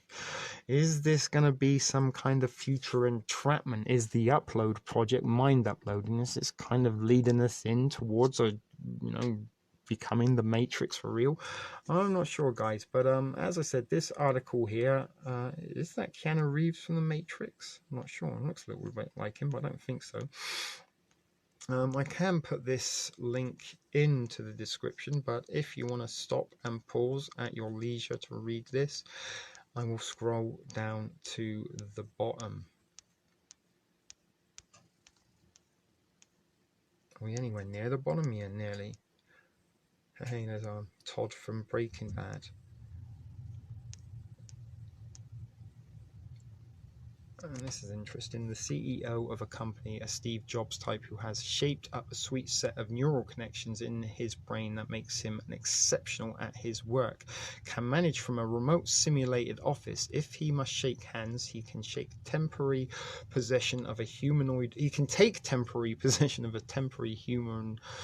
robot, a kind of shared rent-a-bot, and spend a few hours in the real world meeting and greeting. Even called it the real world. Sounds prejudicial to me. Both worlds would be equally real. Maybe the better term is the foundation world and the cloud world. So that's some interesting stuff from that article.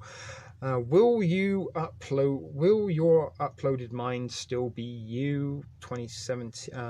September 17, 2019. So there's a lot of them going around in 2019.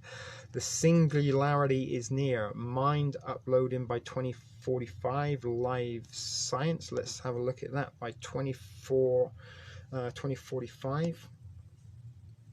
Live science. Is the singularity near? Mind uploading. There is the computer and there is the brain.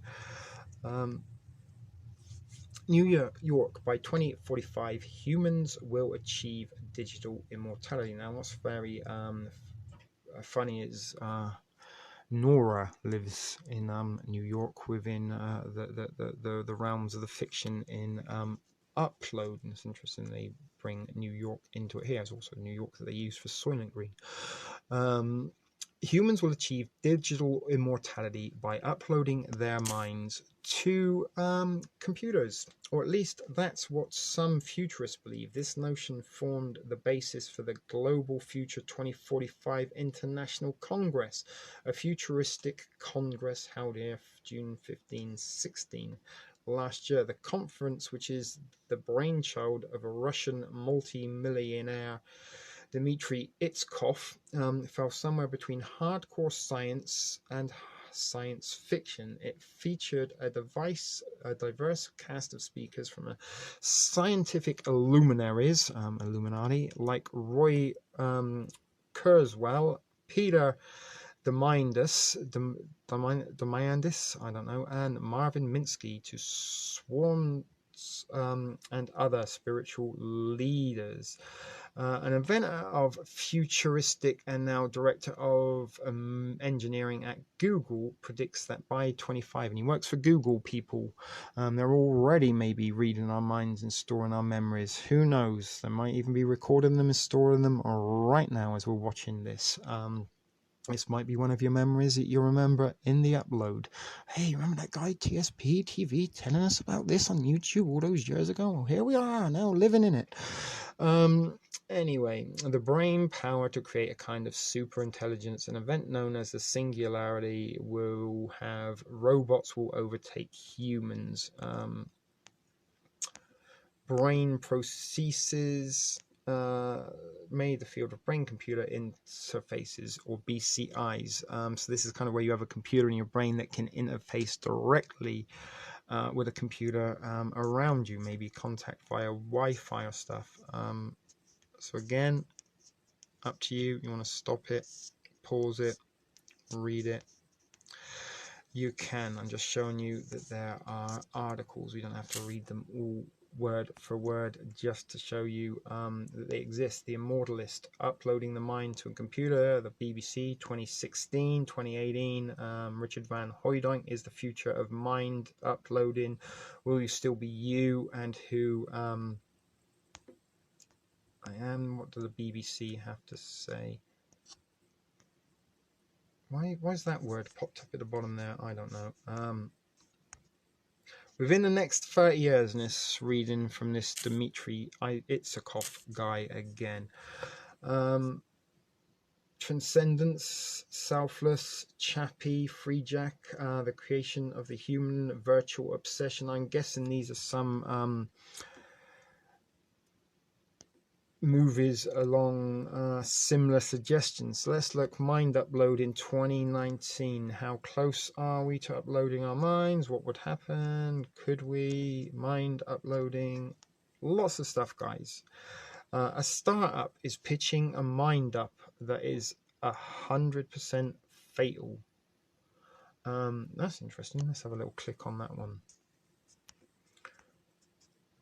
A startup is pitching a mind uploading service that is 100% fatal. Startup accelerator Y Combinator is known for supporting audacious companies on its popular 3-month bootcamp. There's never been anything like Nectome though. Next week at YC's demo days, Nectome's co-founder Robert McIntyre is going to describe his technology for exquisitely preserving brains in microscopic detail using high-tech embalming process when the MIT graduate makes his business pitch. As it says on the website, what if we told you we could back up your mind? So Nectome is a preserve your brain and upload it company.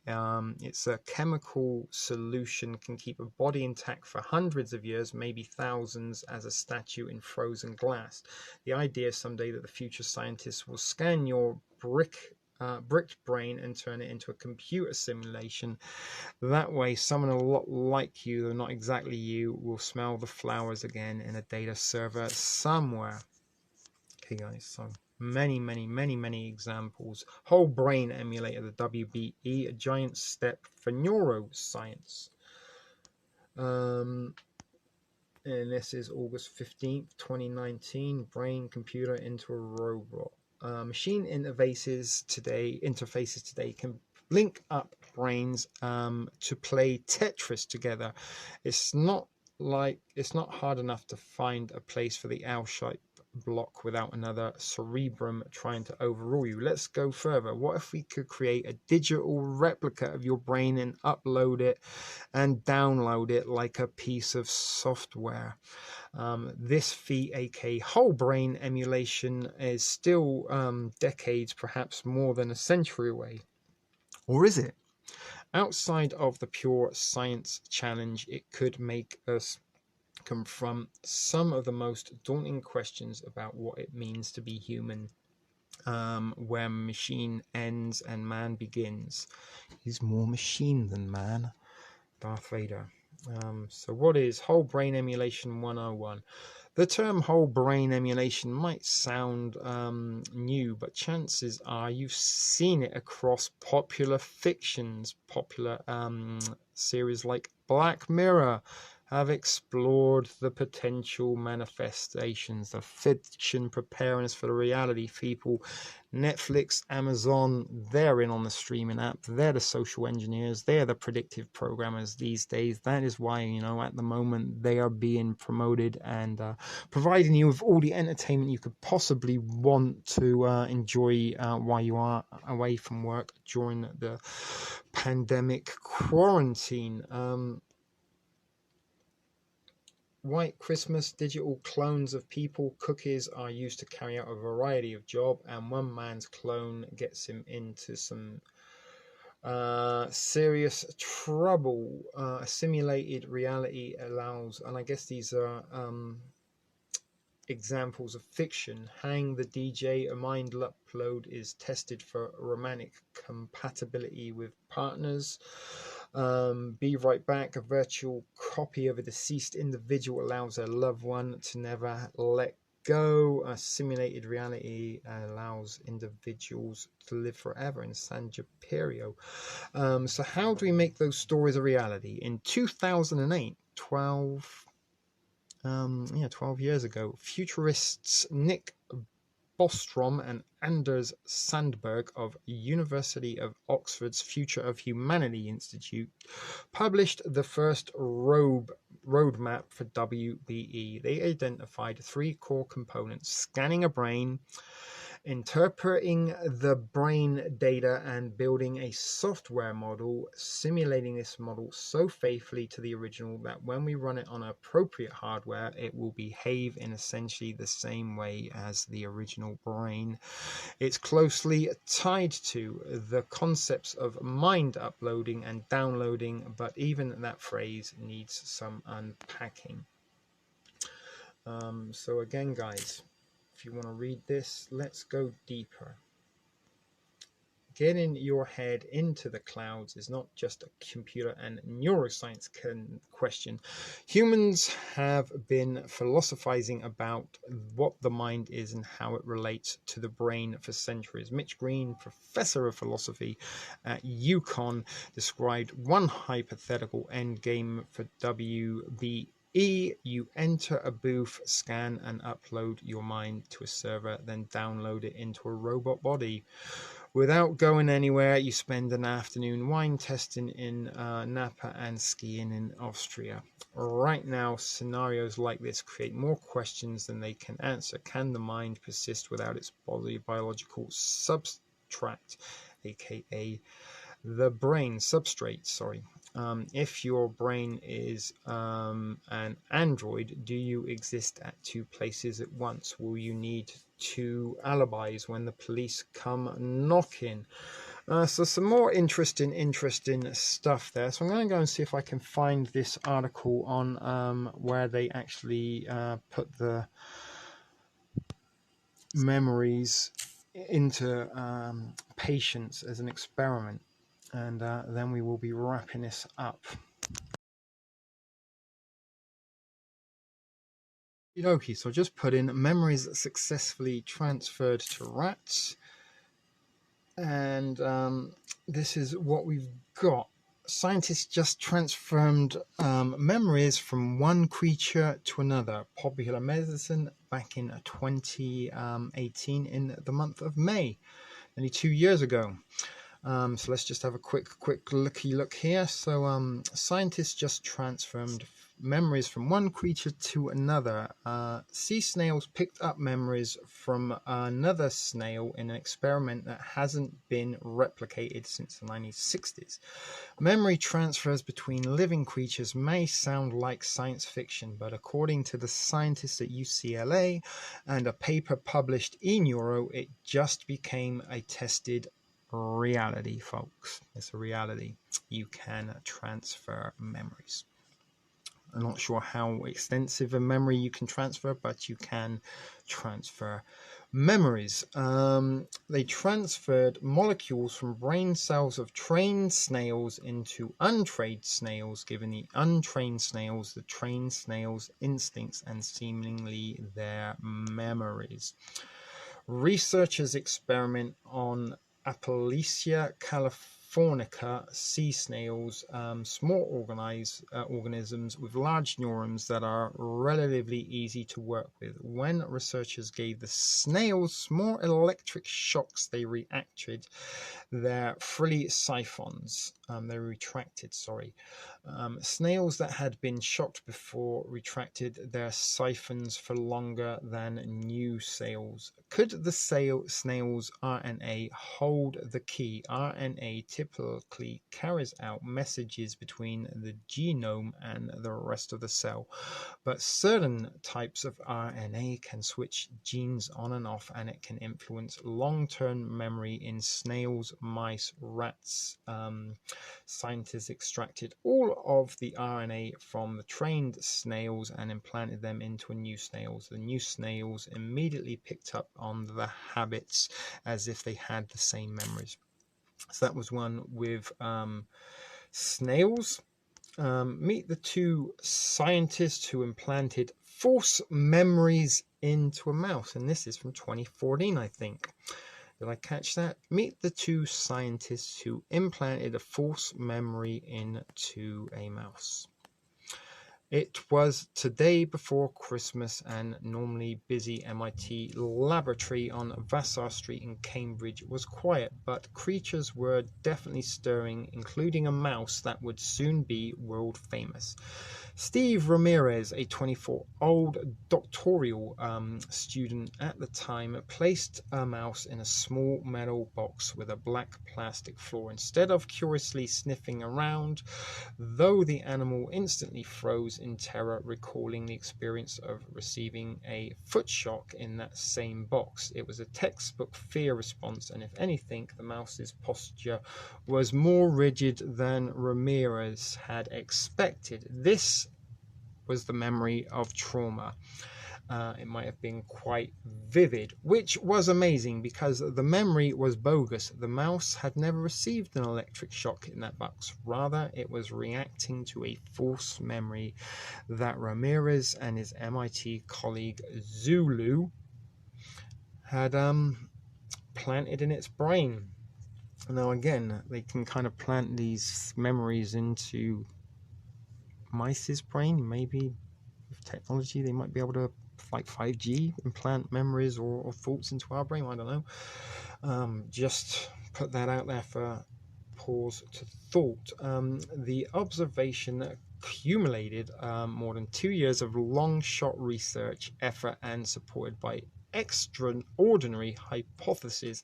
Not only was it possible to identify brain cells involved in the encoding of a single memory, but those specific cells could be manipulated to create a whole new memory of an event that never happened.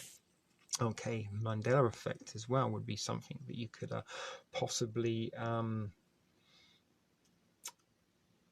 use as a sort of an evidence or example of this, perhaps. 2011, June the 17th, 9 years ago. Memory implants give sharper, sharper recollection. Get the fuck out of here with that shit.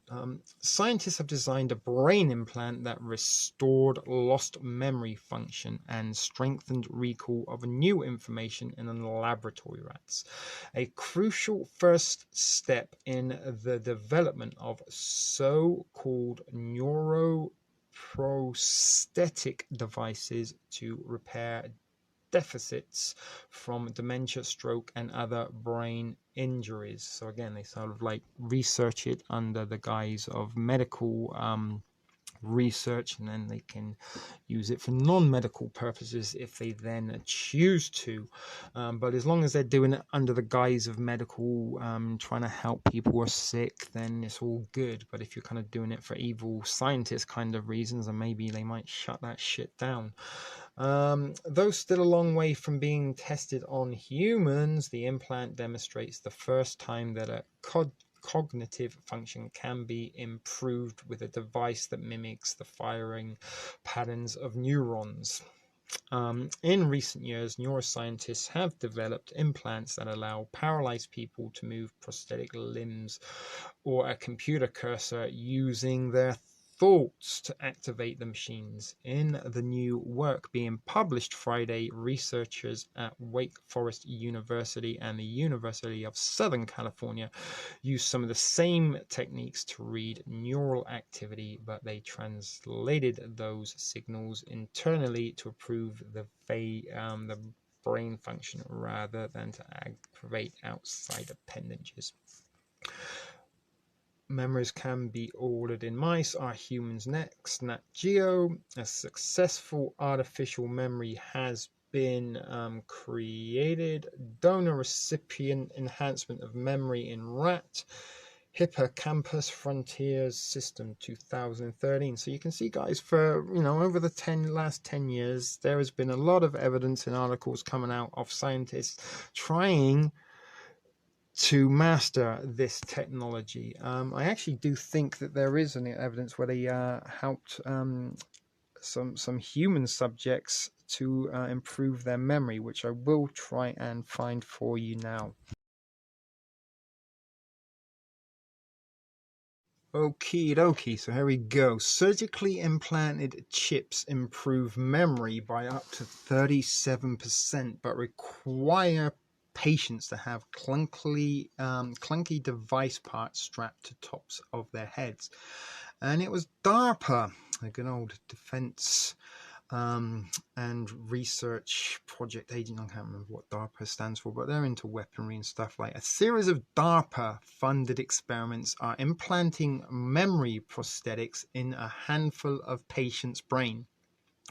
The devices record the neural firings involved in a memory and fill in the extra electrical activity to boost recall. So this isn't kind of like downloading your brain onto a chip. It's a chip that you put in your brain that helps your brain to work. But again, if you could maybe download the memories of the brain, then these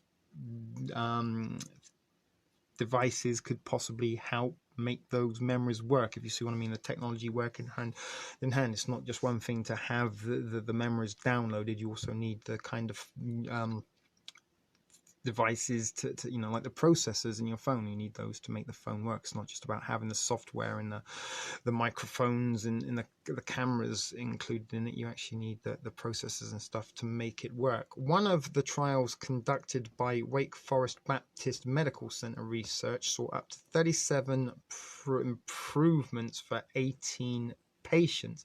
So they put 18 patients through a series of experiments where they put these kind of things in your head, these microchips, and they stuck to the brain or connected to the brain's connections to help stimulate and fire responses in the brain that help you improve memories. So the new microchip is given a handful of patients with memory loss are getting a boost to their recall as scientists work to develop a prosthetic to improve their brain function. Funded by the Defense Advanced Research Projects Agency, DARPA, that's what it stands for, look, Defense Advanced Research Agency, several universities and companies are collaborating to create brain implants that will help patients with memory loss. So why is a defense agency trying to help people with memory loss, or is the memory loss the excuse for other purposes? They've got all these people collaborating to try and come up with this. So far, the clinic trials have enrolled some 250 patients who already have electrodes implanted along their brains to treat epilepsy. So the devices are a long way off from being used broadly for dementia patients. But the results thus far are impressive. In one Wake Forest Baptist Medical Center study published last year, patients' short-term memories were improved as much as 37%. So just bearing this in mind, people, that they have 250 human test subjects that they are messing around with their brain, putting computers in nanochips, in neuro links to help improve their brain. What else could they be putting in there? Could they be making Terminators, or be putting kind of Manchurian Candidate type program in there, perhaps? Maybe at a certain time a response or a trigger word would activate that nanochip that then would get that individual to do something they might necessarily desire or do willingly. 15 to 18% in other two.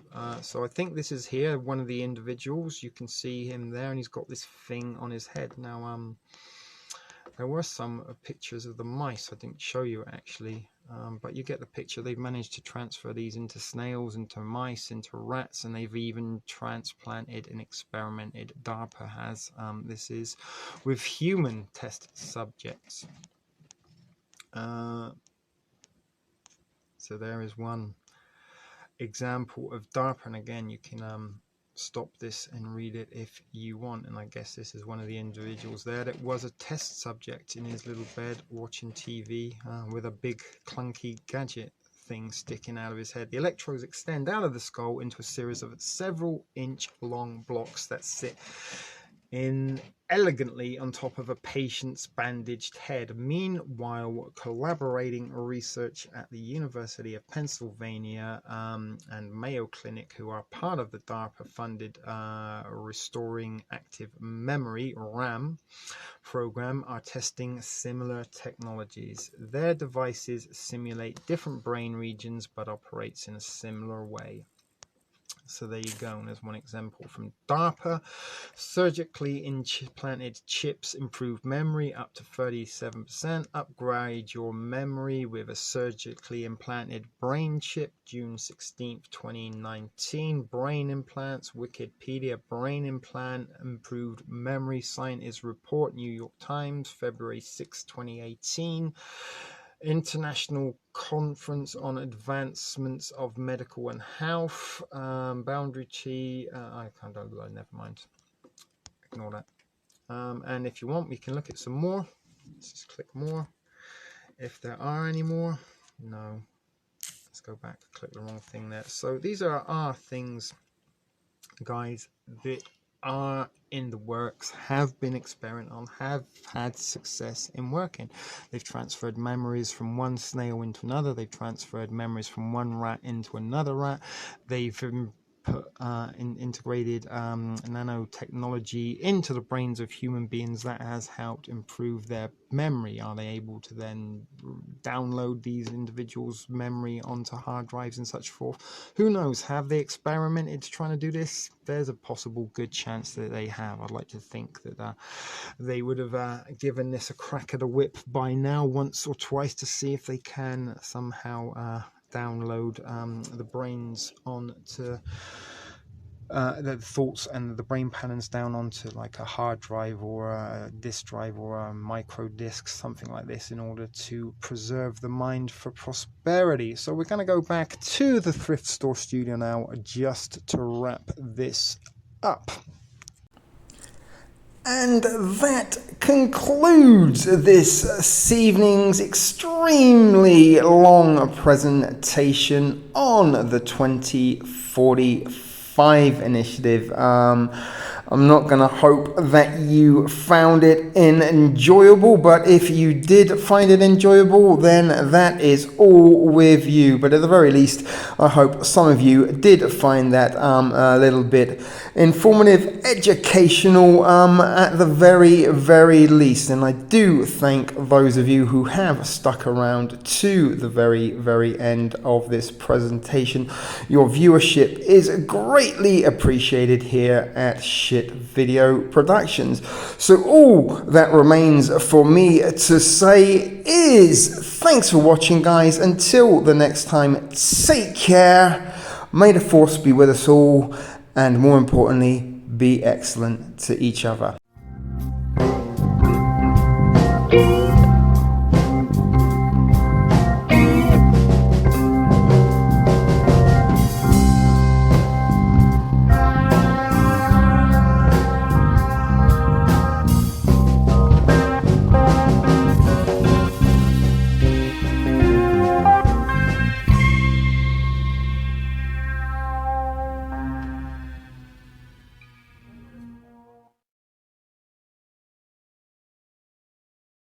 Sit, Ubu, sit. Good dog.